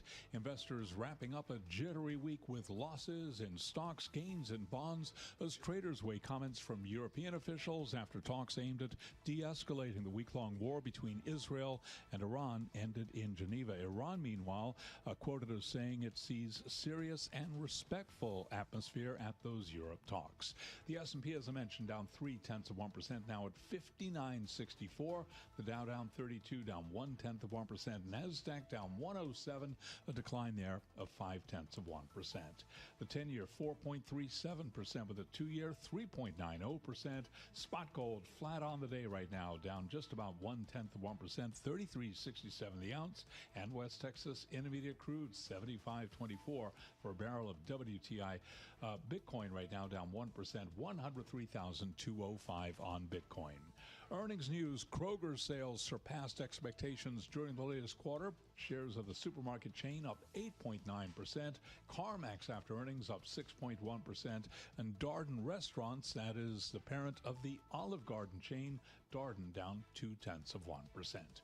Recapping S&P down 0.3. I'm Charlie Pellet. That is a Bloomberg Business Flash. All right, got it, Charlie. Thank you so much. You are up to date on the trade on this Friday. Talks aimed at de-escalating the week-long war between Israel and Iran got underway in Geneva today. This is after U.S. President Donald Trump signaled he would give diplomacy a chance before deciding whether to intervene militarily. Now, oil prices did fall following a report from Reuters earlier that Iran is ready to discuss limitations on uranium enrichment, but will not consider stopping entirely while it's under military attacks. And Tim, we know that these attacks have continued. Yeah, for the latest, let's head to Jerusalem, where we find Bloomberg News reporter Dan Williams joining us from there just after 9 p.m. in the evening. Dan, when we spoke to you earlier this week, you were in London. You told us that you weren't expecting to be in London that long. You've obviously made it back to Jerusalem. The airport does not have normal traffic right now. Difficult to get in and out. Just give us an idea of how you made it back from London to Jerusalem. Hi, good afternoon. Yes, as you noted, the airspace is closed around Israel, not just Israel. Other countries in the Middle East are also taking that precaution, given how busy the airspace is with warplanes and missiles going back and forth. The Israelis have started opening up the skies, but only for select returning Israelis. There's some 100 to 150,000 of them abroad. So basically, as a workaround, I was sent back overland through Egypt, flown from London to Sharm el-Sheikh, which is a famous resort on the Red Sea in the Egyptian Sinai. It added a number of hours to the trip. Overall, a pleasant trip. There are a few hiccups there, but that's pretty much what we're seeing across the board. Overland travel through Egypt, through Jordan, back and forth by those who are unable or unwilling, perhaps, to take what limited air options there are right now. Sounds pretty difficult and it's pretty tricky. Having gotten back home, I'm assuming it was pretty difficult to see some of what was around you, but tell us about what is life like in Jerusalem today? Well, since you asked, I'll share with you. A couple hours ago, we actually had sirens across the country. There was a volley of some 30 missiles from Iran.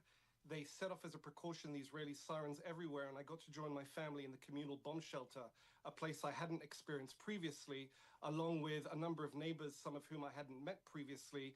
But that really has been the daily experience here across the country, certainly in my neighborhood and in my block.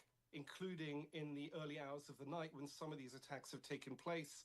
Basically, a very sophisticated early alert system that gives you a few minutes to organize yourself, and then when the sirens sound to tell you that the missiles are in course potentially to strike where you are, that gives you a few more seconds, a couple more minutes to find shelter in a bomb shelter. People aren't taking chances.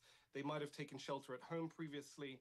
They're all going to these underground shelters provided by the municipality, by the country, because as we've seen, the destruction wrought by those missiles that have managed to penetrate Israel's air defenses has been substantial. Dan, I'm wondering about, not just anecdotally, but what the numbers tell us about Israeli citizens who have been mobilized to serve in this specific conflict versus just the ongoing war in Gaza. Obviously, there's been a lot of disruption to the economy as a result. We're Bloomberg. We focus on the numbers. We look at the economies a lot here and get an understanding of what the bigger impacts of these events can be. What can you tell us about just Israeli citizenry right now? Who has been called up to serve? What has been disrupted?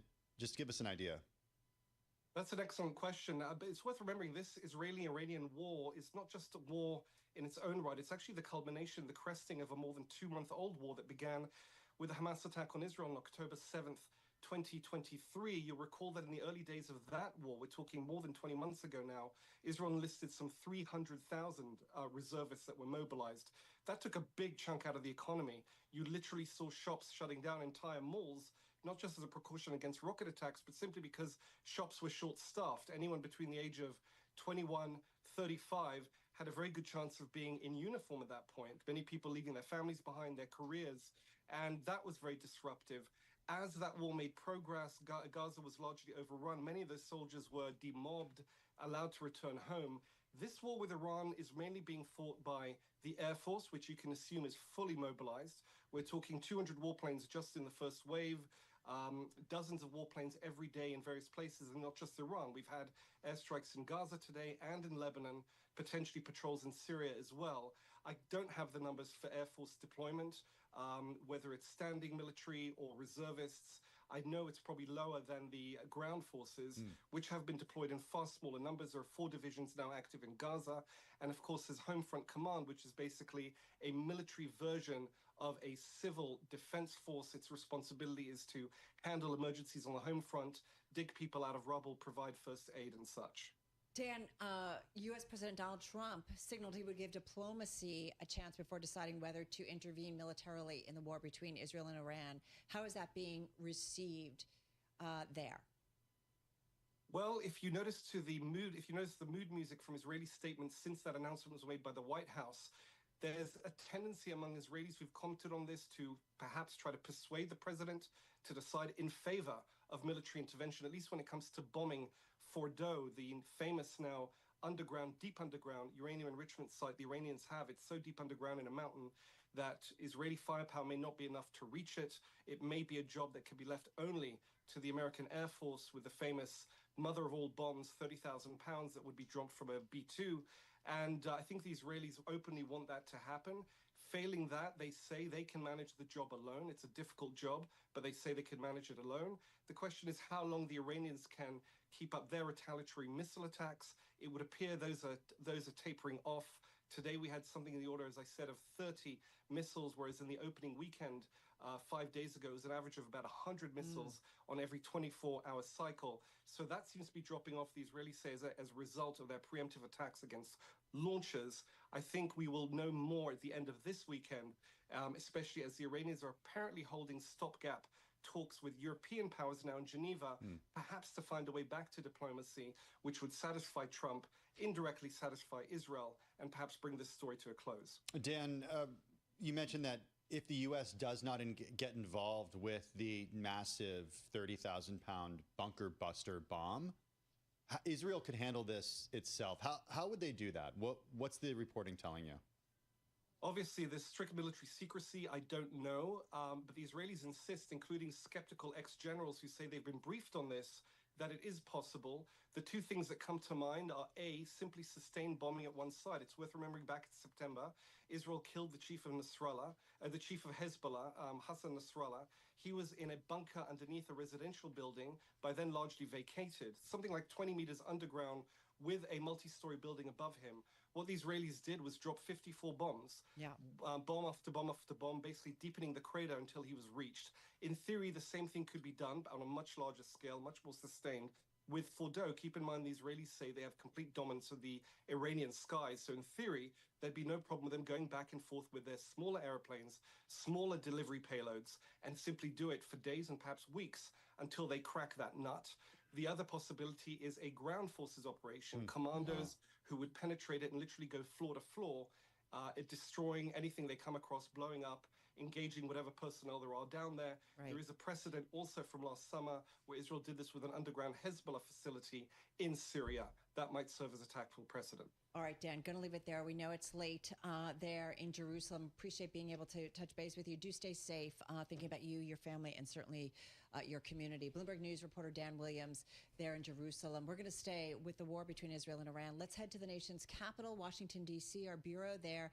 And for more on what's going inside the Oval Office, specifically the White House, when it comes to potentially more U.S. involvement, and also what's going on in Geneva, because you got to keep in mind, talks aimed at de-escalating this war between Israel and Iran are being held with the Iranian foreign minister, meeting counterparts from the UK, France, and Germany. For insight, we turn once again to Nick Wadhams. Nick, good to have you here. Feels like President Trump wants to give it a little bit more time when it comes to diplomacy. Is this all about the president, really, when it comes to it, not wanting to lead the U.S. into war? He was very vocal about that, certainly on the campaign trail. Right. I mean, if he does decide to get the U.S. involved in this war, it would essentially undercut what was a key identifier for his campaign and also for how he sees himself as a leader. I mean, I can't tell you the number of briefings and conversations I've been in and had with Trump-adjacent folks who tout him as the peace president. So if he is essentially attacking Iran with U.S. forces, that's going to fundamentally undercut that. I think what you're seeing now, what you can suspect is happening behind the scenes, is a very robust debate over what involvement from the U.S. might look like and what the potential political downsides are of that if he launches a single strike on Fordow, as you were talking about there with Dan. Does that essentially widen the terms or expose the U.S. to risk of attack from Iran? Iran has said if the U.S. attacks, it would go after U.S. bases. So I think their question is, would a U.S. attack, for one thing, be effective given that Fordow is so deep underground? What are the risks to U.S. troops, U.S. service members, the air crews flying those planes? And then what would the risk be of the U.S. getting ensnared in this thing? Could they just do a quick strike and then get out? Because there are obviously other voices appealing to the president, Lindsey Graham, folks in the Senate, Tom Cotton, some others who are saying, listen, a strike will take out the nuclear program and be effective and won't entangle the U.S. in that broader conflict. There's also those out there, Nick, who say that a strike, while it may temporarily halt or stop progress when it comes to enrichment for a bomb in Iran, a nuclear warhead, it won't necessarily erase the knowledge that Iranians have been able to glean over the last few decades about how to do this work. So it would be perhaps a temporary stopgap. I'm curious, in your view, about a diplomatic solution. What would that look like? Because there are those out there who argue that could be something that's more sustained. Right. I mean, well, so this is the great question, and what we're so eager for details out of those European discussions, and what the challenge is that the Trump administration simply has not been able to overcome in the months that it's been in office. He says that Iran should not have the right to enrich uranium on its own soil, and Iran insists on having the right to enrich uranium on its own soil. That is the fundamental disagreement. The question is, can you achieve diplomacy essentially at the point of a gun or under threat of bombardment? What Trump wants is total capitulation. He wants Iran to be able to say in one of these conversations, okay, we are not going to enrich. We are going to give up that right. And as you see early indications from these talks in Europe, Iran is not saying that yet. So that's the question then I have is, does that cause President Trump to double down? And then there's the second order question there, which is, does this then have an unintended effect, which would be for Iran simply to hide its designs and potentially pursue enrichment at sites that are even more hidden that we don't know about? I mean, you can perhaps cripple their ability to develop nuclear weapons now. But you can't take away the desire if they have it. Now, it's important to note that Iran says it's never wanted a nuclear weapon, and U.S. intelligence actually says that they believe Iran is still undecided about whether to pursue one.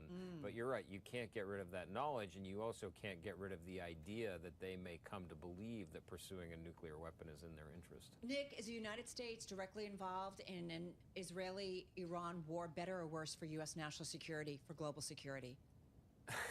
I mean, that is a very big I like to give you the question. easy ones, Nick. You know, I mean, listen, there are a lot of conversations right now around that seem similar to the conversations that folks were having after September 11th in the run-up to the invasion of Afghanistan, and then again with the invasion of Iraq in 2003.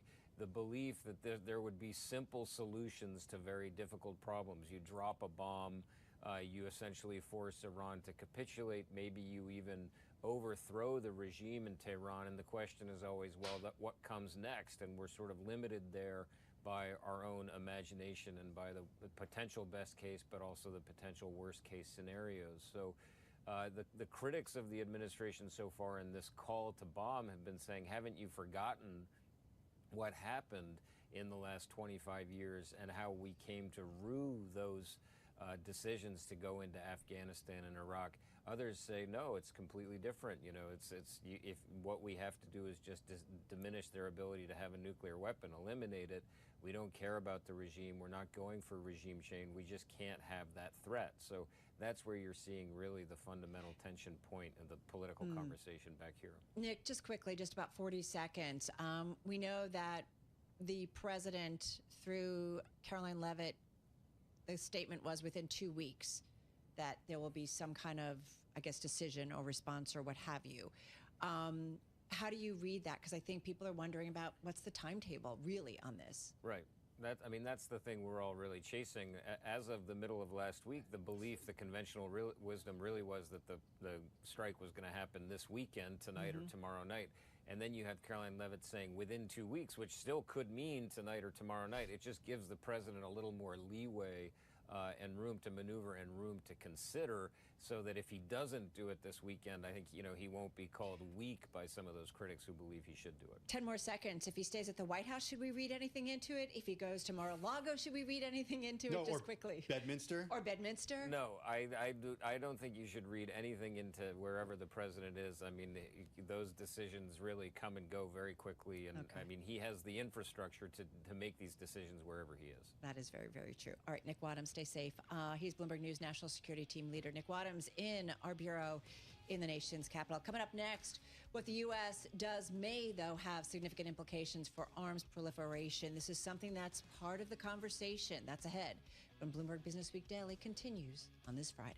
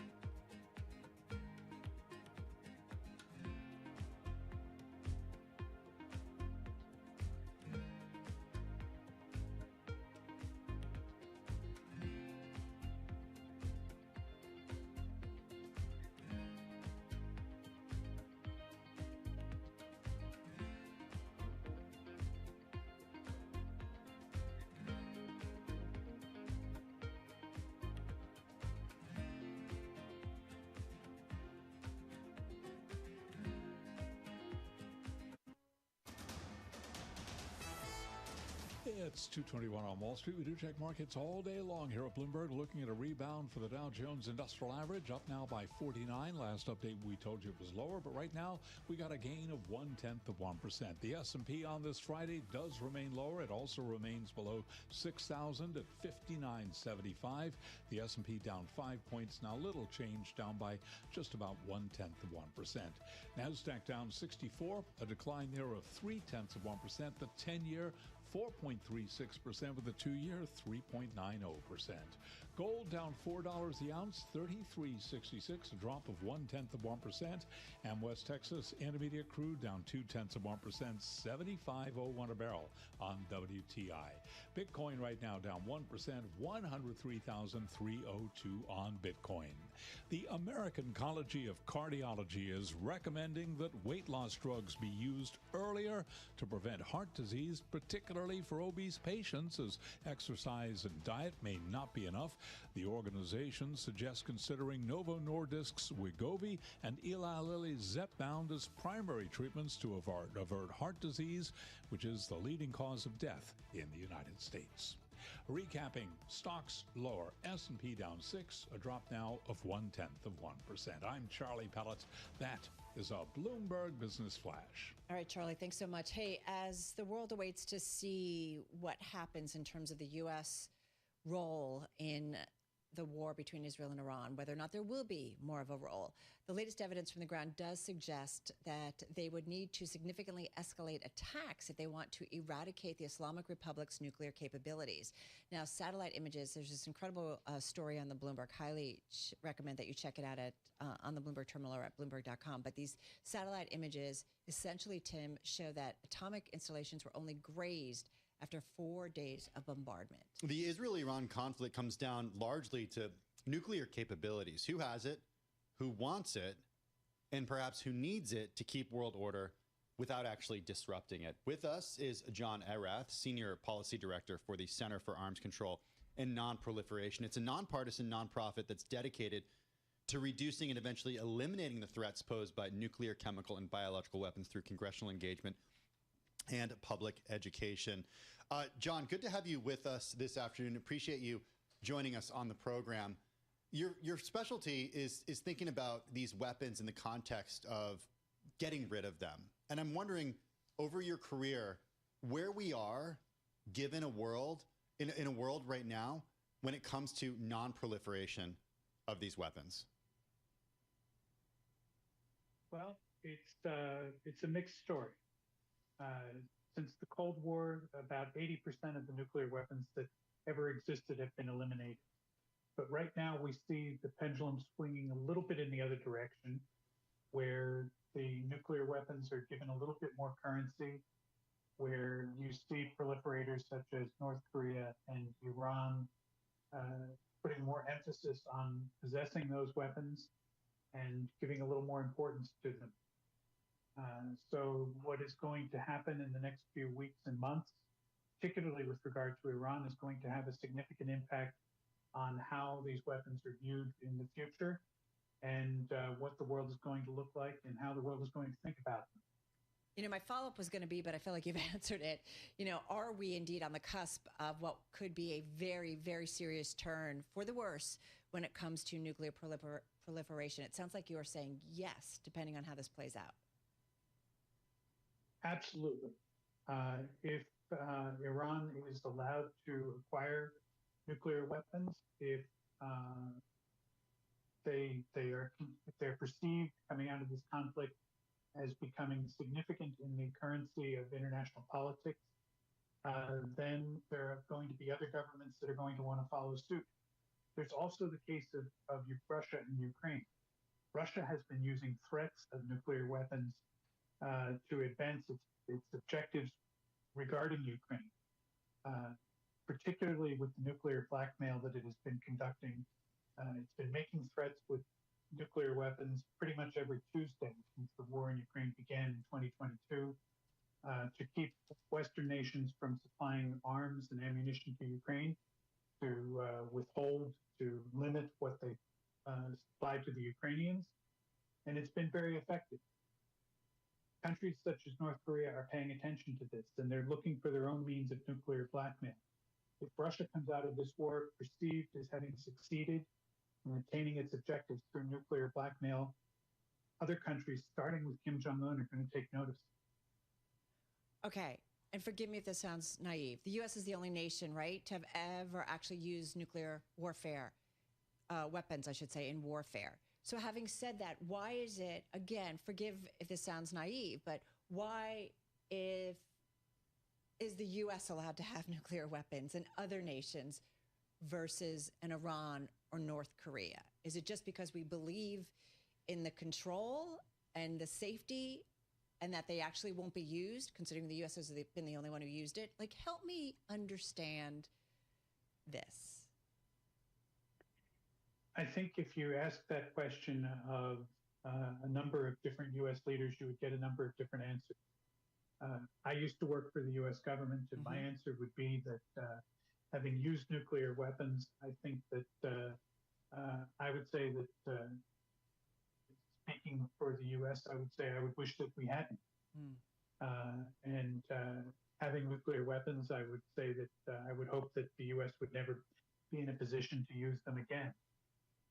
The official U.S. nuclear policy, as expressed in the Nuclear Posture Review that was done most recently by the Biden administration, but basically repeating language from the Trump administration and from every administration previous to that, was that the U.S. nuclear weapons are for defense and deterrence, not for offensive use, but basically to protect against somebody else using nuclear weapons against us. And that has been very much the policy of U.S. administration since the Cold War. And we should remind everyone who's listening, we're talking about John Areth, Senior Policy Director for the Center for Arms Control and Non-Proliferation. It's a nonpartisan nonprofit. John has worked with the government some 30 years in arms control and non-proliferation, and most recently a 2-year assignment with the U.S. National Security Council. So this guy understands it, certainly from the inside. John, a lot of our conversation is focused on Iran. We mentioned North Korea there, but I want to hit on Russia a little bit, because there seems to be, at least within the international community, a tolerance for Russia having nuclear weapons that does not extend to other countries that are not necessarily allies currently of the United States. I know there's a lot of history here with the Cold War, but and also the agreements post-Cold War that the U.S. and Russia have with one another to prevent the proliferation of nuclear weapons. But why do you think the international community tolerates Russia having nuclear weapons? I think it's a case of familiarity. Russia inherited the nuclear weapons from the Soviet Union.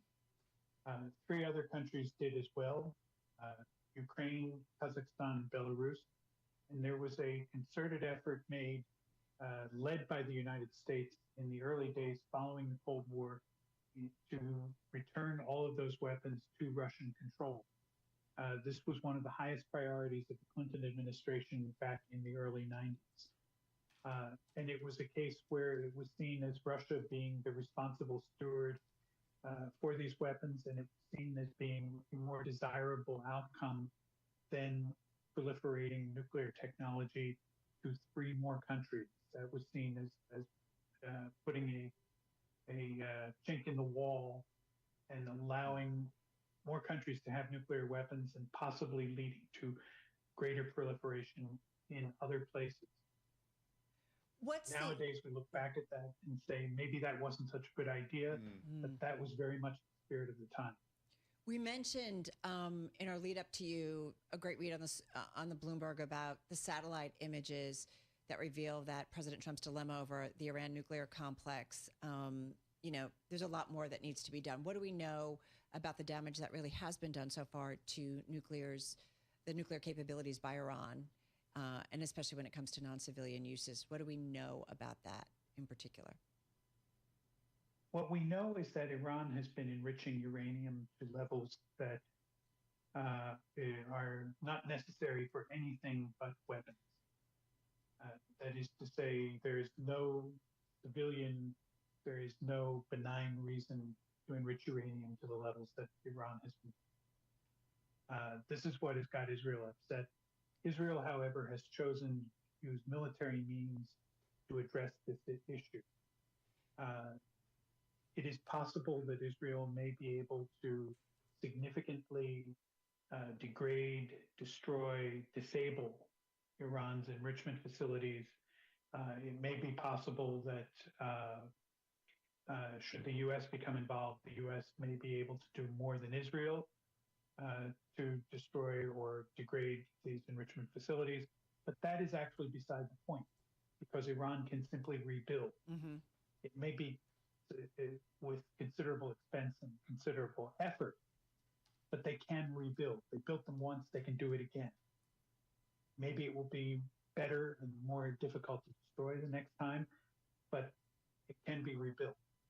So the military effort is all more or less a waste. It's only through diplomacy and diplomatic effort that we can get to a permanent solution in this case. Now, you'd expect that from me. I'm a career diplomat. When you interview somebody who has worn a uniform for 30 years, he's going to talk about the military means as being the only way forward, the only solution. But you're talking to a diplomat, so I'm going to feature the diplomatic means. What is the diplomatic solution then? What, in your view, would actually stop Iran from wanting and being able to achieve a nuclear weapon? And did we have it, the deal that President Trump pulled out of in 2018? The deal that was done in 2015 basically blocked the pathway to nuclear weapons for Iran. And it had a robust verification mechanism so that we would know if Iran was cheating, we would know if Iran was doing something that they weren't supposed to. The problem with it was that it had a 10-year sunset provision. So under certain circumstances, after 10 years, which is say now, 2025, Iran could resume enrichment activity. And the Trump administration, the first Trump administration, didn't like that and tried to renegotiate, got a cold shoulder from Iran and from the Europeans, and decided at that point, rather than to try to fix that problem or do anything else, make another effort, to pull out. So I think you would start with something along those lines, but without that sunset provision. Certainly, you could bring back most of the elements of the verification provisions in the IAEA supervision, and the confidence that gave that Iran was not conducting these activities. Not easy. Not easy at all. Thank you so much. Really appreciate getting some time with you on this Friday. John Areth, he is Senior Policy Director for the Nonpartisan Center for Arms Control and Non-Proliferation, joining us there in New Jersey. Hey, though, we think about this situation, spending on military, nuclear for any nation often comes at a cost to its citizens. So when we come back here at Bloomberg Business Week Daily, how that may have impacted Iran's citizens. Kind of a slice of life in Iran. That's what we're tackling next. This is Bloomberg.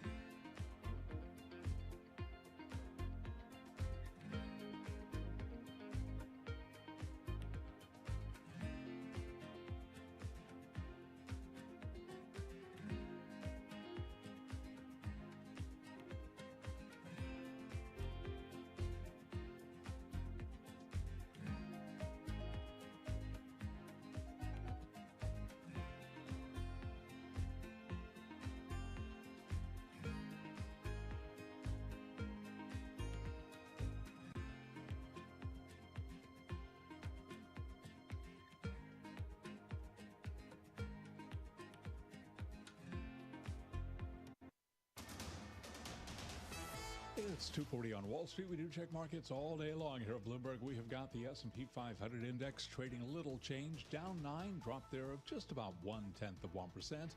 The Dow higher, up 23 now, up 0.1%, while Nasdaq is down 75, a decline of 0.4%. A fresh bout of volatility has gripped stocks amid talks aimed at de-escalating the conflict in the Middle East. Also, a $6.5 trillion expiration of options threatens to trigger sudden price swings. Again, the S&P 500 index lower, down 0.2%, giving up earlier gains. The 10-year 4.37% with a 2-year 3.90%. Gold down 0.2%, 33.65 the ounce, and West Texas Intermediate crude down 0.3%, 74.93 a barrel. Bitcoin now down by 1.1% at 103,201 on Bitcoin. Circle Internet Group shares are rallying 20% after Seaport Global gave the stablecoin issuer its first buy rating in the wake of the Senate's move this week to pass legislation setting up regulatory rules for cryptocurrencies pegged to the dollar.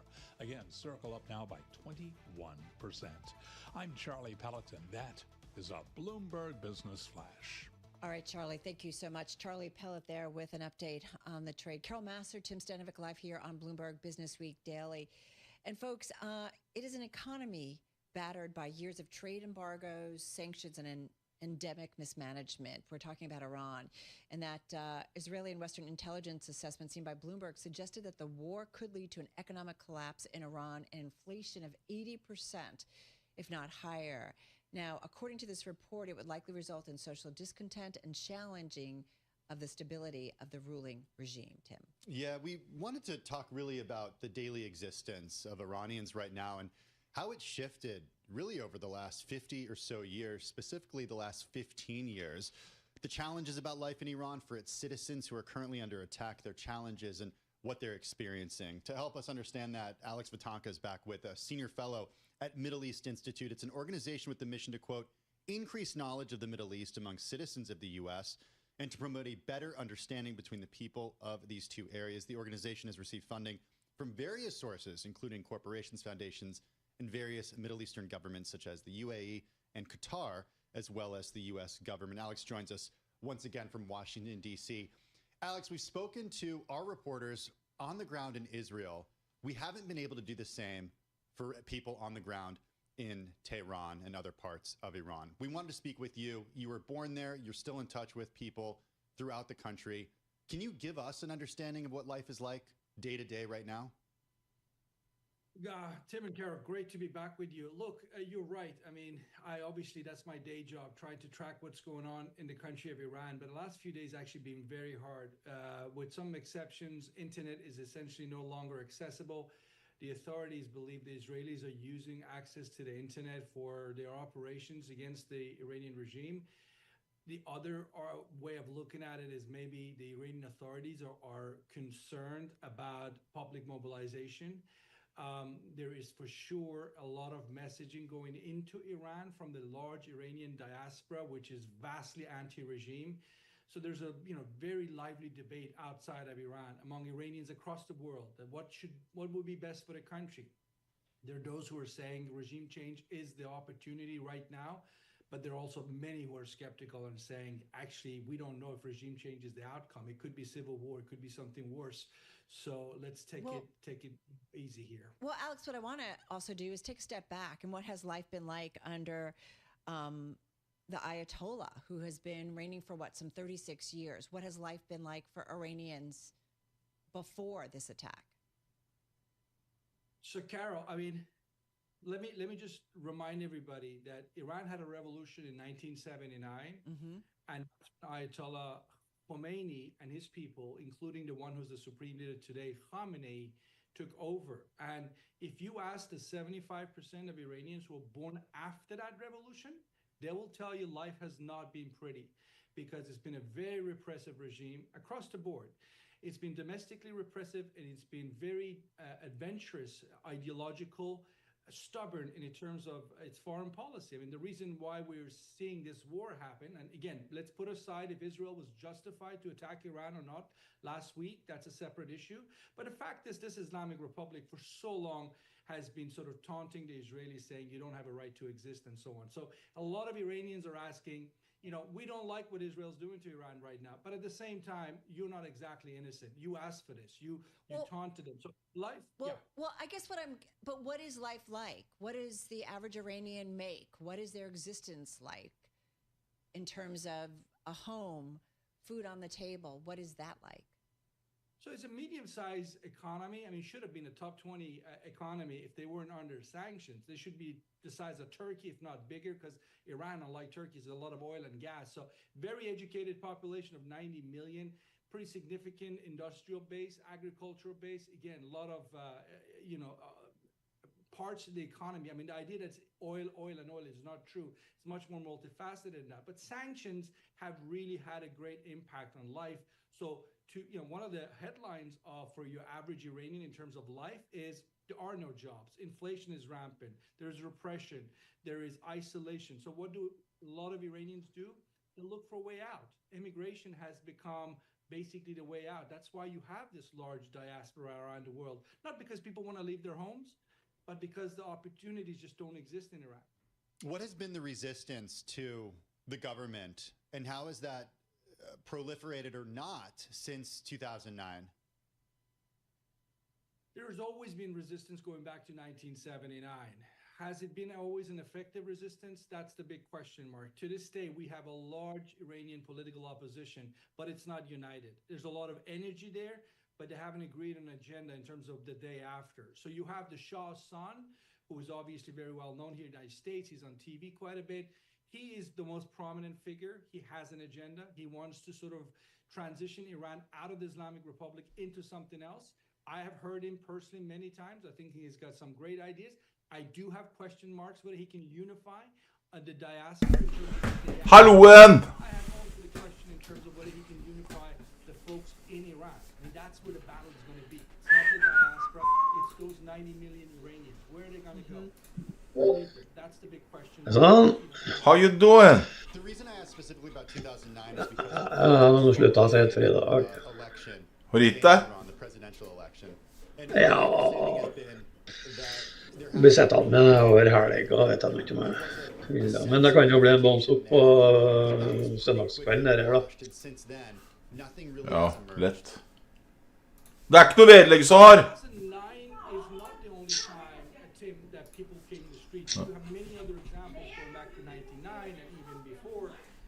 Ja, så har jeg klage på kråka.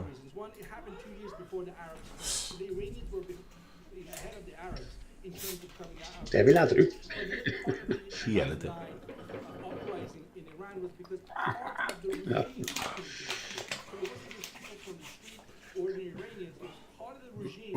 Fy faen, ser ikke ut det. Nei, det har ikke skjedd så mye nå siste timen da. Nå skal det sakte, men sikkert nedover. Jeg har kjøpt litt der nede nå. Ja, så. Jeg liker å kjøpe fallende kniver. Ja, har du mange igjen nå? 4? Ja, jeg tar ikke mer, jeg tar bare 4. Ja. Men jeg skal gjøre noe smart nå. Tim ga meg et jævlig bra tips sist da.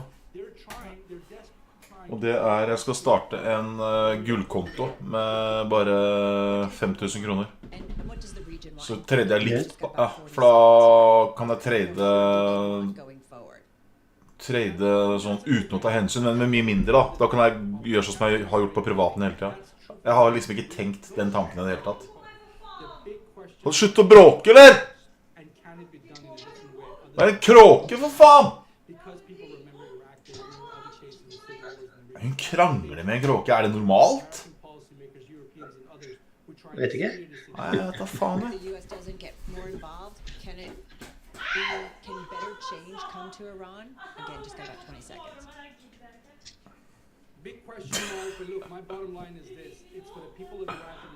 Nei, for det vanlige kopperkonto skal trede så vanlig, trede gull der og trede indeks til alt mulig rart, men en egen for gull, hva er det vi ble gjennom? Ja, vi ble gjennom det, men fikk du ikke opp den mailen? Nei, det er ikke. Så det er ikke noe? Nei, det er bare logo. Attachment var logo. Men var ikke problematisk å trade på 2 kontoer samtidig? Jo, det det som har hatt problemer med på sånn high risk, men jeg trader jo på den privaten, så jeg kan bare ta bort og bruke min privat som privat. Jeg klarer ikke å ha en egen copy-trading-konto, en på privat og en til en, men hvis jeg bare har to, så går det jo. Ja, så det blir jo to planeter, kan du si, i mentalitet da, når du skal trade en av den, og... Nei, for det som jeg har gjort nå, så har jeg tradet på privaten parallelt med koppen, ikke sant? Og det har gått veldig bra. Jeg har gjort det bedre på privaten, for jeg tar ikke så mye hensyn. Men jeg klarer ikke å ha enda en til, liksom. Det funker jo ikke. Nei, jeg ser det. Det går ikke. Men hvis jeg trader helt likt, for jeg trader jo ikke noe... Altså, det jeg gjør på copy, gjør jeg på privaten, men jeg tar enda mer på privaten, da. Sånn som på copy så tar jeg kanskje 5, mens på privaten så tar jeg kanskje 7-8. For jeg kjører mange trades. Så det blir jo veldig likt, egentlig. Men da slipper jeg drive og ta så jævla hensyn, for da har alle likt.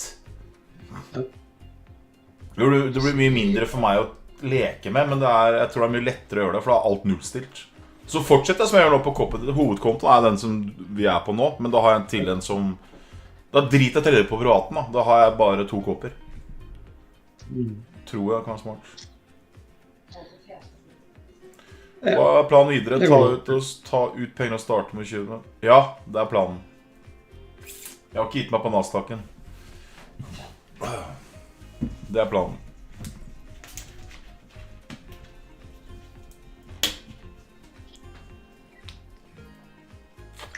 Du har tjent bra i dag, du, Robert, har du ikke det? Ja, og hvis jeg får tilbake stredene som de tok ut, eller som ble tatt ut der, men det vet jeg nok ennå. Hvis det er feil, så blir det tilbake. De retter opp alt, alltid. Hvis det er noe feil, så er det fiksa. Trenger ikke tvil på det. Hva er det sånn at? Hvis det er noe feil, så blir det fiksa 100%. Ja. Så, men jeg må sikkert ta telg nå, så det får vel ikke gjøre noe før på mandag, sikkert. Nei, men hva er det du har tjent da? Nei, hva tallene har vært på det, det vet jeg ikke. Nei, for jeg tror du traff jo ganske bra på den shorten hennes da, gjorde du ikke? Ja, shorten treffte jeg på, men den tok jeg jo etterpå. Ok, riktig.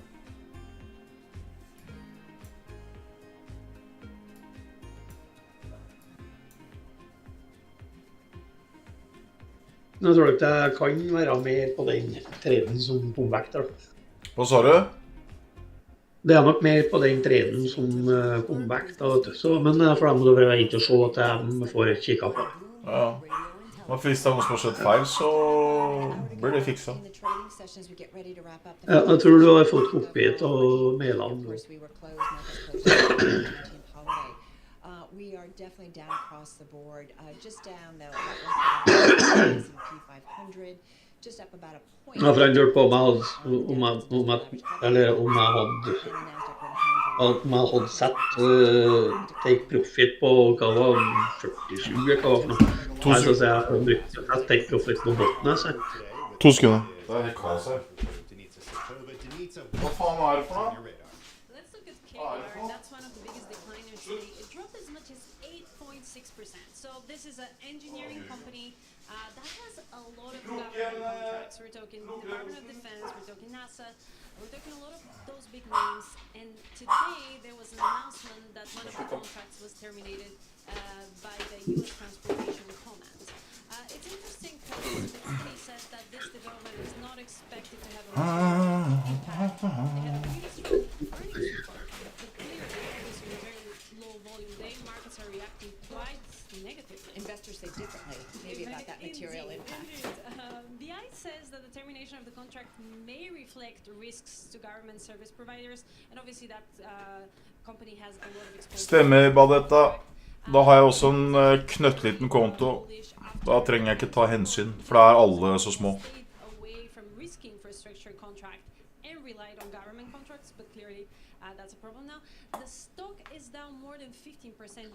går opp igjen. Gull, ja. Agreed. And right, it looks like there are some that will maybe do Well, going Nå forward, tok jeg voksen der på søndagskvelden. under pressure again. KBR is the ticker. Litt støy. 7%. Let's go to one that has been on fire this month. Yes, I keep checking the price. Now it's nearly 700%. It's about 670. It just never Jeg trader som vanlig på den jeg har nå, men da må jeg ta hensyn. Alt likt, det ikke noe annerledes. Ticker, please. Ticker, please. Men da slipper jeg drive oss og...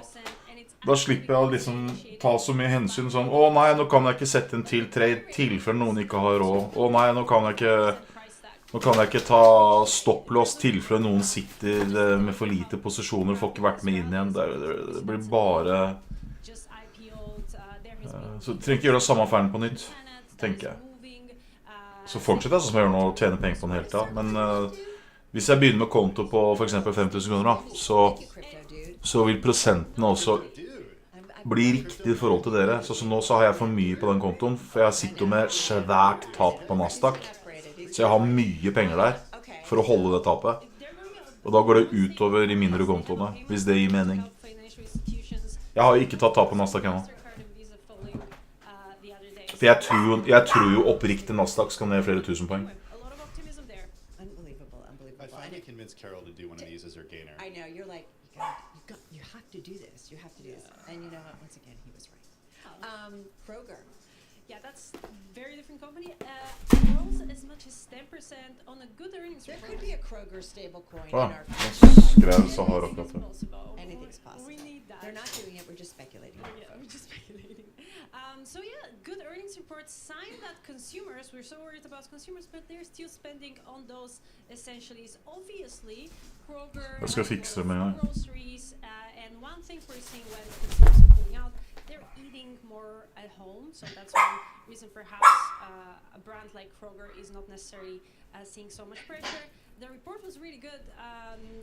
Comparable sales rose 3.2%. The company raised its full-year sales guidance.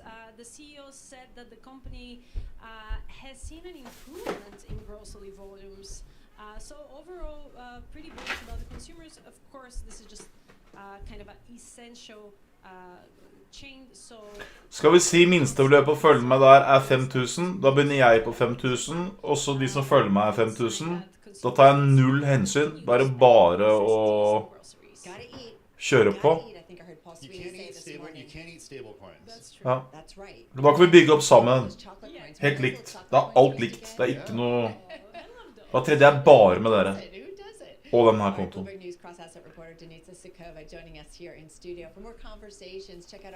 Ja, men da gjør jeg det. Da kaller jeg for Dr. Gold.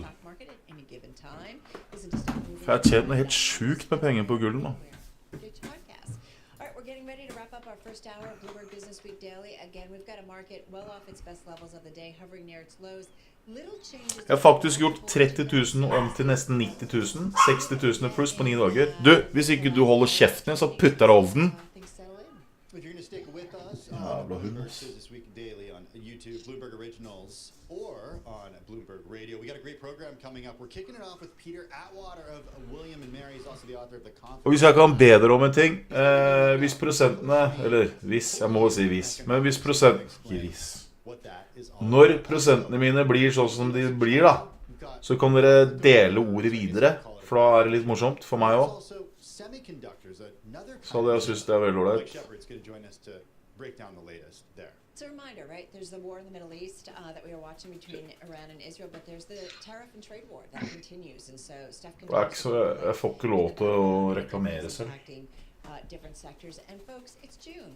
We're going to talk about what's going Tilsynet har vært på meg. Pride specifically as we think about the diversity of the United States and what it all means. That's all coming.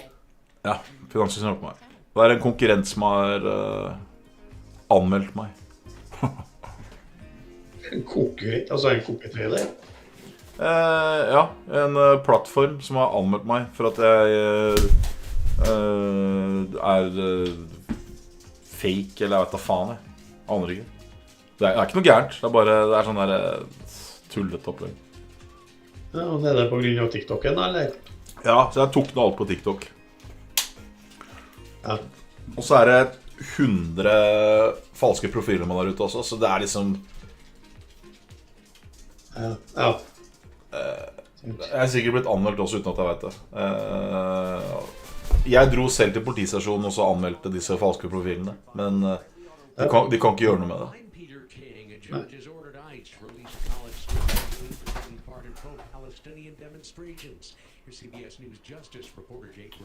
Tallet på gull I dag 75-77 stemmer hvert det hele dag. Ja, men alle tror det scam. Folk tror ikke at det ekte. Det derfor jeg gjør det live også. Folk tror jo ikke dette mulig. Hver dag. Og jeg kan forstå folk. Du må kanskje være litt spesiell for å drive med dette her. Men folk skjønner ikke mye jobb der, ikke sant? Sitter du her ute inn hver eneste dag. Det ekte. Sitter og følger med hele tiden, liksom. Ja, folk skjønner ikke at de sitter rødt noen dager. Tenk dere på de nå. Husker at jeg shorta gull I forrige... Ikke først long-gull, og så shorta jeg gull. Og så gikk jeg long-gull igjen. Og så kjøpte jeg gullet forrige uken, og alle bare «Å nei, det skal ned. Og så gikk jeg long, jeg vet ikke om du husker det. Og så satt jeg feil vei I halvannen dag. Ish.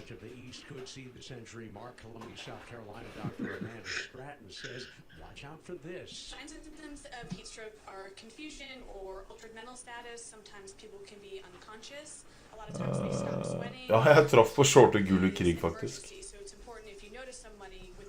Ja, det bra Restolave. Restolave høres ut som Restolane. Jeg vet ikke om det det der, jeg.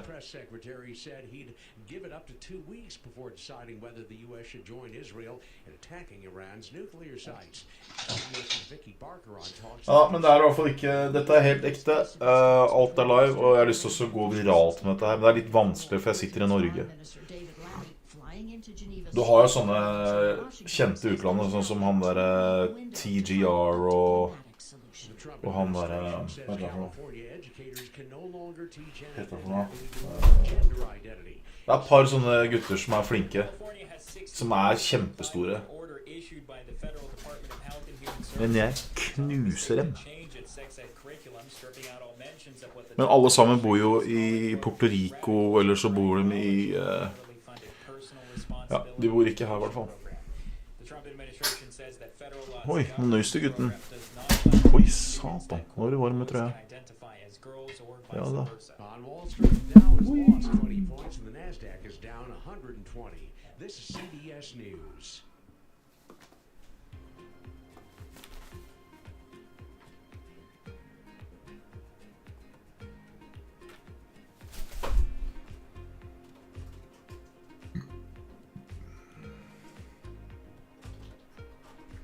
Og iraner, Amir. Jeg kan iraner, hvis det han Amir jeg tror det Han som kaller seg for Amir Hustle. Jeg synes han kjempemorsom. Jeg synes han veldig happy fyr. Jeg vet ikke hvor god han men han I hvert fall han viser ikke bare luksus da, for å si det sånn. Jeg synes det litt kult at han jobber hardt. Han har ikke drevet så lenge, tror jeg. Men han virker som en sånn fin gutt. Jeg liker sånne som han, som gir gass, som forsøker.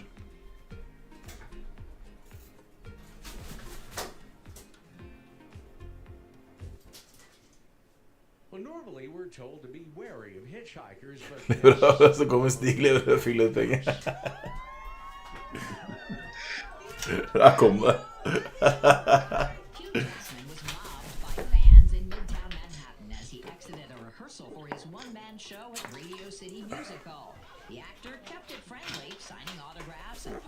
Hei, gutten min.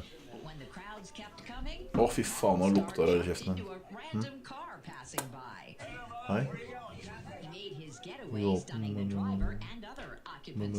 Kysse meg? Ja. Se på gull da. with Pittsburgh Pirates pitcher Dennis Santana during yesterday's doubleheader in Detroit. I don't know exactly what it was all about. Police escorted the fan from the stadium. Jeg skal ut etterpå og så se på en kråke. Noen har ringt meg, jeg har helt glemt det. Ringt meg med en kråke, jeg lurer på hva som kan komme og se på. Så kanskje Gustav får en kompis. Dette faen. Men når skal du være opp med den gullkontoen, skal du si? Etterpå, eller i morgen. Eller på mandag. Ja. I helga. Ja. Yes. For da kan jeg, for hvis alle starter på likt, da trenger jeg ikke ta sånne der hensyn og sånn som ødelegger hele greia mi.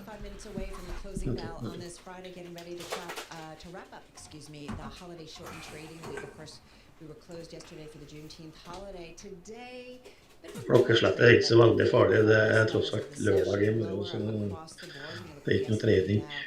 Nei, det er stengt. Er ikke 500 lite? Nei, Geir, ikke når jeg selv begynner med 500. Det er mye verre hvis jeg har mer og trader med hele kontrakten. Hvis jeg bygger opp kontoen min med små posisjoner, så vil jeg bygge opp alle kontoene, så alle blir like store som min, og da er det mye lettere for meg å ta hensyn. Det vil si, ikke ta hensyn. Så hvis jeg tjener $10, tjener dere $10, tjener jeg $5, tjener dere $5. Sånn som nå da. I dag så tjente jeg et par tusen på den traden, og dere tjente $1 liksom. Eller $16, eller hva faen er for noe. Det går jo ikke an. For jeg husker, i starten så tjente jo folk så mye penger, fordi at jeg hadde mye mindre konto.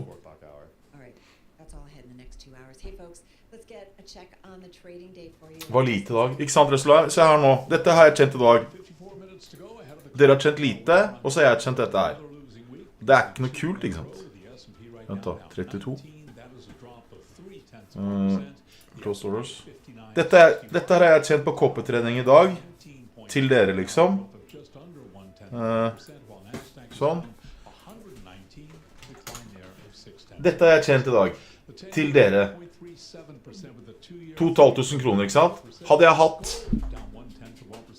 5000 kroner nå, så hadde jo alle tjent det samme.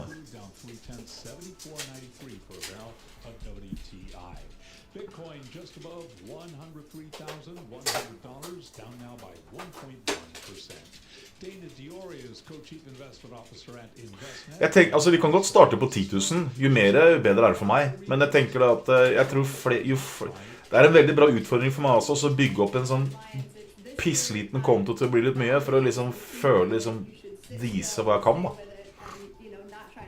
Jeg skal uansett trade på den kontoen her.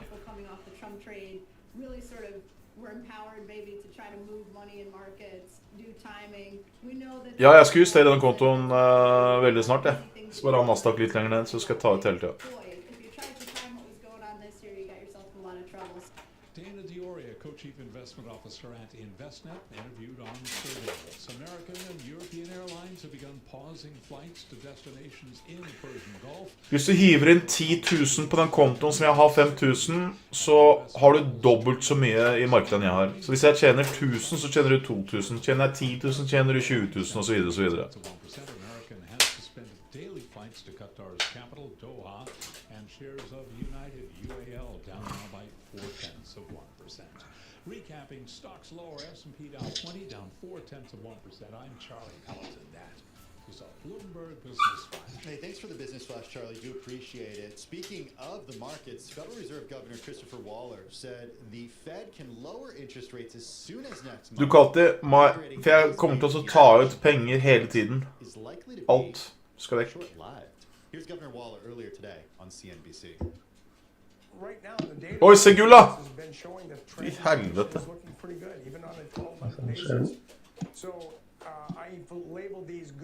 Se gulla!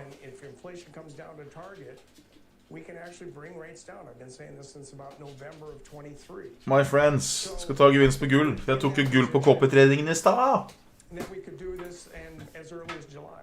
That's Chris Waller earlier on CNBC. I said short live. That was my homage to Jay Powell. Okay. He says short live. Hey, if in the Jay press does conference. it, I'm good with it. That's what I'm throwing out there. I'm totally good with it. Hey, Peter Atwater is back with us. He's president of Financial Insights, adjunct lecturer of economics at the college, William and Mary, also author of the book, The Confidence Map, Charting a Path from Chaos to Clarity. He joins us from just outside Philadelphia. It feels like right now is a perfect time to talk about what feels like, again, from chaos, our moment of chaos, Peter. It's good to have you back with us. I am curious about, as we try to game out the stuff that happens around us geopolitically, tariff wars, and so on, is all of this kind of a fool's errand in terms of trying to figure out what really is the impact ultimately on markets and how to price it in? Carol, thanks for having me today. And social media would certainly lead you to believe that. There's a whole new meme out there. Fy faen, se den nesa mi, den blir bare røre. Den faller av snart. Faen, jeg vet det. Jeg er den eneste jeg kjenner som har sånn whiskynese, som ikke drikker. Det er jo helt sjukt. Nico, hvis jeg begynner på 5000, og jeg skal sette minstesatsen til å følge på 5000, så trenger jeg ikke følge på marginen i hele tatt.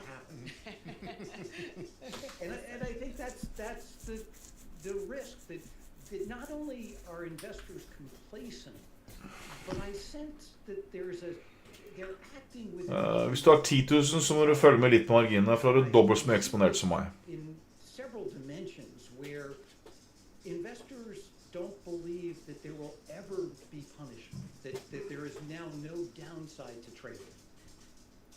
What do you mean by that, though? Is it because the Fed steps in? Is it because the U.S. government steps in? What's the put? So it's a combination of puts. One is you've had repeated Rest of life, det bestemmer du selv, hva du er komfortabel med. Og bare så det er sagt, jeg tjener ikke en krone før dere er i pluss. Så sånn det fungerer da. Og så tjener jeg ingenting hvis jeg går i minus, for jeg trader med egne penger. Jeg tjener bare prosenter hvis dere går i pluss. Og hvis dere går i minus, så tjener jeg ikke penger før dere er tilbake i pluss. Så la oss si at vi gjør det dritbra en måned, og så har vi et tap, sånn som kan skje at Trump sprenger verden eller et eller annet, og jeg taper penger. Så må jeg trade inn pengene til dere først, før jeg på nytt tjener penger. Så jeg har kun interesse av å tjene penger, ikke å gjøre transaksjoner. Så jeg er ikke sånn affiliate-type som får penger hver gang jeg gjør en transaksjon. Jeg må faktisk tjene penger. Så jeg har performance fee da, hvis det gir mening.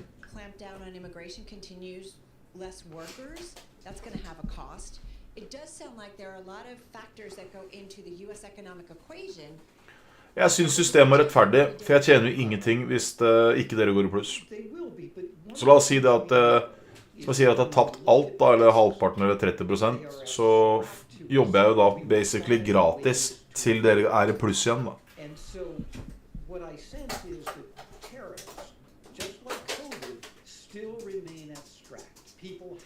Jeg håper det, Nico. Jeg håper det. For jeg har blitt litt sånn der... Har Nasdaq... Nei. Jeg kunne ønske jeg kunne... Det er bare dumt at jeg ikke har gjort det før. Men jeg har jo aldri tradet gull før på den måten som jeg gjør nå. Jeg har alltid bare fulgt med på gullprisen. Jeg har aldri tradet det. Hadde jeg visst det jeg vet nå, så hadde jeg gjort dette for lenge siden. Ja, Nasdaq-shorten har jeg lagt mye. One answer that you gave to a question that we had for you really ricocheted around. A lot of people ended up watching the clip on YouTube. You said there was a clear possibility that the U.S. becomes uninvestable under President Trump. Is it more likely now or less likely now than it was to you back in March? Det skal vi få se nå, ja. It's less likely now, but I know that Jeg sendte melding til han IT-kameraten for å sette opp en konto. Men jeg har ikke strøm igjen. There is still apprehension about how welcome they and their money are here. And if I look at what happens in immigration and trade, we have started to see clear controls. And so we know that our policies related to labor, goods, and services and capital all move as one. And so I think that there is still concern, and I think appropriately so, around what happens to Se på capital gul. markets in all of this. So let's just bring it back to one of the big events of the week, and that is Fed policy. And we did play some sound from Governor Waller, Fed Governor Waller, who was on CNBC earlier today, and then talking about maybe Jeg føler meg maybe some gul nå. moves in July. Do you think that- I don't know. How are you thinking about monetary policy, Fed monetary policy, and how they are kind of trying to figure out what is the right policy here and kind of factoring in all of these things that you're talking about? Yeah, so the Fed, in their desire to be data dependent, feels compelled to wait until things are real. Kråka har det mye bedre. Jeg har ikke hentet medisinen ennå da, så jeg skal hente medisiner i morgen. Men han er mer og mer som en hund. Det høres veldig rart ut. Du kan spørre så har. Han er som en jævla hund. The tenure ultimately is going to be what leads policymakers. Ko har fortsatt et bra case. And right now, you've got Det som var litt så morsomt i dag var det at hun veterinæren tok bilder av fuglen. Det synes jeg var spennende. Morsomt. Hun bare, dette her er så fascinerende. Hun hadde aldri sett noen sånn kråke som oppfører seg sånn før. faster than a bureaucratic committee in Washington, always. Peter, before we let you go, Ja, hun sa at han er som et barn, sa hun. Hun sa det er som en unge, var det hun sa. Han er som et barn. Eller hun brukte et annet ord. Hva faen var det så for? his views also that Asia is likely in a recession. He wants to know, where do you invest for capital Hun sa det var som et barn. So I think you have to look at commodities in this environment. Det hun var litt bekymret for var det at han er så tam at hun sa det at hun tror ikke. Hun sa sannsynligheten er at han kommer til å bli drept av et dyr eller et menneske. And commodity prices Mente hun. responding to that on a local basis. Det var det hun sa. And when I look particularly around, Så hun hintet til at det ikke burde slippe han løs. for example, we can look at current oil prices. I think that the risk is Ja, jeg har samme kontoen. Hovedkontoen har jeg fortsatt trader som vanlig der, og så har jeg den andre kontoen hvor jeg slutter å trade på min private konto, og så trader jeg med en ny en. Lecturer of Economics at William and Mary, joining us from outside Philadelphia, and of course, we've also talked about his book, which we have talked about here. Kommer an på humøret. The Confidence Man, Charting a Path from Chaos to Clarity. Appreciate his input on, so much again coming at us. He mentioned the 10-year. Nei, det var en veterinær i Røyken. Veldig ålreit. Jævlig ålreit. Definitely off some of the earlier higher levels. To your note with the yield of Gustav vet for mye. Gustav har mye inside information. Pretty much flat right now. Coming up next, what's going on with rare earths and chip Hva companies? skjer på Nasdaq? Er den stengt, eller? Relations with China. We dig in after this.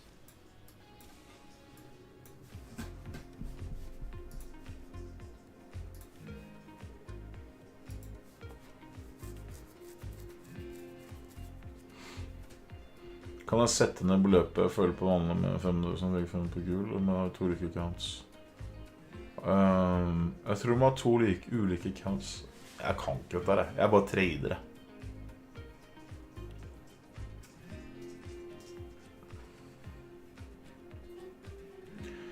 Vet du hva?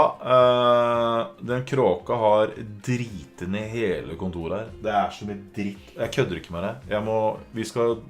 Jeg får nytt kontor nå.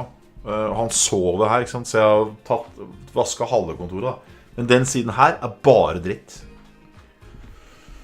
Han driter hvert 10. minutt. Veterinæren også sa det at han kan bli stuer igjen da. Så jeg vet da faen.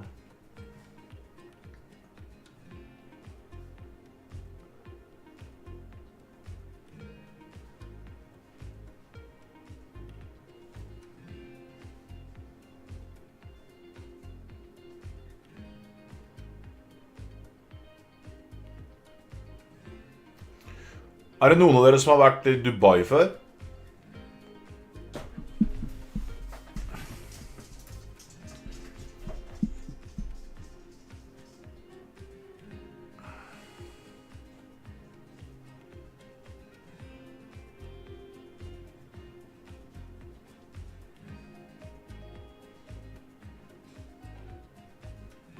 Kan bekrefte neddrit i kontor.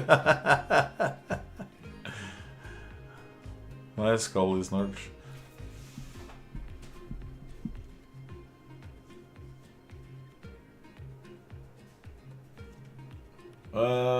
Hvordan var det Dubai, synes dere? Ikke sånn der Instagram, ta masse bilder og leke deilig. Hvordan var det der? Var det jævla dyrt og fint, eller var det brukende, liksom? Du vil leke der.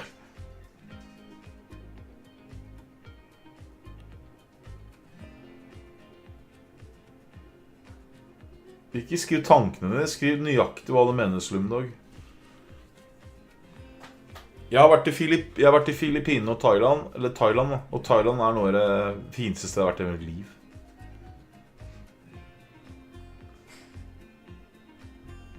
Jeg kom fra en fattig familie, det gjør jeg jo. Eller min familie, på pappas side er fattig. Mammas side, det ga bort alle pengene sine til et faens museum. Jeg kødder ikke. Sjukest. Thailand og Dubai. Du har vært i Thailand, Flapp? Jeg synes Thailand er så fint at det er et latterlig.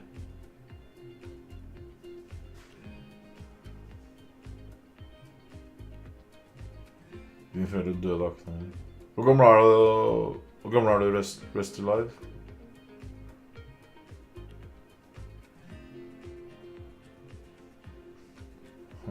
Kondolerer. It's 3:21 on Wall Street. We do check markets all day long here at Bloomberg. Wall Street wrapping up a jittery week with losses in stocks as traders weigh the latest geopolitical and trade developments. We've got the S&P now down 21 at 59.59, a drop of 0.1%. The Dow is down 18, down less than 0.1%, while Nasdaq is down 125, a decline of... Balletta, jeg vet ikke. Jeg tror det er 10 feet. 100 feet, tror jeg. 4.37%, the two-year 3.90% on the two-year. Spot gold now down $1.33 the ounce to $33.69, down less than 0.1%. And crude West Texas Intermediate down 0.3%, $74.93 for a barrel of WTI. Again, that two-year 3.90%. The American College of Cardiology is recommending that weight loss drugs be used earlier to prevent heart disease, particularly for obese patients, as exercise and diet may not be enough. And briefly, New York City has announced new minimum pay rules for rideshare drivers. Ja, for Thailand er liksom, jeg prøvde å si det til Sahar, for når jeg var i Thailand så var det noe, jeg følte meg hjemme der da. Og jeg liker meg aldri vekke fra hjemme, av en merkelig grunn. Jeg føler alltid sånn, jeg vet ikke, jeg får ikke ro i sjela mi. Men når jeg var i Thailand, det var bare 4 dager da. Da fikk jeg sånn helt ro, sånn helt indre ro. Og så følte jeg liksom, jeg følte nesten som jeg hadde vært der før. Det var en helt sånn merkelig følelse. Conversation brought to you by Cisco. AI moves fast and the path forward isn't always clear. Cisco gives you the infrastructure, security and observability. Har roman. Cisco, making AI work for you. Visit cisco.com/AI. I'm watching shares of chip companies after the Wall Street Journal. Jeg har vært i Vilnius. Commerce Department official has told top semiconductor companies that he wants to revoke waivers. Jeg har vært i Vilnius på Chamber of Commerce. Speaking of China, it's been close to 10 days since the president declared a done trade deal with Beijing. Jeg var der bare en dag. Det var på sånn businessgreie. Jeg fikk ikke noe inntrykk. Jeg husker bare at jeg var på hotellet, så var det helt haug med sånne prostituerte som skulle prøve å være med på rommet. Som satt sånn offentlig nede i loungen, liksom. Det var helt vanlig. Jeg skjønte ingenting. Det var Vilnius. Ja, helt seriøst.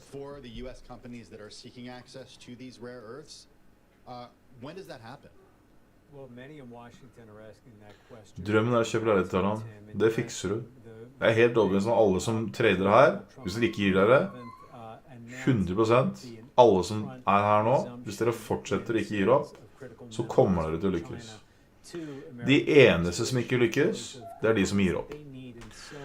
Og derfor 97% taper penger på trading, er fordi 97% gir opp. De har ikke syke til å tåle å sitte rødt. De har ikke syke til å ta tap. De har ikke syke til å... kanskje ikke tid heller, for det krever mye tid. Det er derfor forvaltere får så jævlig bra betalt. For de bruker så mye tid på det, ikke sant? Jeg kan bare snakke av egne erfaringer. Før i tiden jeg gjorde dette her på fulltid, så jeg tjente jo for andre da. Så jeg dro igjen 1 million i måneden. Det er jo helt uhørt. Nå i hodet mitt så er det sånn, hva faen liksom? Men så, og det er ekte. Det er ikke noe sånn... Det er ikke noe... Det er helt reelt liksom.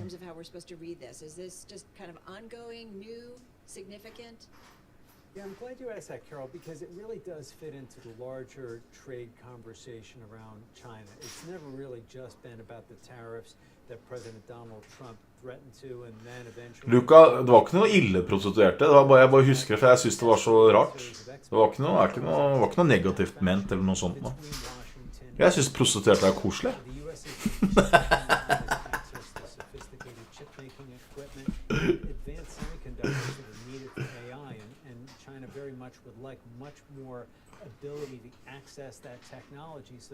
Ja, de må tjene penger, ja. Faen heller.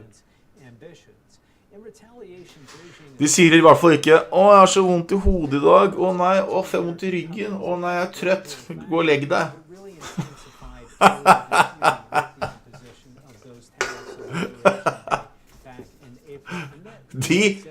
De skal tjene penger.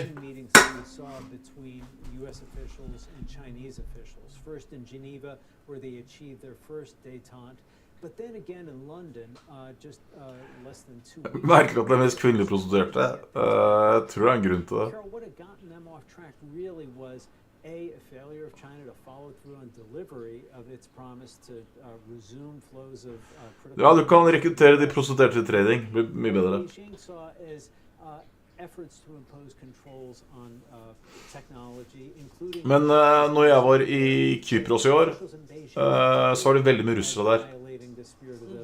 Og når jeg var i Thailand for en del år tilbake, så var det også veldig mye russere der. Det er russere overalt, faktisk.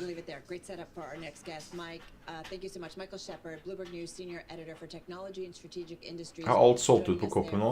Nei, det er jo gæren. Kjøpte på nytt her nede.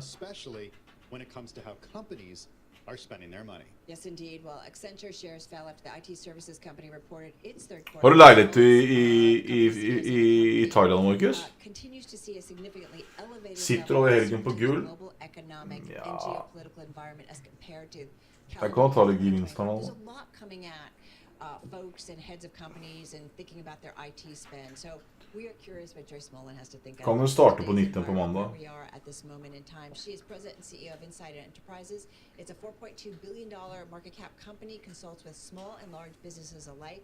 Specialty is IT, and she joins us from Chandler, Arizona. Great to have you back with us. You've got tons of clients. Starte en ny dag, ja. Including Boyne Resorts, AccuWeather. Jeg kan egentlig gjøre det med en gang. Jeg skal bare hente mobiladeren, så skal jeg gjøre det med en gang. Well, thank you very much for the opportunity, Carol and Tim. You know, as a leading solutions integrator who put hardware, software, and services together to deliver technology-driven outcomes, we are hearing an awful lot about 2 topics. The first one is something you've just been talking about, which is all around the trade policy, the reglobalization, or the changes in the global network around tariffs and trade, and that is driving some uncertainty. And then on the flip side, there is so much enthusiasm about these technologies surrounding Gen AI that I think every single CIO across the world is trying to figure out just how to put these technologies to work for them, and that's where we try to come in and help. So are they shifting spending from other parts of their IT budgets to focus on AI? Are they pulling back spending from tech in general because there's an uncertain environment? Like, how would you characterize the allocation of funds right now? Yeah, you know, I think what's happening is they're mostly delaying big projects in favor of smaller ones, in favor of projects that deliver really tangible outcomes in the short term. And they also are shifting spending to make sure they're getting ready for the AI applications, workflows, agentic changes they're going to make in their environment. All of that's happening. So there is some shift, but there's also just the uncertainty is driving, I would also say, a delay in spending. Interesting. So do you feel like once we know kind of the tariff landscape, Joyce, and some assumption that things at least settle down a little bit, although as we know, with this White House, things can change, even if we think things have settled down. But having said that, Nei, vær snill, Lucy. Nei, Mindy, la han drikke av skåla. Det er ikke din skål. We definitely believe we will see improvement in the second half. You know, I think that the market is definitely shifting. So there's a lot of opportunity to think about how do I put my technology dollars to work more effectively. And in the meantime, you've got to stay agile. You just got to, we do a lot of work with our clients to make sure that no matter what the tariff policies, we can make sure they get the biggest bang for their buck. What is it? Nei, jeg kutter ut privatkontoen, og så tredde jeg bare på... Jeg gjør den 5000-kontoen om til privatkonto. For jeg klarer ikke å fokusere på for mange kontor.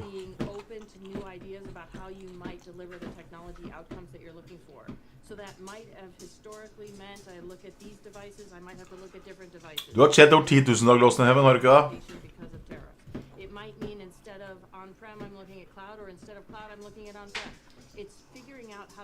Nei, det blir den kontoen her, og så blir det en som jeg bare skal handle gull med ved siden av, som vi begynner på nytt med 5000 kroner.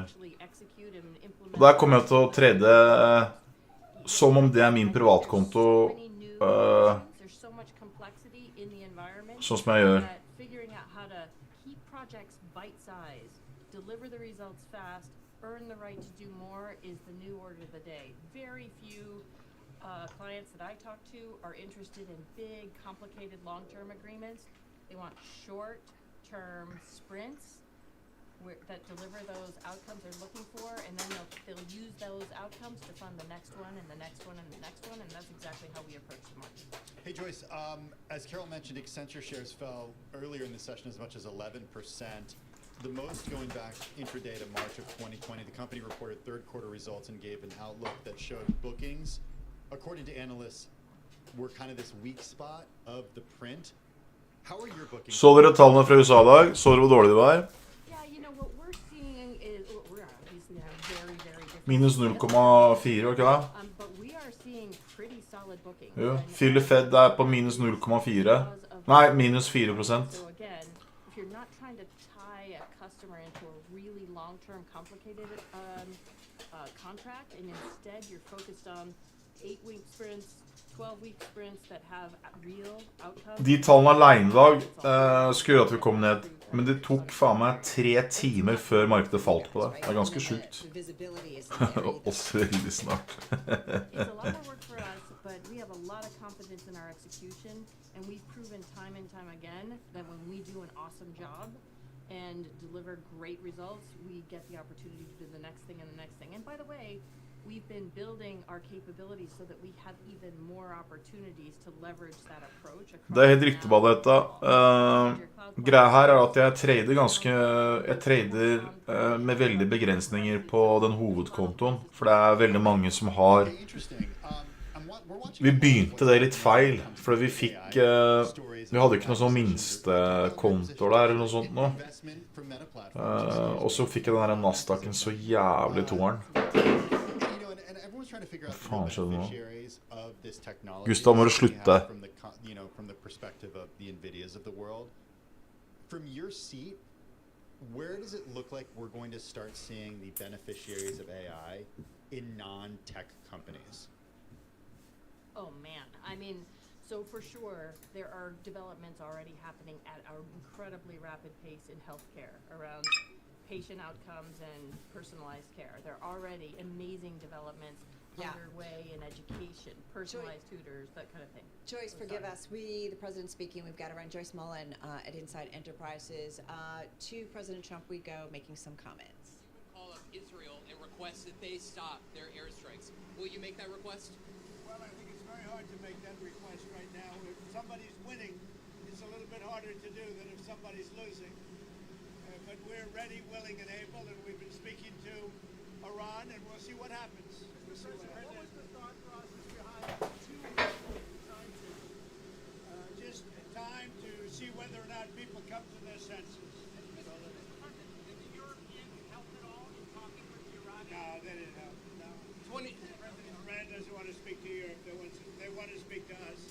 Europe is not going to be able to help in this. 20 years ago, you were skeptical of a Republican administration that attacked a Middle East country on the idea of questionable intelligence of weapons of mass destruction. How is this moment different with Iran? Well, there were no weapons of mass destruction. I never thought there were. And that was somewhat pre-nuclear. You know, there was a nuclear age, but nothing like it is today. And it looked like I'm right about the material that they've gathered already. It's a tremendous amount of material. And I think within a matter of weeks, or certainly within a matter of months, they're going to be able to have a nuclear weapon. We can't let that happen. I was very much opposed to Iraq. I said it loud and clear, but I was a civilian, but I guess I got a lot of publicity. But I was very much opposed to the Iraq war. And I actually did say, don't go in, don't go in, don't go in. But I said, if you're going to go in, keep the oil. But they didn't do that. What intelligence do you have that Iran is building a nuclear weapon? Your intelligence community has said they have no evidence that they are at this point. Well, then my intelligence community is wrong. Who in the intelligence community said that? Your director of national intelligence, Tulsi Gabbard. She's wrong. Mr. President, are the Chinese in any way helping Iran at this moment? We're hearing reports of mysterious planes landing in Iran from China. I don't know. They say that they're there to take people out, but I can't tell you about that. I get along very well with China, get along very well with President Xi. I like him. He likes me. We have a very good relationship. We'll see what happens. I can't imagine them getting involved. Is this decision that you need to make on Iran, whether to strike militarily, is this the biggest decision you'll have to make as president? Well, I can't tell you that. I have to see what happens. I can't, really say that.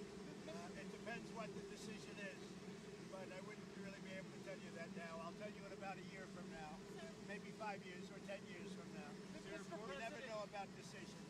You never really know. Former President. I might, depending on the circumstances. Would you? Former Congressman Matt. It's very hard to stop. I will say this. It's very hard to stop when you look at it. Israel's doing well in terms of war, and I think you would say that Iran is doing less well. It's a little bit hard to get somebody to stop.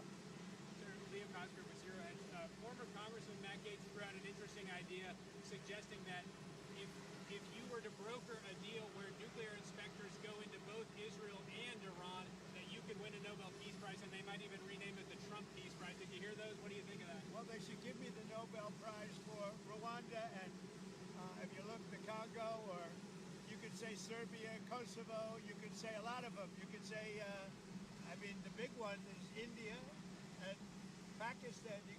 I should have gotten it 4 or 5 times. I should get it for the, I would think the Abraham Accords would be a good one too. But what do you They think won't of give that me a idea? Nobel Peace Prize because they only give it to liberals. Would you support Iran being able to have nuclear, or would you support Iran being able to have civilian nuclear energy capabilities up to 3.76%? You know, they're sitting on the top of one of the largest piles of oil in the world. I just don't know why they need that for civilian work. You know, it's one thing for certain countries to say, hey, I want to have a certain amount where I can go nuclear a little bit because we need it for electricity, we need it for air conditioners, etc. But when you're sitting on one of the largest oil piles anywhere in the world, it's a little bit hard to see why you need that. Yeah. Concerned that Iran or its proxies would wage terror attacks against American targets abroad if you order military action. We're always concerned about that, and we have to take them out and be very strong. You're even in danger talking to me right now. Do you know that? You are in danger talking to me right now. So I should probably get out of here, but you guys are actually in danger. Can you believe it? One more, Mr. President. Is it still your expectation that NATO countries spend 5% of their GDP on defense spending? Well, I think they should do that. I don't think we should, but I think they should. We've been supporting NATO so long. In many cases, I believe paying almost 100% the cost. So I don't think we should, but I think that the NATO countries should, absolutely. And if a country like Spain decides not to? Well, NATO's going to have to deal with Spain. Spain's been a very low payer. they were always a very low payer. They were either good negotiators or they weren't doing the right thing. I mean, I think Spain has to pay what everybody else has to pay. Spain has been notorious for low pay. You know who else was a low payer, just about the lowest? A place called Canada. Because Canada said, why should we pay when the United States will protect us free? And they've been right about that. ICE. Russia, Ukraine, you've been making progress towards a peace deal, but I don't know if you know this, but Lindsey Graham and Mike Pompeo were there on the ground in Ukraine, seemingly doing the opposite, trying to provoke the Ukrainians to keep fighting. What do you think of that? Well, we're going to see, and people have to be very careful with what they say. They've got to be very careful with their mouth, because their mouth can get them into a lot of trouble. One more. ICE. ICE has said that they're trying to arrest up to 3,000 individuals a day. There are some communities that are saying they are fearful of being wrongfully detained or separating some families, even if they're undocumented. Is the fear in some of these communities worth the deportations of these undocumented individuals, a mass deportation program? It's a tough subject because, look, we have farmers. I love farmers. I won 80%, 85% of the farmers, and I love them, and I'm never going to do anything to hurt our farmers. And you could also say the leisure business, etc. There are some businesses where you have a disproportionate amount of people that are the people that you're talking about. At the same time, we have to get the criminals out of our country. And we're looking at doing something where, in the case of good, reputable farmers, they can take responsibility for the people that they hire and let them have responsibility, because we can't put the farms out of business. And at the same time, we don't want to hurt people that aren't criminals. Most of the people that came in over the last 3 years under Biden, I would say probably 3.5 to 4 years, those people, you have a lot of criminals, you have a lot of, I mean, we're looking at that very closely. You've had people that have worked on farms for 20 years. It's very hard to go in there and say, you know, you're coming out. But we're going to let the farmers take responsibility. They're great people. They'll do it. They know the good and the bad. So the hard part about this is not like a normal war where people wear uniforms. They don't wear uniforms. But we have murderers that came out of the last 4 years. We have murderers. We have drug lords. We have people that we don't want to. We have prisoners. They emptied out Venezuela and many countries. They emptied out their prisons into the United States. We have to get those people out. But we have stone cold murders. 11,888 murders. We've already gotten a lot of them out of here. But we don't want them, so we have to be careful. But I never want to hurt our farmers. Our farmers are great people. They keep us happy and healthy and fat. Are there other cities that you're going to try to replicate what you've done in Los Angeles? Well, I mean, we had a big victory last night in the Court of Appeals with respect to Los Angeles, but really the country, where Gavin Newsom, who's really an incompetent governor, he's just doing a terrible job between his fires, between all the houses burning down, his forest fires, and now Los Angeles. If we didn't go to Los Angeles, and the sheriff admitted it, he had no control. He would have lost control. We saved Los Angeles by having the military go in. And the second night was much better. The third night was nothing much. And the fourth night, nobody bothered even coming. We put out that fire, and we did a great job of it. He sued us for going in and for helping him. We went and helped him. Right now, you'd have Los Angeles burning to the ground. Largely, it would have already been destroyed. Do you still want your legacy, Mr. President, to be that of a peacemaker? Do you worry that striking Iran would change that? Always a peacemaker. That doesn't mean sometimes you need some toughness to make peace, but always a peacemaker. Can you win in Iran without ground forces? Say it? Is an aerial campaign in Iran enough, or do you need ground forces? Well, I'm not going to talk about ground forces. The last thing you want to do is ground forces. Does Iran have 2 weeks, or could you strike before that? Are you essentially giving them a 2-week timeline? I'm giving them a period of time. We're going to see what that period of time is, but I'm giving them a period of time. And I would say 2 weeks would be the maximum. Mr. President, do you think deportations should focus on criminals or all the people who are here illegally? Should start focusing on criminals, and that's what we've been focused on. Very bad criminals, dangerous criminals. But Stephen Miller said to go out and arrest every person who's here illegally. He's told ICE to arrest everyone who's here illegally. Do you agree with Stephen that? and I have a very good understanding. He's a terrific person. We have a great understanding. Mr. President, if there is an attack on U.S. assets, will you promise to conduct a full investigation and make it transparent with the American people before blaming Iran for such an attack? almost immediately with modern equipment who made the attack, and those people will be very, very unhappy. Would you Prime share Minister. that? I want to get you people out of danger. You're in danger standing with me. One more. Prime Minister Netanyahu said that they had the capacity to take out all of Iran's nuclear facilities. So what role would the U.S. be able to play, and why would they, if Israel says that they have all of the abilities, their own I'm not military? sure he said that, but they really have a very limited capacity. They can break through a little section, but they can't go down very deep. They don't have that capacity, and we'll have to see what happens. Maybe it won't be necessary. Maybe it won't be necessary. Would you like to see Congress pass a bill that bans child transgender surgeries? Well, I know they're talking about it, aren't they? We're going to have to see how it comes to me in what form. Certainly, it's been something I've been talking about also. Okay? Thank you, Mr. President. Appreciate it. Thank you, everybody. Thank you.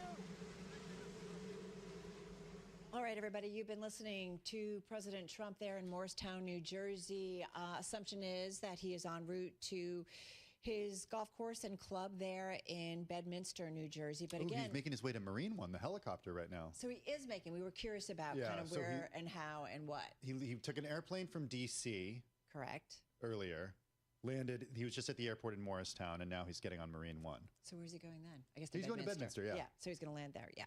Okay, so again, a bunch of headlines. Let's get to Bloomberg's Tyler Kendall. She's in our D.C. News Bureau. A lot there, certainly a lot to do with Israel and Iran. What is it that the Bloomberg audience needs to know from what we just heard from the president, Tyler? Yeah, hey, Carol. Well, President Trump said that 2 weeks is the maximum that he's going to give Iran before he makes a decision on whether or not the U.S. would join in on the offensive when it comes to the Israeli strikes. He did say that he might support a ceasefire. Of course, he had previously said that he's not looking for a ceasefire here. In his words, he is looking for something much greater, often alluding to wanting Iran to completely abandon its nuclear ambitions. He did say that Israel has limited capacity when it comes to the sort of strikes that they could take at the Fordo nuclear site. Of course, this is one of those areas that we have been closely tracking because that's really what analysts tell us that the U.S. would need to step in and assist with when it comes to the Israeli operation there on the ground. But he said that maybe that won't be necessary. Of course, this all tracks after we have seen what has been sort of a toned down rhetoric out of this White House after Caroline Leavitt yesterday said that she opened the door to a diplomatic de-escalation, saying that the president would make this decision within 2 weeks. What about when it comes to who Iran is speaking to and the negotiations that are happening right now? Because we did hear the president say Iran wants to speak to the U.S. and not to Europe. He said Europe, he said, is not going to be able to help with the Israel-Iran conflict. He just said this moments ago. Does that mean that the U.S. is going to have direct talks with Iranian leaders to try to resolve this conflict?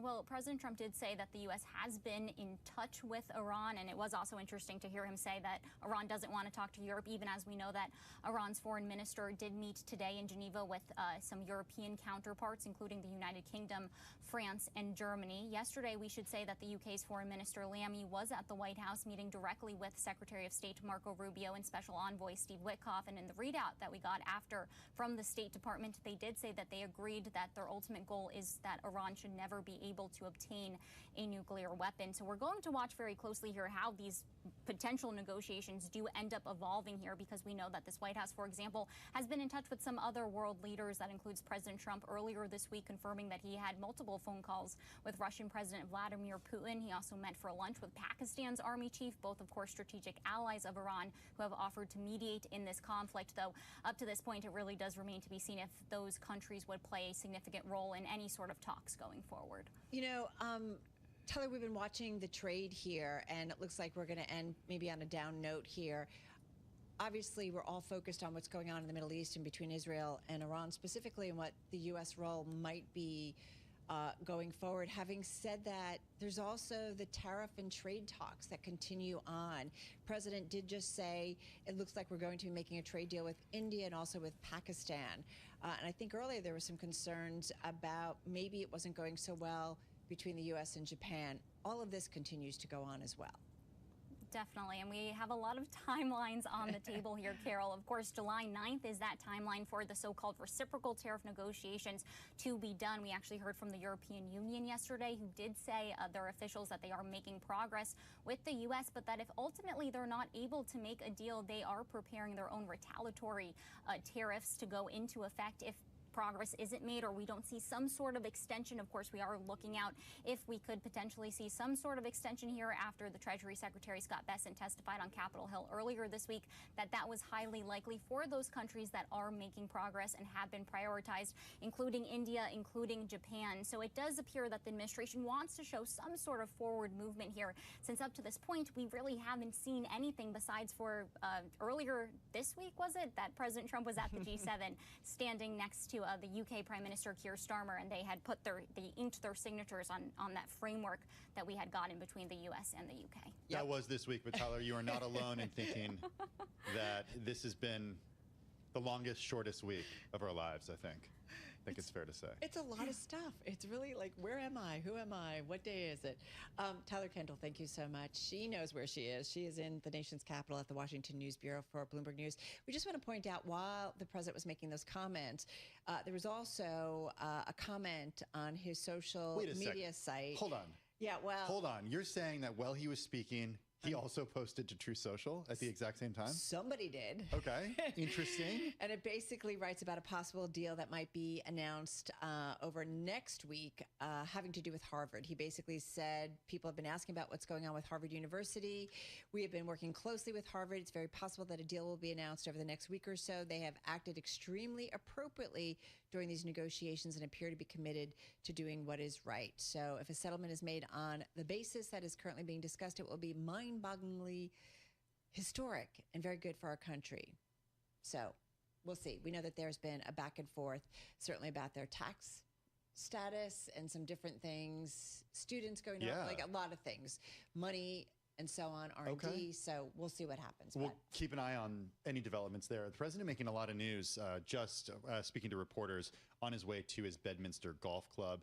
Meantime, we are getting close to the end of trading here. We're just about 8 minutes away from 4 o'clock here in New York. Let's drive to the close with Karen Vera Perry, head of U.S. iShares fixed income strategy at BlackRock. She joins us from San Francisco.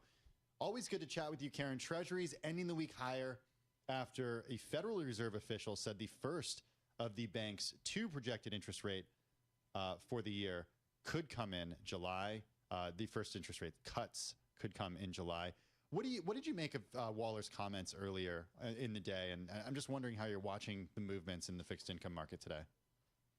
Hey, Tim. Yeah, I think Waller's comments were really interesting because it almost contradicted what the Fed had just said a couple days earlier. So when we took a look at the statement, it was pretty clear that they're on hold for now. The summary of economic projections gave us a look of a slightly higher inflation rate going forward. So that would speak to them keeping the overnight rate on hold for a little while, and then him coming in saying maybe July 30th is a live meeting on the table. But the market really didn't overreact to that. We're still seeing the Fed funds futures contract showing just 2 cuts this year, and then we could kind of run out of meetings. So these might have to come in October and December rather than in July. You know, we talked with Peter Atwater earlier of William & Mary, also of his own firm, watches the markets, ties it all together. We talked a little bit about Fed policy, and he said, you know, watch the 10-year when it comes to what we might get from the Fed. You look at the 10-year, and it tells you what today?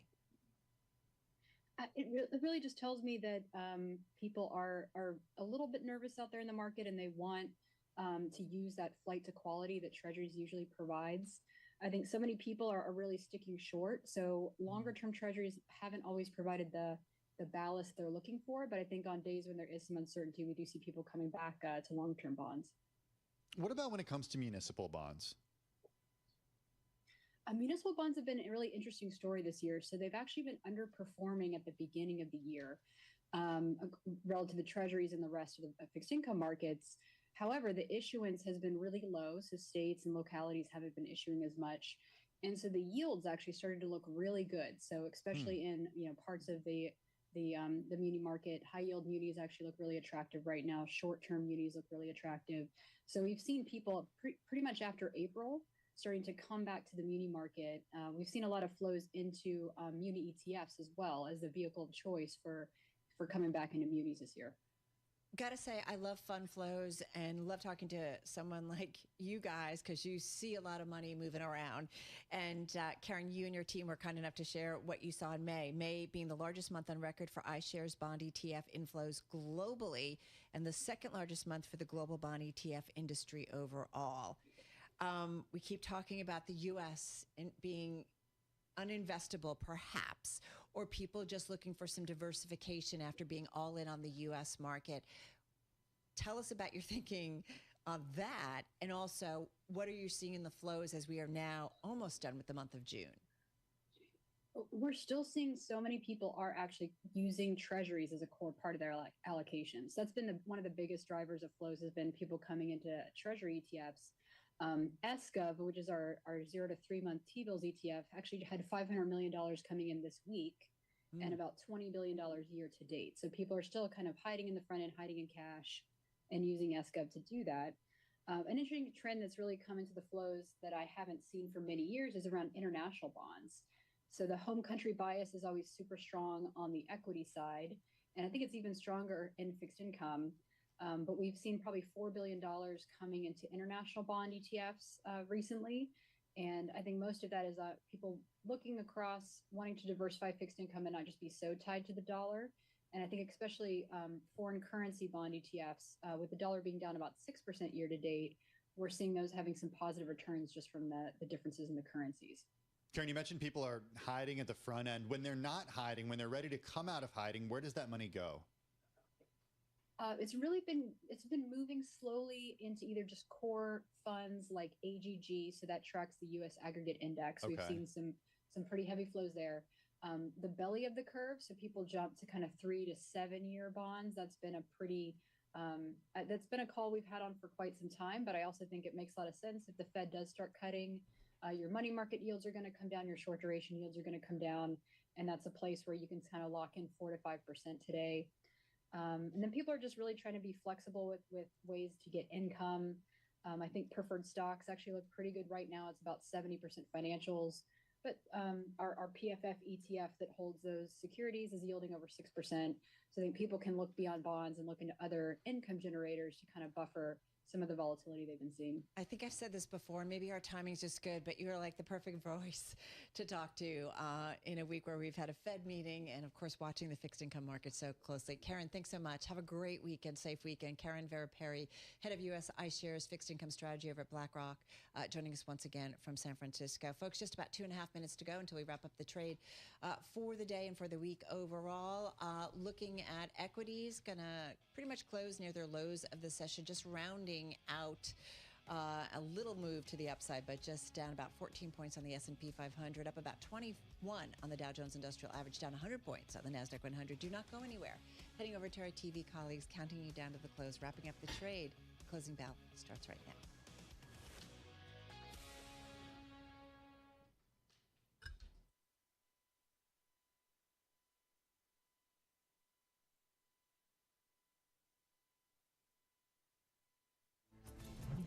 The Closing Bell, Bloomberg's comprehensive cross-platform coverage of the U.S. market close starts right now.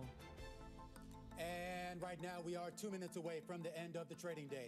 Romaine Bostick alongside Scarlett Fu, taking you through to the closing bell with a global simulcast. It's already started. There's Carol Massar and Tim Stenovic in the radio booth. Scarlett Fu, of course, by my side. Alex Steele off on the day as we welcome our audiences across all of our Bloomberg platforms. Carol Massar, you're smiling. The market is because smiling. It's Friday. No, yeah, it is Friday. Thank God, thank God. Yeah, I know it's kind of a funny market. I keep thinking about this story that was on the terminal about Goldman and Citi seeing Europe's economy powering the stock rally, and it made me look at the MSCI Europe Index. It is up about 5.5% year to date. S&P, folks, just up about 1.5%. So it'll be interesting to see if this trade takes us all the way till the end of this year. You're already thinking about the end of the year? Yeah, I am. Okay, I'm just thinking about next week and what we hear from Jay Powell on Tuesday and Wednesday when he's on Capitol Hill. Are we going to hear anything different than we heard from him on Wednesday when he was at the press conference? Hvor er det man finner sånne der brev fra offentlige etater? Jeg finner det ikke på Altinn.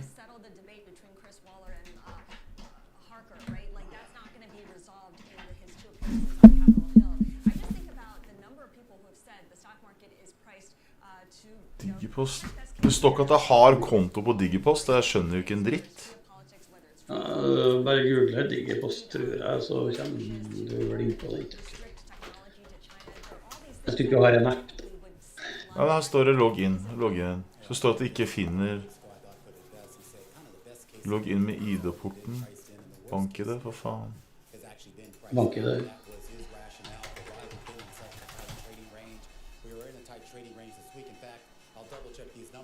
Nasdaq gikk opp 50 poeng på close, den gjør det hver dag. Går opp hver dag, 10 minutter før, så går den rett opp.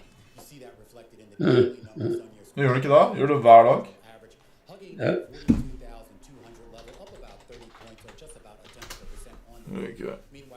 Vi finner ikke Digipost-kontoen, er ikke det veldig rart? Jo, men jeg bruker app.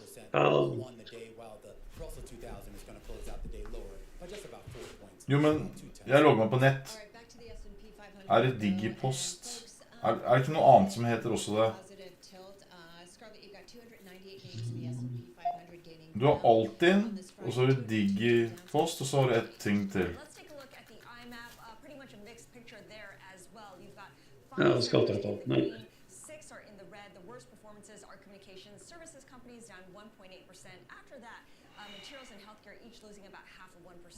On the upside, energy stocks gaining more than 1% on the day. Consumer staples and financials also finishing higher. All right, to the individual gainers. Kroger, number one gainer in the S&P, nation's largest supermarket operator. Sales surpassing expectations. Comp sales coming in better than expectations too. This is during the latest quarter.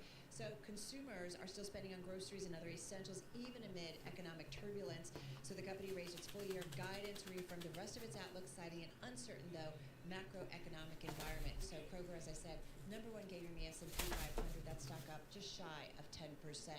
CarMax, an outperformer, up 9.5% at its highs, finishing with a 6.5% gain. Number three gainer in the S&P 500 reported first quarter comp sales and earnings per share that beat consensus. Kødder du? Det gikk opp 100 poeng på close. Hva er det som kom på close her nå? 8% of the float is short, so there's still some investors certainly with a wary eye to that one. GMS, this one up almost 24%. This company definitely in demand. Home Depot making an offer for the building product distributor, possibly setting off a bidding war with QXO, which this week made a $5 billion offer for the company. The Wall Street Journal reporting this. QXO has come out and said it will not raise its $5 billion offer for the company, so keep an eye on this one. We'll probably watch that into next weekend. I love good old fashioned. I mean, I guess it's not a bidding war if QXO doesn't do anything, but close enough. Okay, close enough. We're gonna at least go with it. This is what I'm doing because Tim's like, Carol, you have to do Circle if you don't do anything else. Circle Internet up another 20% today. This is the company behind USDC, second largest stablecoin by market share. Its shares rallying again in today's session. It's up about 670, maybe 70%. I meant to check the DES screen. It is up a lot since its IPO earlier this month. We'll just round up 700%. Seaport Global that came out and gave it its first buy rating in the wake of the U.S. Senate's move this past week to pass legislation setting up regulatory rules for cryptocurrencies pegged to the dollar. So, yeah, a super outperformer here. You're welcome. About time you did Circle, okay? I know. It's been up like every day. He's been on my case. I have. Hey, I want to get to the decliners. Nvidia shares falling today by about 1.2%.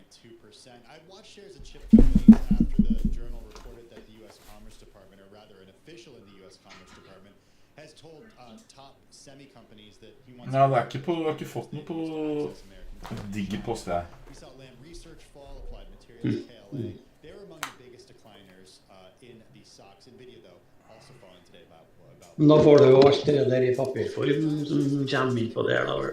Close to 11% after the company reported results. Analysts highlighted bookings as a weak spot. Bookings were down 7%. Bloomberg Intelligence says that decline lower suggests soft discretionary IT demand. The CEO in the earnings call, Julie Sweet, said the company elevated level of uncertainty in the global economic and geopolitical environment as compared to calendar year 2024. Interestingly, though, as opposed to what we saw with Booz Allen a few weeks ago, the company said that the federal business division had an immaterial impact. Jeg lukter mat her og nå. Smith & Wesson Brands, I didn't realize this was such a small market cap company. It's like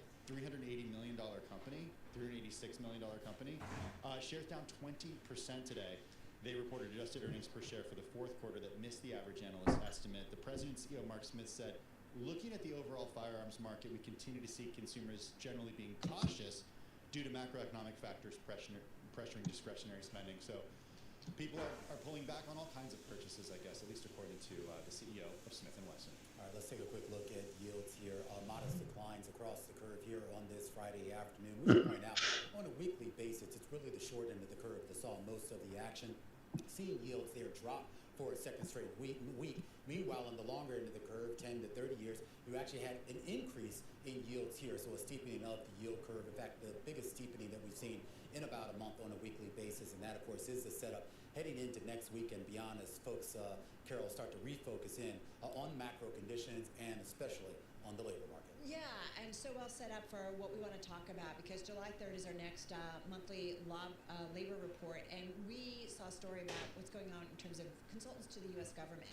And we talk about thousands of private and government consultants are flooding the labor market after being laid off during the Trump administration's cost-cutting efforts. We're talking about job postings among 7 consulting companies singled out by the General Services Administration for contract cuts are down 27% since 2023 and 11% lower from a year ago. And you just wonder how this all starts to trickle into some of the labor data points and the impact on the economy. And that includes Accenture, which I think Tim was just talking about. But I'm curious, too, as somebody lived in Washington, I mean, the ripple effects of this can be pretty enormous. Exactly. I mean, this is a huge ecosystem. Remember, it's not just that one person's job, but it's everything that sort of goes into supporting the communities around that. And if these people are out of work and you're seeing less activity, I do wonder what that means for the region. Look, I heard just this anecdote a couple months ago about somebody who did lose his job as a result of DOGE cuts. He was mentioning that at his kid's school, there were several households where both parents had lost work because one was a consultant, but these are all in the DC area. And you saw, but the question is, and since then, which of those jobs have actually come back at this point? And also, I mean, is there demand in other sectors or other industries for these folks who aren't necessarily finding it with these consulting roles that for so long seemed really consistent and, were there all the time? Yeah, these are open questions. It's going to take a while for it to all shake out, but it's certainly really devastating news for those who are affected, especially in that region. We've got another story that we're keeping an eye on here, and Meta has done a really good job with these smart glasses, the Ray-Ban smart glasses that are sort of the net players around the office. There's and walking around with glasses on because she's wearing those AI glasses. Well, Meta is now launching these new smart glasses models with Oakley, which is aimed at athletes, and they're going to enable video recording. They also have water resistance. There's a quote from a Meta executive who says that he's seen a lot of performance use cases wearing them on roller coasters, cycling, and being around water. Can you imagine wearing these things like on a roller coaster? It's like $400. Hold on to them while you're wearing them. Matt Miller was talking about these earlier today on Open Interest, and he did not think these are cool looking. I hadn't seen pictures of them when I was hearing him talk about them. These aren't bad. They kind of look like the old school Oakley frog skins from like the 80s and 90s. Remember, Luxottica owns Oakley. Luxottica also owns Ray-Ban. They own everything. They own everything. They don't own these glasses. They don't own these glasses. Right, so you have the 2% of the addressable market. Yeah, so it's the same parent company. Yeah. It kind of makes sense that this partnership happens. Remember GoPros? Like this was the whole idea of GoPro. I think this works. Yeah, but I think the thing though that's smart about what Meta has been doing here is the idea of just if you're going to take this technology, just make it look like a normal product. Like we don't need a futuristic headset or something like that. Yeah. I mean, we can talk about whether Like you Apple think Oakleys are Vision cool or not, but it gets to this idea. So this way, when that we're if you make it recording look you, like nobody something- knows that we're recording you, I would right? never talk to Because they look anyone wearing normal. glasses from this point forward because you have no idea. I'm recording. There's supposed to be a light that goes on with these. There's no light. I blacked it There's out. supposed to be a light. I blacked it out. It's All right, creepy. tap I right got now. It's creepy. All right, guys, that's a wrap. It's going on TikTok tonight. Have a good weekend. Our cross-platform on radio, TV, YouTube, Bloomberg Originals. We call it the closing bell. Romaine and Scarlett continuing there on TV. Tim and I continuing right here on Bloomberg Business Week Daily on Bloomberg Radio. We'll see you again, same time, same place on Monday. This is Bloomberg Business Week Daily, reporting from the magazine that helps global leaders stay ahead, with insight on the people, companies, and trends shaping today's complex economy, plus global business, finance, and tech news as it happens. Bloomberg Business Week Daily with Carol Massar and Tim Stenivek. live on Bloomberg Radio, television, YouTube, and Bloomberg Originals. It is Bloomberg Business Week Daily. That's Carol Massar. I'm Tim Stenovec. What a week for a 4-day week, Did you forget Carol. who you were for a moment? No, what did I say? I said I'm Tim Stenovec. Okay. Did I? I don't know. You paused. Oh, sometimes, like you weren't you know, so sure. I was It's been thinking that kind of a week. I was actually thinking about the shortened trading week. Yeah, Today, I know. I've had several Doesn't people feel come up to me shortened. and say it feels like Monday today. Feels like 2 weeks. For me, it feels like Friday. I don't know. Yeah. I always know it's Friday when David Weston is in Mhm. here. He is the host of Bloomberg Wall Street Week. He joins us here in the Bloomberg Interactive Brokers studio. David, a full week of fighting between Israel and Iran, a U.S. president who will decide within 2 weeks whether to strike Iran or at least get more involved. Yeah, he says he will decide. He says he That's will. right. I mean, not every deadline President Trump has set is actually honored. Is my that- impression. That is a good point. I could be wrong. Yeah, no, I think you're spot on with that. We did hear from the Federal Reserve's Jay Powell at the 4th meeting in a row where the Fed did not move rates. Deals when it comes to the world of AI. These are kind of just some of the things that, for the backdrop of tonight's episode of Bloomberg Wall Street with David Weston tonight at 6 p.m. Wall Street time on Bloomberg Radio and Television. I want to start with the Middle East, okay? Because Carol and I have been talking about this nonstop since last Friday when we were in here as this war was unfolding.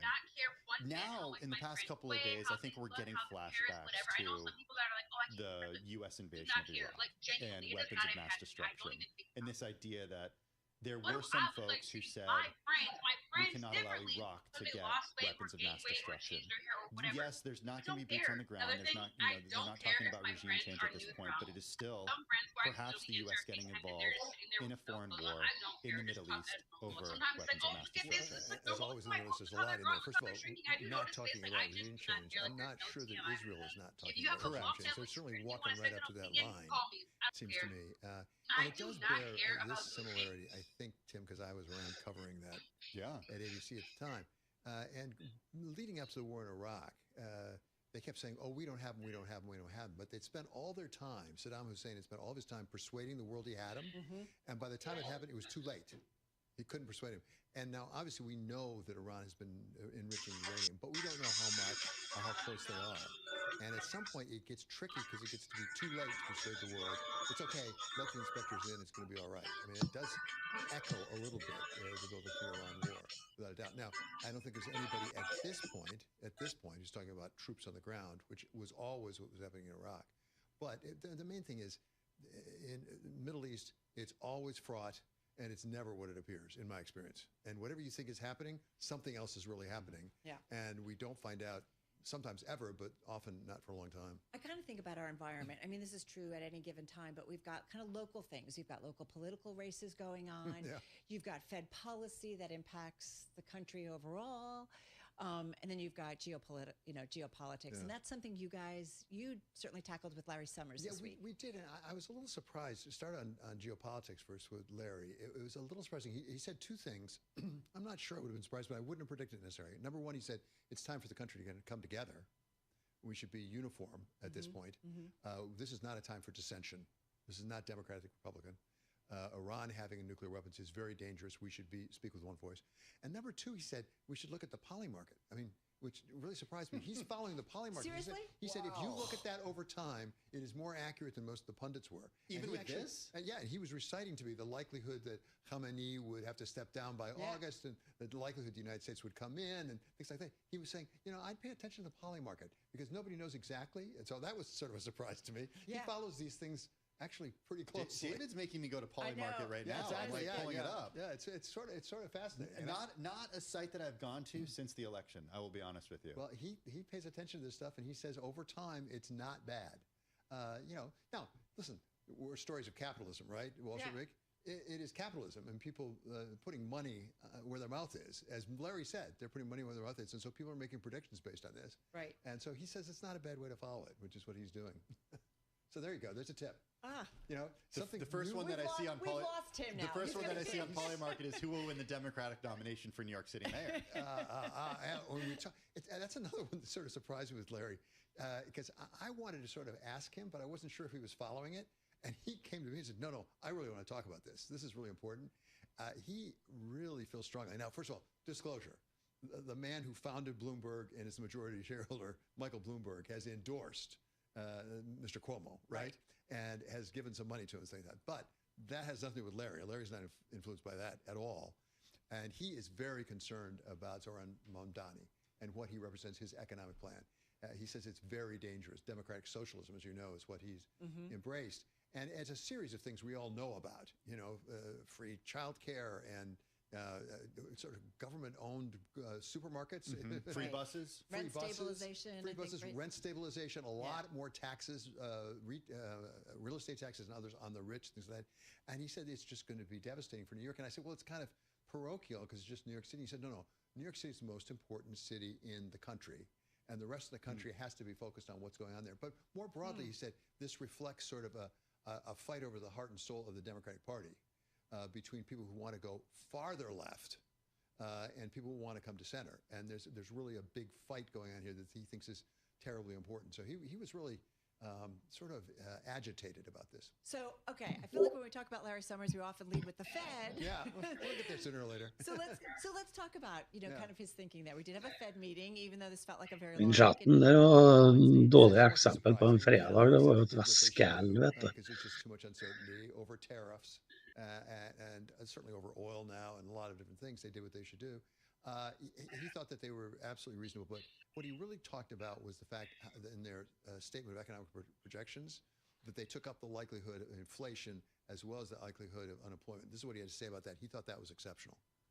We're imposing a supply shock on ourselves, and that's leading to expectations of both higher inflation and higher unemployment, making the Fed's job that much more difficult. And the Fed's obviously not going to get in a political war with the administration, but the stark analytic fact is clear.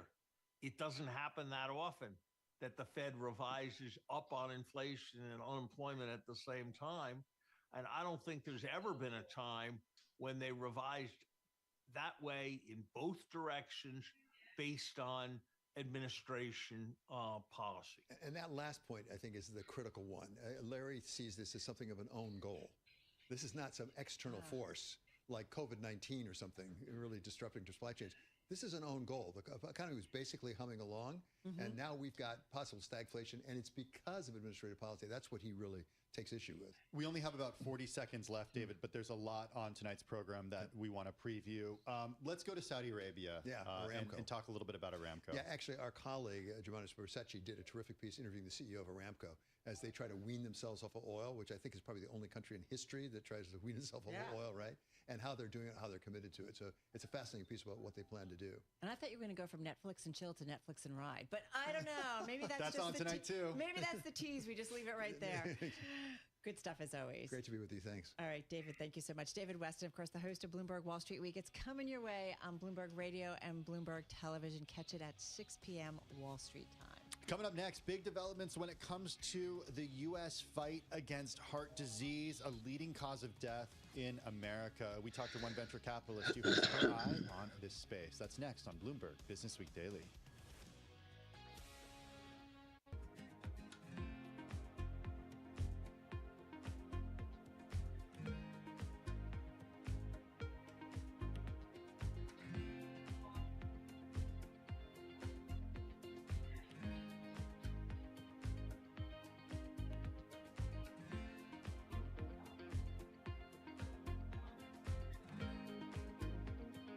Nå snakker vi.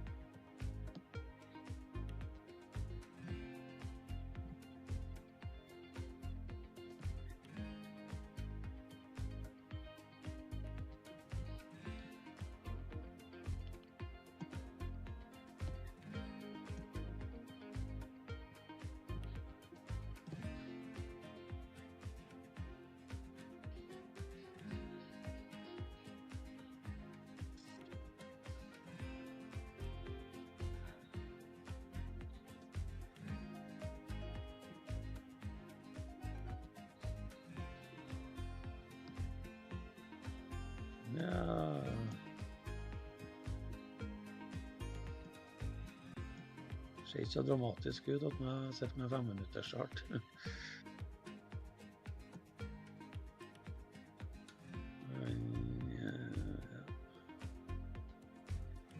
Ja, hvis den kommer opp imot 75, så går det an å se den.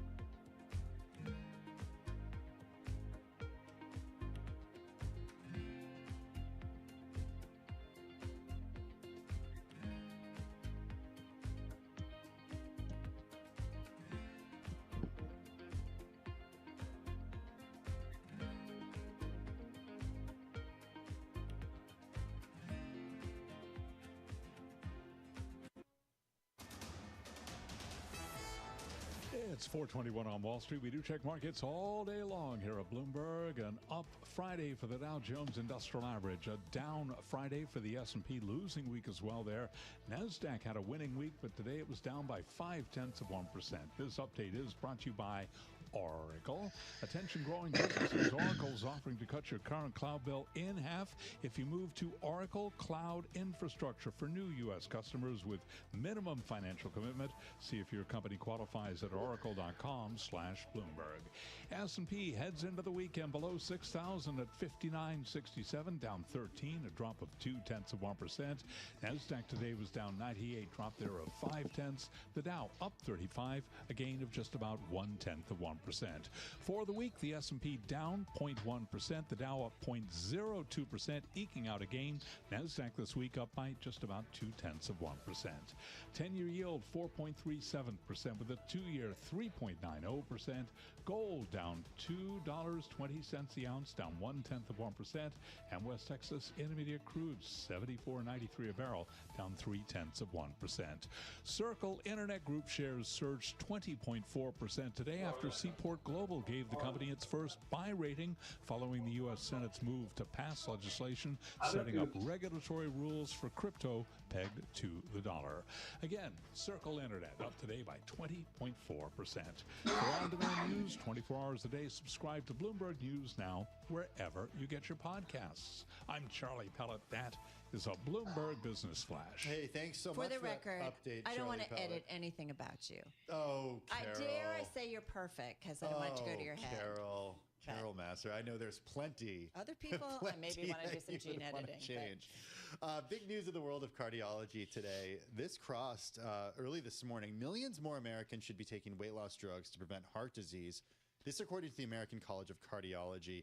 Carol, exercise and a clean diet aren't always enough for heart health. This is according to the nation's top cardiology organization. They've got new recommendations out. Weight loss drugs should be used earlier, making them part of the first line of defense for obese patients. We knew this was coming. We so knew this was coming. I think about you knew this. I didn't know this. This was like pretty surprising to me. I think all the conversations we've been having with Madison Muller that we're finding that more and more these drugs will help all that ails us, but we also know that being thinner is a healthier thing for most people. And that's what these drugs do. Yeah, exactly. So as long as it gets you there, then according to the American College of Cardiology, that's one way to help. Exactly. So Jenny Rook looks at a lot of this stuff, things like this too, but kind of under a bigger lens. She's the founder and managing director of Genoa Ventures. It's a VC firm that invests in, as she says, quote, the next generation of companies at the convergence of technology and biology. It does feel like we're on the cusp of something. She has invested in such companies as Interven, Brightspec, and many, many more. Some notable exits include Zimmergen, Zymergen. I didn't say it right. And Caribou. And Topaz and more. She joins right. us here in our Bloomberg Interactive Broker studio. I'm never good at getting some of the names. Why do they make it so difficult? Well, it's to keep out the riffraff. No. There's a process, right, of how they name some of these things. There is, but often it comes from the inspiration of the technical founders, and they might not be thinking about the rest of the world and how to communicate that science. So that's also something we help them with. You come by periodically, and we talk about kind of big, broad macro, but we are curious too about some of the things. I think when we last left off, we didn't get a chance to really talk about some of the things that you are excited about right now that you think are just interesting in your space that you're investing in. Take us there. Oh, I'd love to. It seems like a great way to end the week too. I know it's been a long one, and let's have our eye on the horizon and have some exciting things. So you mentioned Caribou. That was Nobel Prize winner Jennifer Doudna's first gene editing company based on her CRISPR-Cas innovation. It's a new world post CRISPR, and evidence of that is just last month we had our first in vivo editing of a human to fix a genetic disease. And that is incredible. It's the first time that's ever happened where the treatment can go into the living body and address a problem with a gene, and that infant, in this case, is now cured of that genetic disease. Help me understand, is it just what's involved in that? Identifying the gene and then surgically going in and removing the gene? Surgically, but with molecular. So it's like the CRISPR scissors go in at the molecular level. But you're right to ask about the process, because the whole process end to end took 6 months, which is extraordinary. For this one baby. For this one person. Because it's molecular based. Because it's molecular. And so they sequenced the person's entire genome. They identified what the error was that was the basis of the disease. And then they were able to design DNA to go in and replace that. Basically, cut and paste and replace it with a functioning gene. One thing that came up during our conversation with Jennifer Doudna is the decline in excitement for this technology that we're seeing from venture capitalists right now. So VC money raised for gene therapy companies peaked in 2020. That was $3.3 billion then. It's been moving lower since just a few $100 million last year. This is according to data from Dealforma. What's going on? Yeah, well, I think VC money in just about every category has gone down Except since AI. 2020, except AI, right? So we never learn hype cycles, right? So there has been a correction and a really retraction for, I would say, risk capital and long-term capital. And some of that is, I think it's important to take stock of the moment that this big milestone happened. So 2025, that's 25 years after the human genome was sequenced, right? So if you think about the hype cycle then, there was, perhaps all genetic diseases will be cured. Well, maybe one day, but it does take time. And so I think that was the hype cycle in 2000? In 2000, Okay, right. so then now in 2025, what's the hype cycle related to this now that we saw this baby experience this gene editing? Well, what I would say it's now delivering on that promise, but it is a reminder that investors need to inform themselves about the challenges between the promise and the potential and the actual reality of delivering on that. Well, what did it cost to do this? It was expensive. It was and expensive. I read some commentary on it that we shouldn't extrapolate too much from this because there were a few unique elements here. One is that the alternative, if this didn't work, was a really bad shortened life for the baby. So the potential downside. So the risks of this do outweigh the benefits rather outweigh the risks, because the downside was basically death. Correct. Yeah. And so it's a doesn't apply necessarily immediately to all things that we might want to do for our genomes, right? And health overall, but it's a start, right? It's a great place to start in terms of that risk reward. And just like any innovation in these technologically driven spaces, the cost comes down over time. So it starts expensive and then we keep moving. What's interesting about this time though, it is an N of one, but the approach was quite modular. It's sequence the whole genome, find the error, design a sequence that goes in, deliver, and all of those modules can be reused. So is this already being done to other babies? Do we know? I know that there are some in research, yeah. And what about to adults? I think that's probably a slightly longer timeline. And gene therapy is not my particular expertise, although I'm a geneticist by training. So I think the timeline for that is really going to depend on some of these other questions you're asking, like how much does it cost and how does the risk reward play out? Yeah. I do think about though, like for the application of something like cancer, Alzheimer's, like so many things, like it just depends, right? And this is not something that's going to happen overnight. I'm excited about it. That whole idea of genetics, because I do feel like as much as we know about the body, there's so much we still don't know. Little. And the use of using the body to fix things. Yes. Is that something that excites you? Can I give you a new example? Yes. Have you heard of exosomes? No. Okay. Exosomes. So you know about cells, right? Cells are kind of like bubbles. They're the components of the body. They contain our DNA and the proteins and everything else that's going on. Exosomes are little tiny bubbles that bubble off of the bubbles, little blebs. Right. And best we know, they are a communication mechanism between all those cells. So they come off of a cell and they have little packets of information. They have some of the proteins. They have some of the RNA. There are 30 trillion cells in a human body. There are 3,000 trillion exosomes in a body. So there's 100 times, 2 orders of magnitude more of these little vesicles moving around. Ton of information. So much information. Right. And we're just now figuring out what they are and what they're talking about.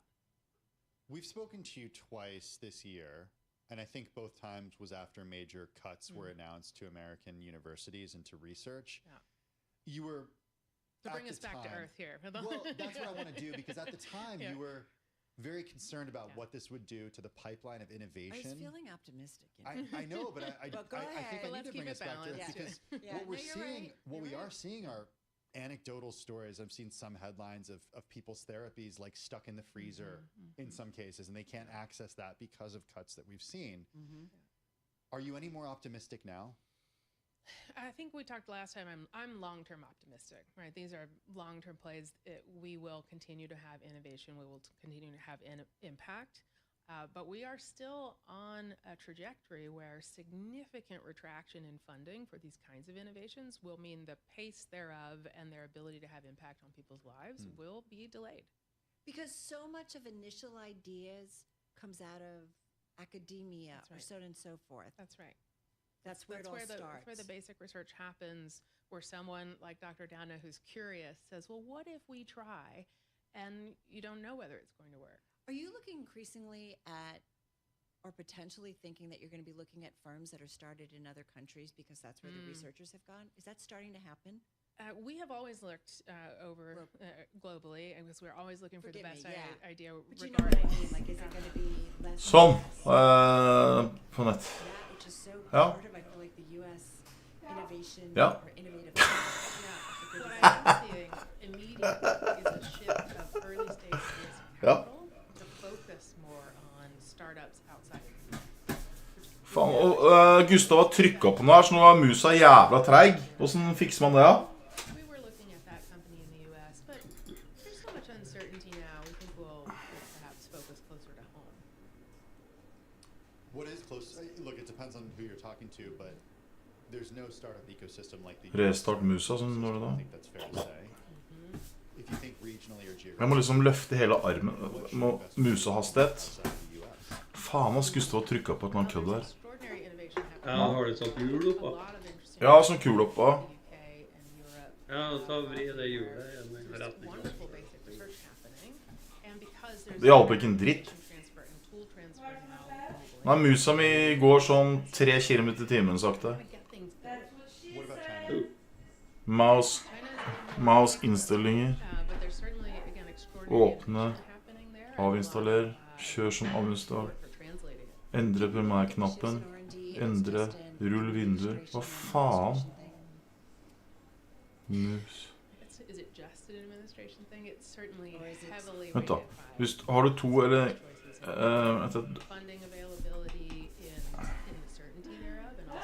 Jeg har en elgemus som ser sånn ut. Jeg hater PC, jeg kan ikke bare PC på brenne til helvete. Knapp på toppen. Jo, der er en knapp, vent da. Det er flere knapper.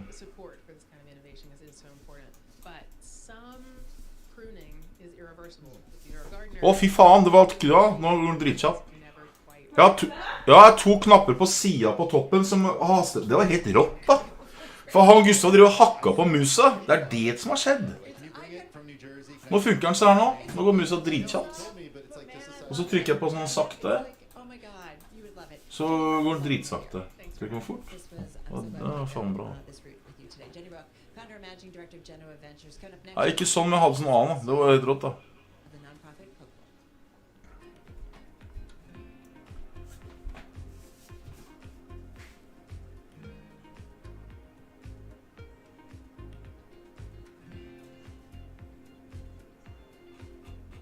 Det heter museprat der.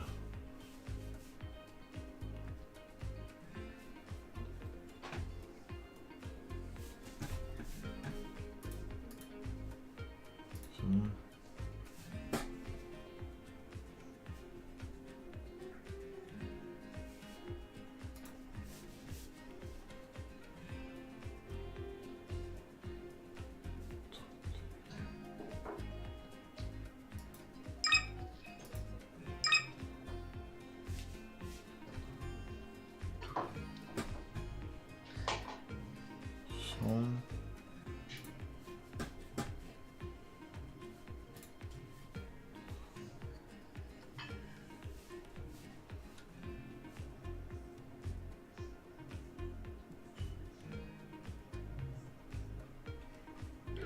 Ja, den musa så litt jævlig ut Lost in Heaven, sånn seriøst liksom. Den så litt sånn skitten ut liksom.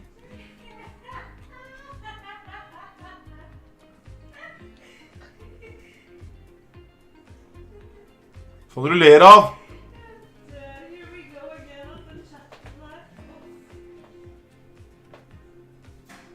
Faen, det ser kris ut her nå.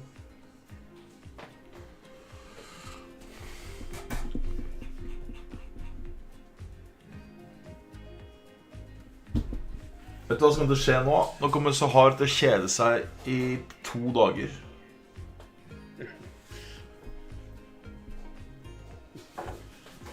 Og du også? Jo, men jeg klarer også å kjede meg og så liksom lese nyheter og sånt. Sahar hater å lese nyheter, så hun kommer faktisk til å kjede seg. Hun kommer til å bare... Hun kommer bare til å kjefte på meg et eller annet. Hver helg som jeg gjemmer meg til mandag, til søndag klokka 12 på natta. Da det håp. Da åpner Asia seg.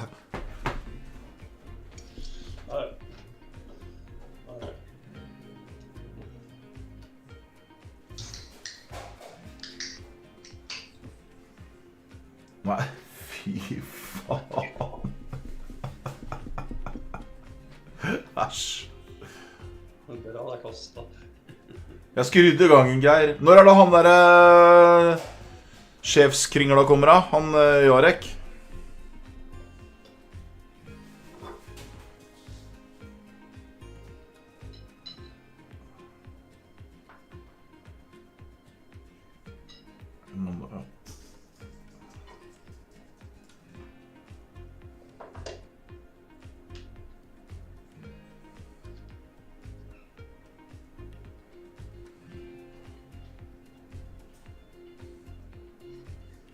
Hallo, hallo. Du naken, Stig? Nei, ikke noe. Rykter om at du sitter og trener naken i perioder. Ja, ja. Må jo det. Stemmer, Joa. Jeg skal sjekke med om denne konten har satt opp. Hva det Sahar sier? Hva greia, du og Martinsen? Alle sender bilder av den. Lost in Heaven trade naken, og Stig trener naken. Jeg har bare gitt opp,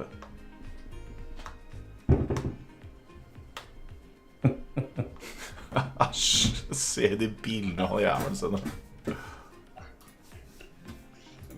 Hva det dere sender for noe?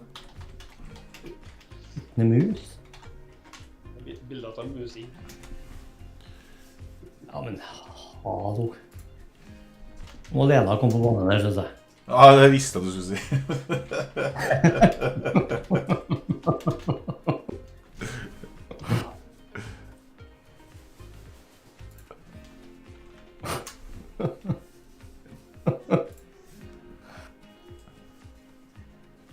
Du må scrolle opp og lese, så står det med min humor. Ok. Ingen får bilde av mig. Ja, det var kjempehumor.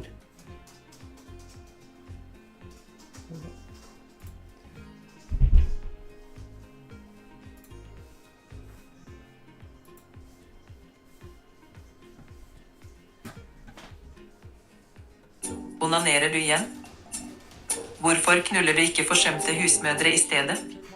Bli med I det beste sosiale nettverket for voksne I Du driver med stig. Snap-lyden min. Faen, det så skitt, ass. Homeowners, when was the last time you checked your home title? Go to hometitlelock.com/Bloomberg for a free title history report to make sure you're not already the victim of title fraud. That's hometitlelock.com/Bloomberg. S&P 500 index down 13. Ja, den natten synd på ham. 0.2%, finishing the week at 59.67. The Dow up 35, up 0.1%. Nasdaq down 0.5%. The 10-year 4.37% with a 2-year 3.90%. Gold down $2.90 the ounce to 33.67, down 0.1%. And West Texas Intermediate crude down 0.3% at 74. Faen, jeg gjorde om der 1000 kronene jeg fikk av I premie av meg, og jeg har gjort 42% på I dag. Og så bra. Har du tredet for noe gull, eller? Ja, gull og Nasdaq. 42%.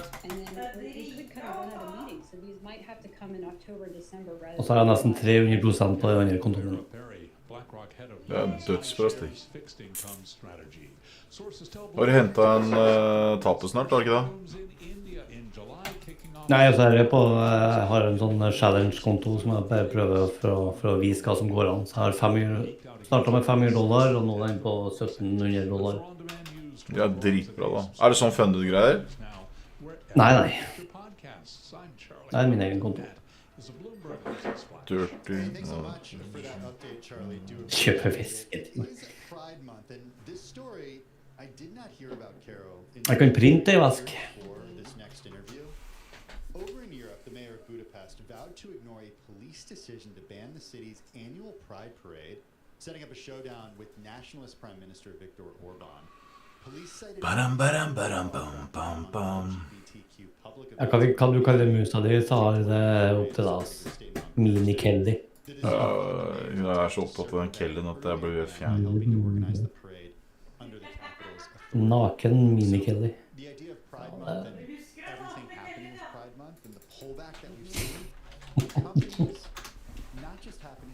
Jeg skrev Nude Kelly, der jeg fikk jo ikke opp noen væskene her, for å si det sånn. Nude Mini-Kelly. Jeg skrev Nude Kelly nå, jeg fikk ikke akkurat noen væske opp, for å si det sånn. Nude Mini-Kelly. Nude Mini-Kelly. Ja, da fikk jeg plutselig en væske opp. Mega-Kelly. Så fikk jeg denne her, Sahar. Jenny joins us from Brooklyn. Jenny, this not surprising to you. I could see you nodding as we were reading this. Og slette søk I historikken. Nei, faen nå. Nei, det var feil, han tok feil screenshot, dritten. Dette Nude Mini. Hva du helt med? Hæ? Åh, det går ikke, for det en naken dokke, så han viser ikke den. Naken dokke, ja. Ja, faen.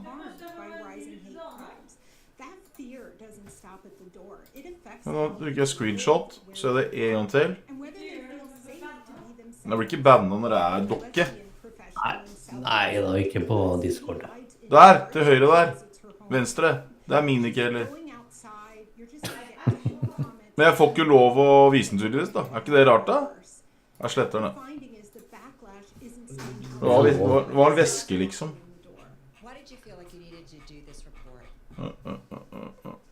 Fælt og gull går av. Ja, det gikk bra, det. Hun der en som overhypet til helvete. Det Ida Volden Bakke. Fy faen for en potet. Hun en nikkedukke, ass. Ida Wolden, ikke radioprogrammet? Nei, kanskje ikke. Hun som satt ned rett nå, det sentralbanksjefen i Norge. Hun helt inkompetent. Hun burde faen få... Altså, hun har den utdannelsen også, men hun jo helt neppe. Inflasjonen stiger. Økonomien går som aldri før. Bare sånn, hallo, det offentlige sektor i skrevhue. Oljeprisen, gassprisen, strømprisen. Liksom, hallo, hvorfor faen tror du inflasjon stiger? Offentlig sektor i Norge faen meg over, det 60%, eller? Det så dumme, jeg fatter ikke at det var politikere som altså de politikerne vi har, de hadde fått fiken i hvilket som helst privat selskap. En finansminister som var bonde, en fuckings helvete, faen ass, jeg hater dem. Brenn hele gjengen. Jævlig inkompetente idioter.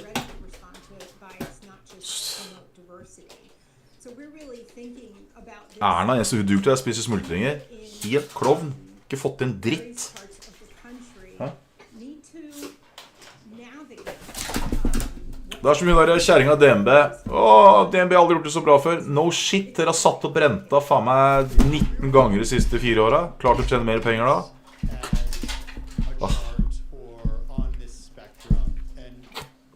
Er du lam og har downs i tillegg og blind, så tjener du penger hvis du setter opp renta i bank. Du trenger ikke være smart for det liksom. Og så skylder på inflasjonen. Sorry ass, jeg så dritlei udugelige politikere. De kan jo ikke en dritt. Hæ? Lena har funnet seg ny igjen. Empro nå. Gått vekk fra Geir.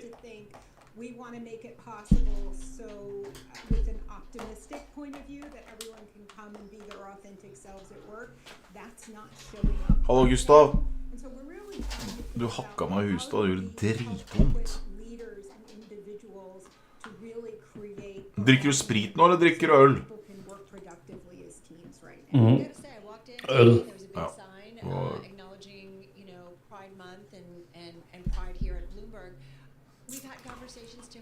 Om jeg bruker TD365, jeg bruker Trade.com sin chart, og så bruker jeg TD sin chart, og så bruker jeg Frontbroker sin. Altså jeg har 4 brokere, 6 brokere som jeg ser på chart på. Og det kun fordi jeg først litt rar, trenger ikke gjøre det, men jeg gjør det for å sjekke hvis noen av chartene stopper, hvis noe, i og med at jeg scalper ganske hardt egentlig, som du ser snart, så jeg ekstremt avhengig av at de følger hverandre ordentlig, at det liksom, for noen ganger så det avvik på, og så skal jeg forklare det. Jeg må sammenligne da. For det er noen LP-er eller liquidity providers som de lagger, eller så skal jeg forklare det.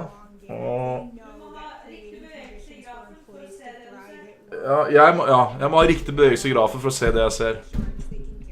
Stig, kan du forklare hva faen jeg prøver å si? Jeg vet ikke hva halvparten av det jeg driver med heter. Ja, nå fikk ikke jeg med meg noe av det du sa, så det... Nei, ikke sånn, altså. Jeg har hørt at du solgte på 6 forskjellige meglere. Ja, det bare for altså, det fine med at når du gjør det, at du kan se leggen. Ja, det det jeg prøvde å si. Nesten som arbitrage trading, som ulovlig, by the way. Ja. Vi lovlige.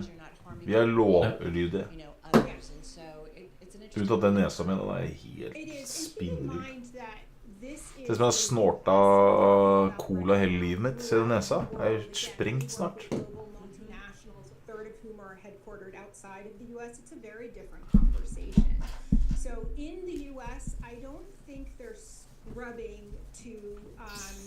curtail, but I think they're really trying to think about how do we protect employees in this moment. Ja, hva skal vi gjøre for noe helgen nå? Det skjer ikke en dritt frem til søndag klokka 12. Hva gjør folk med vanlig liv? Hva gjør dere for noe? Egentlig, hva er det man gjør for noe? Hva gjør du for noe, Stig? Nei, jeg gjør egentlig ikke sånn. Jeg jobber jo i helga. Jobber med... Hadde du programmer? Jeg er med blokktrade og det der. Men jeg programmerer diverse verktøy og sånt. Ok.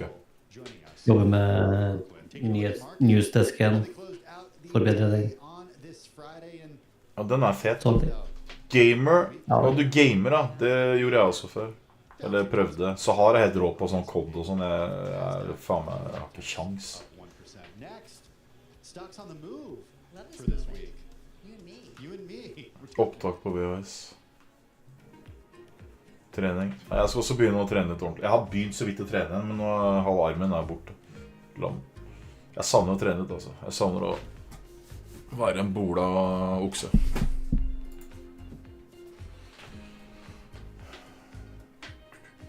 Koder en CRM.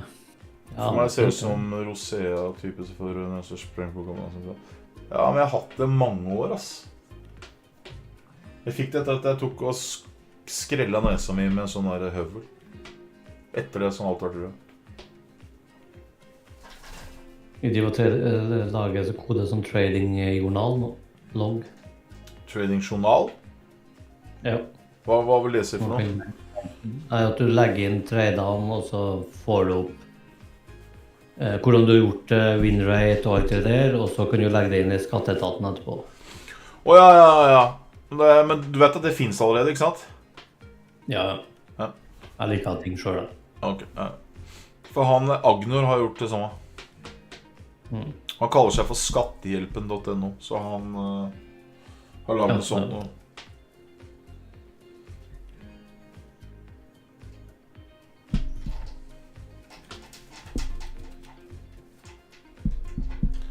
Kan gå bare klokka 18 år og spise middag sammen med de som vil. Der er... Hva faen? Dirty talking. Se på Lena.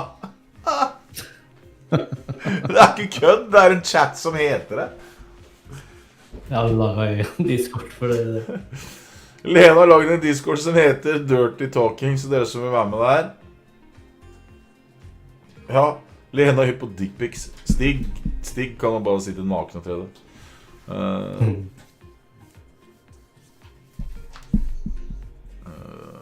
Story klikker jo helt, da. Lost in Heaven. World of Warcraft. Men det her er på mobil, er det ikke det? Eller er det på PC? PC. Ja.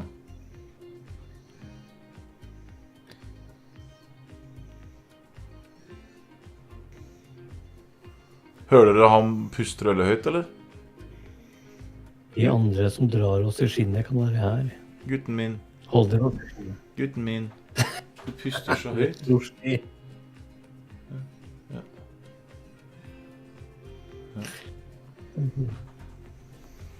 DP blir... Og så denne som der sender, så blir det blokkert. Fy faen. Snacks på mandag, Ray K. Ray 2K. Jeg sier alltid Ray K. Ray 2K. Du vet det pornotrynet og dra laksen til det.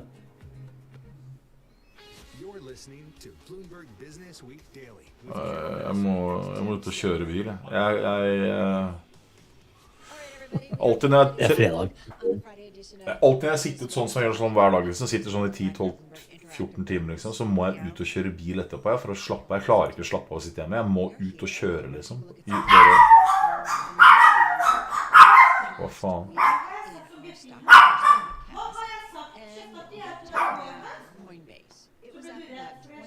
Og der har vi duckpics, ja. Og den var fin, da. Ville du satt mer penger på den gull enn den vanlige? Hvordan ville du fordelt pengene? Den vanlige er mer low risk nå, for der er det så mye penger. På den nye så blir det sånn risk som jeg har på privaten. Altså du trader sånn som du vanligvis gjør? Ja, uten å ta hensyn, for da er alle like mye.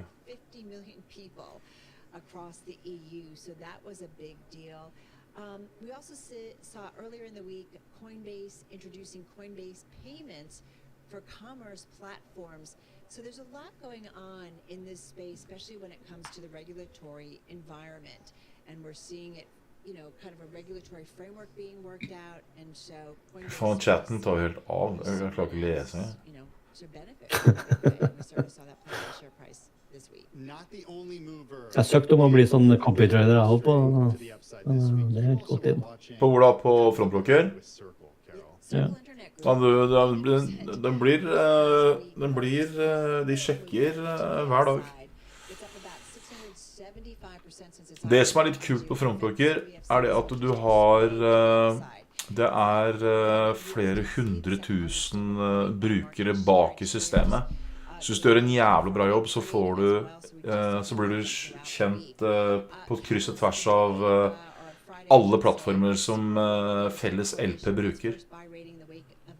Så du tjener ikke noe penger på det, men du får liksom et navn da, sånn at du kan på en måte dra penger på det på siden da, så du skjønner?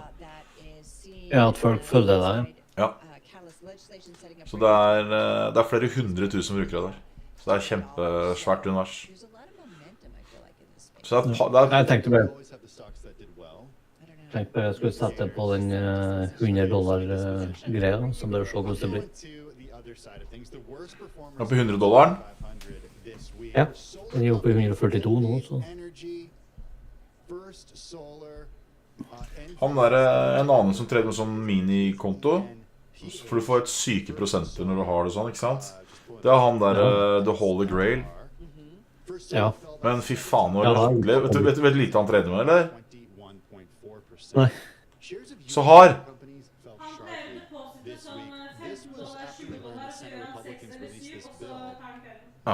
han depositer 150 kroner, og så gjør han 60 kroner I gevinst. Og da har han gjort sånn 50%, og så han ferdig. Han fikk over 2000 I marginer og sånt. Jeg bare skjønner ikke at det går an. Jeg hadde aldri, det hadde ikke giddet engang. Trade for 50 kroner. Ja, men det hadde ikke giddet. Ja, men prosenten hans jo, du får jo sånne prosenter, for jeg vet hva han gjør for noe. Han jo realisert jo $23 000, men urealisert akkurat nå jo 4 000 I minus. Så han heller jo bare tradene til han kommer I pluss. Ja, men ikke bare det. Det han gjør, han for eksempel putter på 1000 kroner. Jeg vet også, jeg har knekt koden på hvordan du skal gjøre hvis du skal lure folk. Du putter på 1000 kroner, ikke sant? Og så kjører du en trade imot. La oss si du risker halve kontoen, ikke sant? Og da det plutselig jævlig lav margin. Og det han gjør da, han putter opp I mer penger for å holde leveragen oppe. Sånn at den traden, hvis den går I boks, så gjør den kjempeprosenter. Mens kontoen hans I teorien, for den regner fra når han kjører traden. Jeg mener det sånn der. Så hvis han putter på penger I etterkant, da har han marginer, og så vil prosenten bli stor, og så kan han ta ut de pengene igjen, så kontoen liten igjen, og så har han gjort kjempeprosenter. Jeg tror det sånn de gjorde det. Og det jo bare piss, hvis du følger med litt I timen. Down 8.45%. For the week overall. Yeah. Hey, I just want to go back to Coinbase Global because I didn't want to eat up all the time, but there was so much stuff. Men det jo 99% av alle copytraderne bare bullshit. Ja, jeg tror det. Det ingen som gjør det. Nå fikk jeg melding fra The Holy Grail nå. Fikk melding fra Holy Grail. Jo, jeg medlem I gruppa hans. 3217 subscribers. I dag har han gjort hør på dette her I dag har han opp på uka så har han opp 1,9% på en uke og I dag så tjente han profit 40 kroner Hvem som gidder det der da? Han tjente $4 Jeg tjente 22 000 I går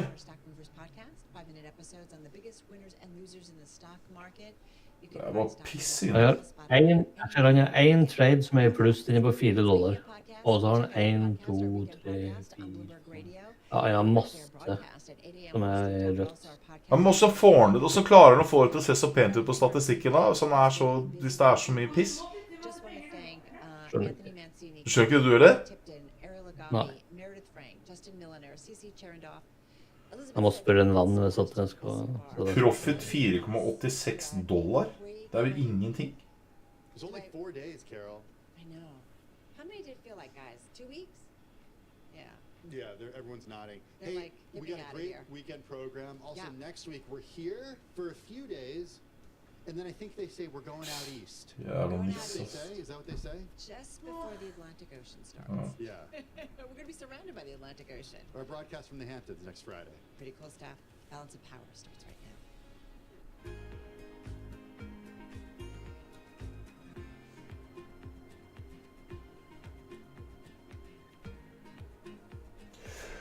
Opp 44%, 35. Ja, det bra. Jeg opp 30, egentlig opp 56, men copytrading-greia fikk ikke med seg de første 30% mine, for det var ikke... Hvorfor gikk ikke det? Jo, de telte ikke med første 2 ukene mine på copytrading på meg. Nei, jeg opp 56%, opp 30% mer enn den som står der.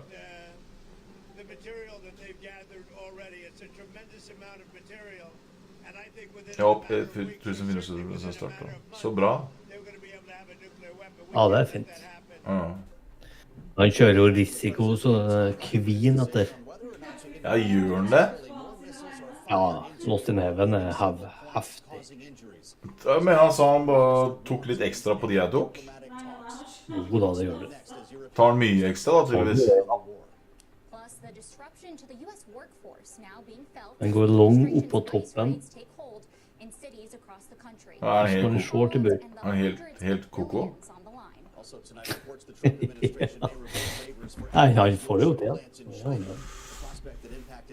Ja. Nei, jeg glad. Jeg husker han ene surrekuken som var inne på her, som bare lagde masse kvalm og var milliardær omtrent, og alt mulig piss, og skulle ha folk til å følge han og alt mulig greier. Jeg glad at vi fant ut at det var bare piss. Lost in Heaven trader I hvert fall. Det I hvert fall ekte. Tonight with tensions in the Middle East, the White House says it will hold off any attacks on Iran for 2 weeks to give diplomacy a chance. That process underway today in Geneva, where Iran's foreign minister discussed de-escalation with his counterparts from France. Han var Porsche GT... Nei, ikke han, det en annen som... han var bare... Jeg husker han var inne på her, og så var kul en periode, liksom, og så bare fikk jeg ikke noe det han sa til å stemme. Så tenkte jeg, faen, altså hva jeg gikk langt, så nå går jeg så... Det en kompis Norres, det. Ja, jeg gikk ikke si navnet hans, for jeg gikk ikke out den. Men, fy faen for en jævla klovn, ass. Og så drev han og fikk folk til å bli jævla usikre, de trade og drev og pratet masse, og liksom hadde skikkelig peiling, så bare... Så sa han at han hadde mye av 50 eller 100 millioner på konto, og så fikk vi aldri se kontoen hans, så bare sånne små minikontoer, og så... drev han og... Husker du det? Og så når du sa du fikk baksmør, så bare «Åh, skal du vise deg baksmør, det?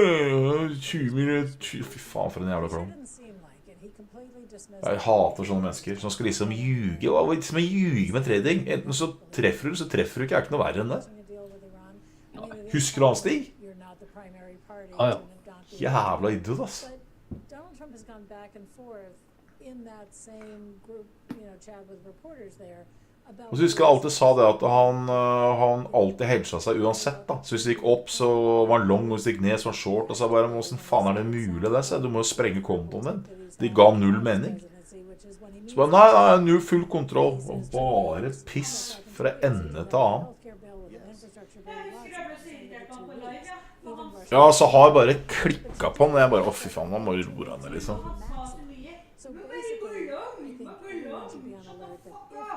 Ja, han var helt på bærtur. Han kunne jo ingenting. Men det var mange som hørte på han da, stakkars som trodde han hadde pære, for han snakket jo som han visste hva han snakket om da. Ja, han gjorde jo det. Av og til i hvert fall. Ja, men det skurret så jævlig. Jeg husker han sa han skulle bli forvalter, og så sa jeg, ja, men det er så kult, tenkte jeg. Så bare, ja, men jeg skal bare gå ferdig skolen først. Så tenkte jeg, gå ferdig skole for å bli forvalter. Hvis du har 100 mil på konto, du går ikke på skole for å forvalte, da er du forvalter av den klovn. Jævla idiot. Ja. Sulter du her? Hør nå, folkens. Ok, så hva vil du spise da? Ja, ok. Hva sa? Ja, hun sa biff. Hun pleier alltid å si 'jeg vet ikke'. Og så pleier jeg å si 'hva vil du ha?' Da 'jeg vet ikke'. Så sier jeg 'ok, skal du dra og kjøpe mat?' Eller 'ja', så drar vi ut til bilen. Og så er det pissur. Så sier jeg 'ok, hvor skal jeg spise nå?' 'Jeg vet ikke'. Så sier jeg 'alt er stengt'. 'Ja, jeg vet det'. 'Du lager aldri mat', sier jeg, så drar vi hjem igjen. Så spiser en pølse. Det er liksom rutinen vår hver dag. Og hver dag når du står opp, så skal vi kjøre. Så må vi ha for noe toast. Kjøper jeg toast, jeg kjøper en pølse. Du jobber av, og så er vi rett tilbake på trading. Og så er vi drithappy. Og så stenger børsen. Og så blir jeg dritsulten. Hva skal jeg gjøre? Jeg drar på Ykna oppe. Ok, da drar vi på... Hvor er vi drar da? Burger King? Du er råtten i munnen. Skal jeg lage mat klokka 11? Hæ?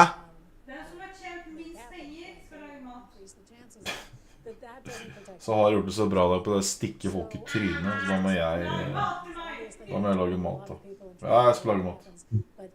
Is not something we have today.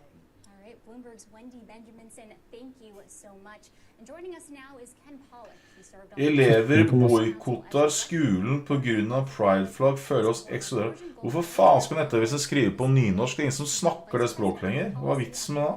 Jeg har ikke noe mot nynorsk, men faen, man skriver så jeg skjønner hva du sier for noe. Skolen. Can you just put into context for us what are the factors the US is going to be weighing as President Trump says 2 weeks is now the maximum for his decision? Wow, Tyler. So I could tell you what I think Donald Trump is weighing, and I could tell you what I think the US is. I'm not sure that those are the same things, though. Ivar Aasen, han er jo nynorsk. Har du noen der som har sett? Hæ? Story er 18 år. Er han ikke eldre? Du som er så god trøndersk, Jones, du forstår jo nynorsk. Jeg husker jeg hadde nynorsk på skolen. Egentlig ble jeg blitt fritatt fra det, i og med at det er engelsk, ikke sant? Jeg husker læreren sa til meg, dette har vært en S. Det stod S. S stod det på. Og så stod det lenger ned, hvis dette her hadde vært svensk. Det var min nynorsk prøve. Så jeg strøk.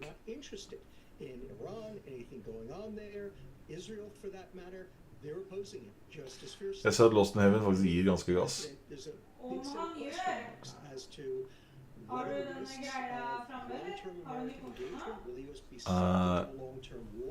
Er han oppe, eller den der gullkontoen? Etter Golden... Dr. Gold, heter den. Hvordan lager du navn? Ja, du kan kalle den for alt mulig rart. Du kan kalle den for... Naked Trader. Du bør kalle for Naked Trader. Hvor er det?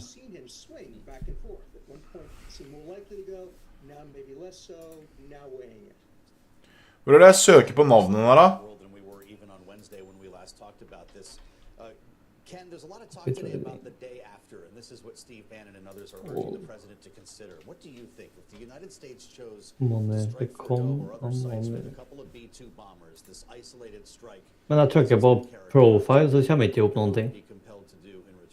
Så det er en bug der. Look, this is a very big question.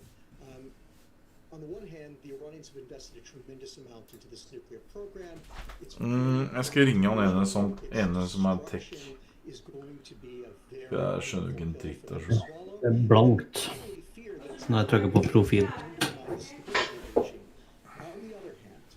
Ayatollah Khamenei, the supreme leader of Iran, has demonstrated time and again over the decades that he is incredibly respectful of American military power, and that ultimately, he's not a nice man, I don't particularly care for him, but he is both prudent and he is a strategic thinker. We have seen him. Hvordan er det mulig at Alien har 461% i minus? Return of Troy. President Trump killed Qasem Soleimani, the head of their Quds force. And the Iranian response was minimal. Right, so to build off of this, our analysts at Bloomberg say that if the Fordow nuclear site and other nuclear facilities were hit, it would likely serve a devastating blow, but it wouldn't end Iran's nuclear program. Can you put into context here, do we risk... Kan jeg bare få en per konto? Det er jo litt teit. Yes, I think this is the most important question, Tyler. I would agree that this is the foremost issue that President Trump thinks about. that it's not enough to simply destroy the Iranian program now. The really important issue is making sure that Iran doesn't rebuild its nuclear program and just try to get nuclear weapons as fast as it can. Right? And that means whatever the United States does has to be designed to do that.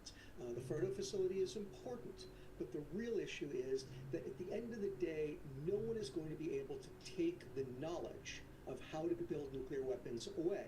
Neither we nor the Israelis are going to be able to Minus 254%. the knowledge of how to make a nuclear weapon out of the heads of many, many Iranian scientists. And we should understand, the Iranians right now have Hvordan det mulig? kilograms Jeg skjønner ikke. uranium.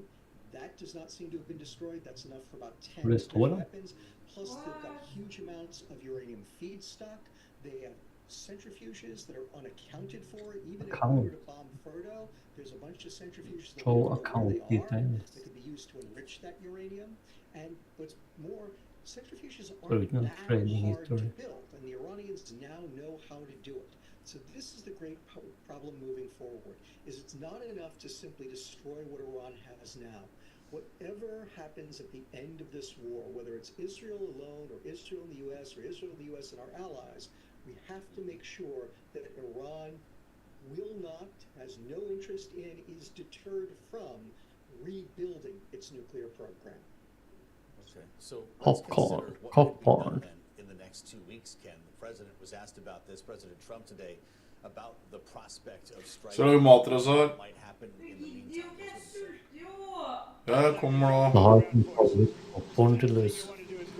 Jeg må logge her, så blir jeg slakta her. Hun der sure iraneren her kommer til å klikke på meg. Hun vil ha mat, og du skal aldri kødde med en... Nei, så da er det gærent også da. Ja, så skal vi ikke lage mat likevel da, eller Sar?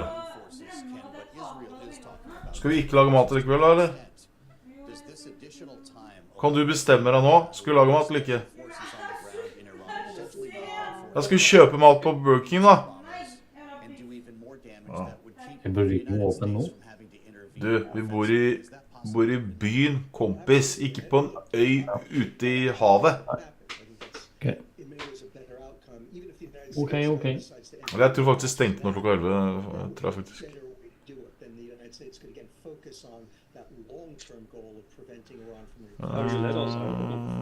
Ikke helt enda en pro, men for jeg sitter jo sånn som jeg sitter, og da visner det helt da. Om jeg trenger Viking, koko.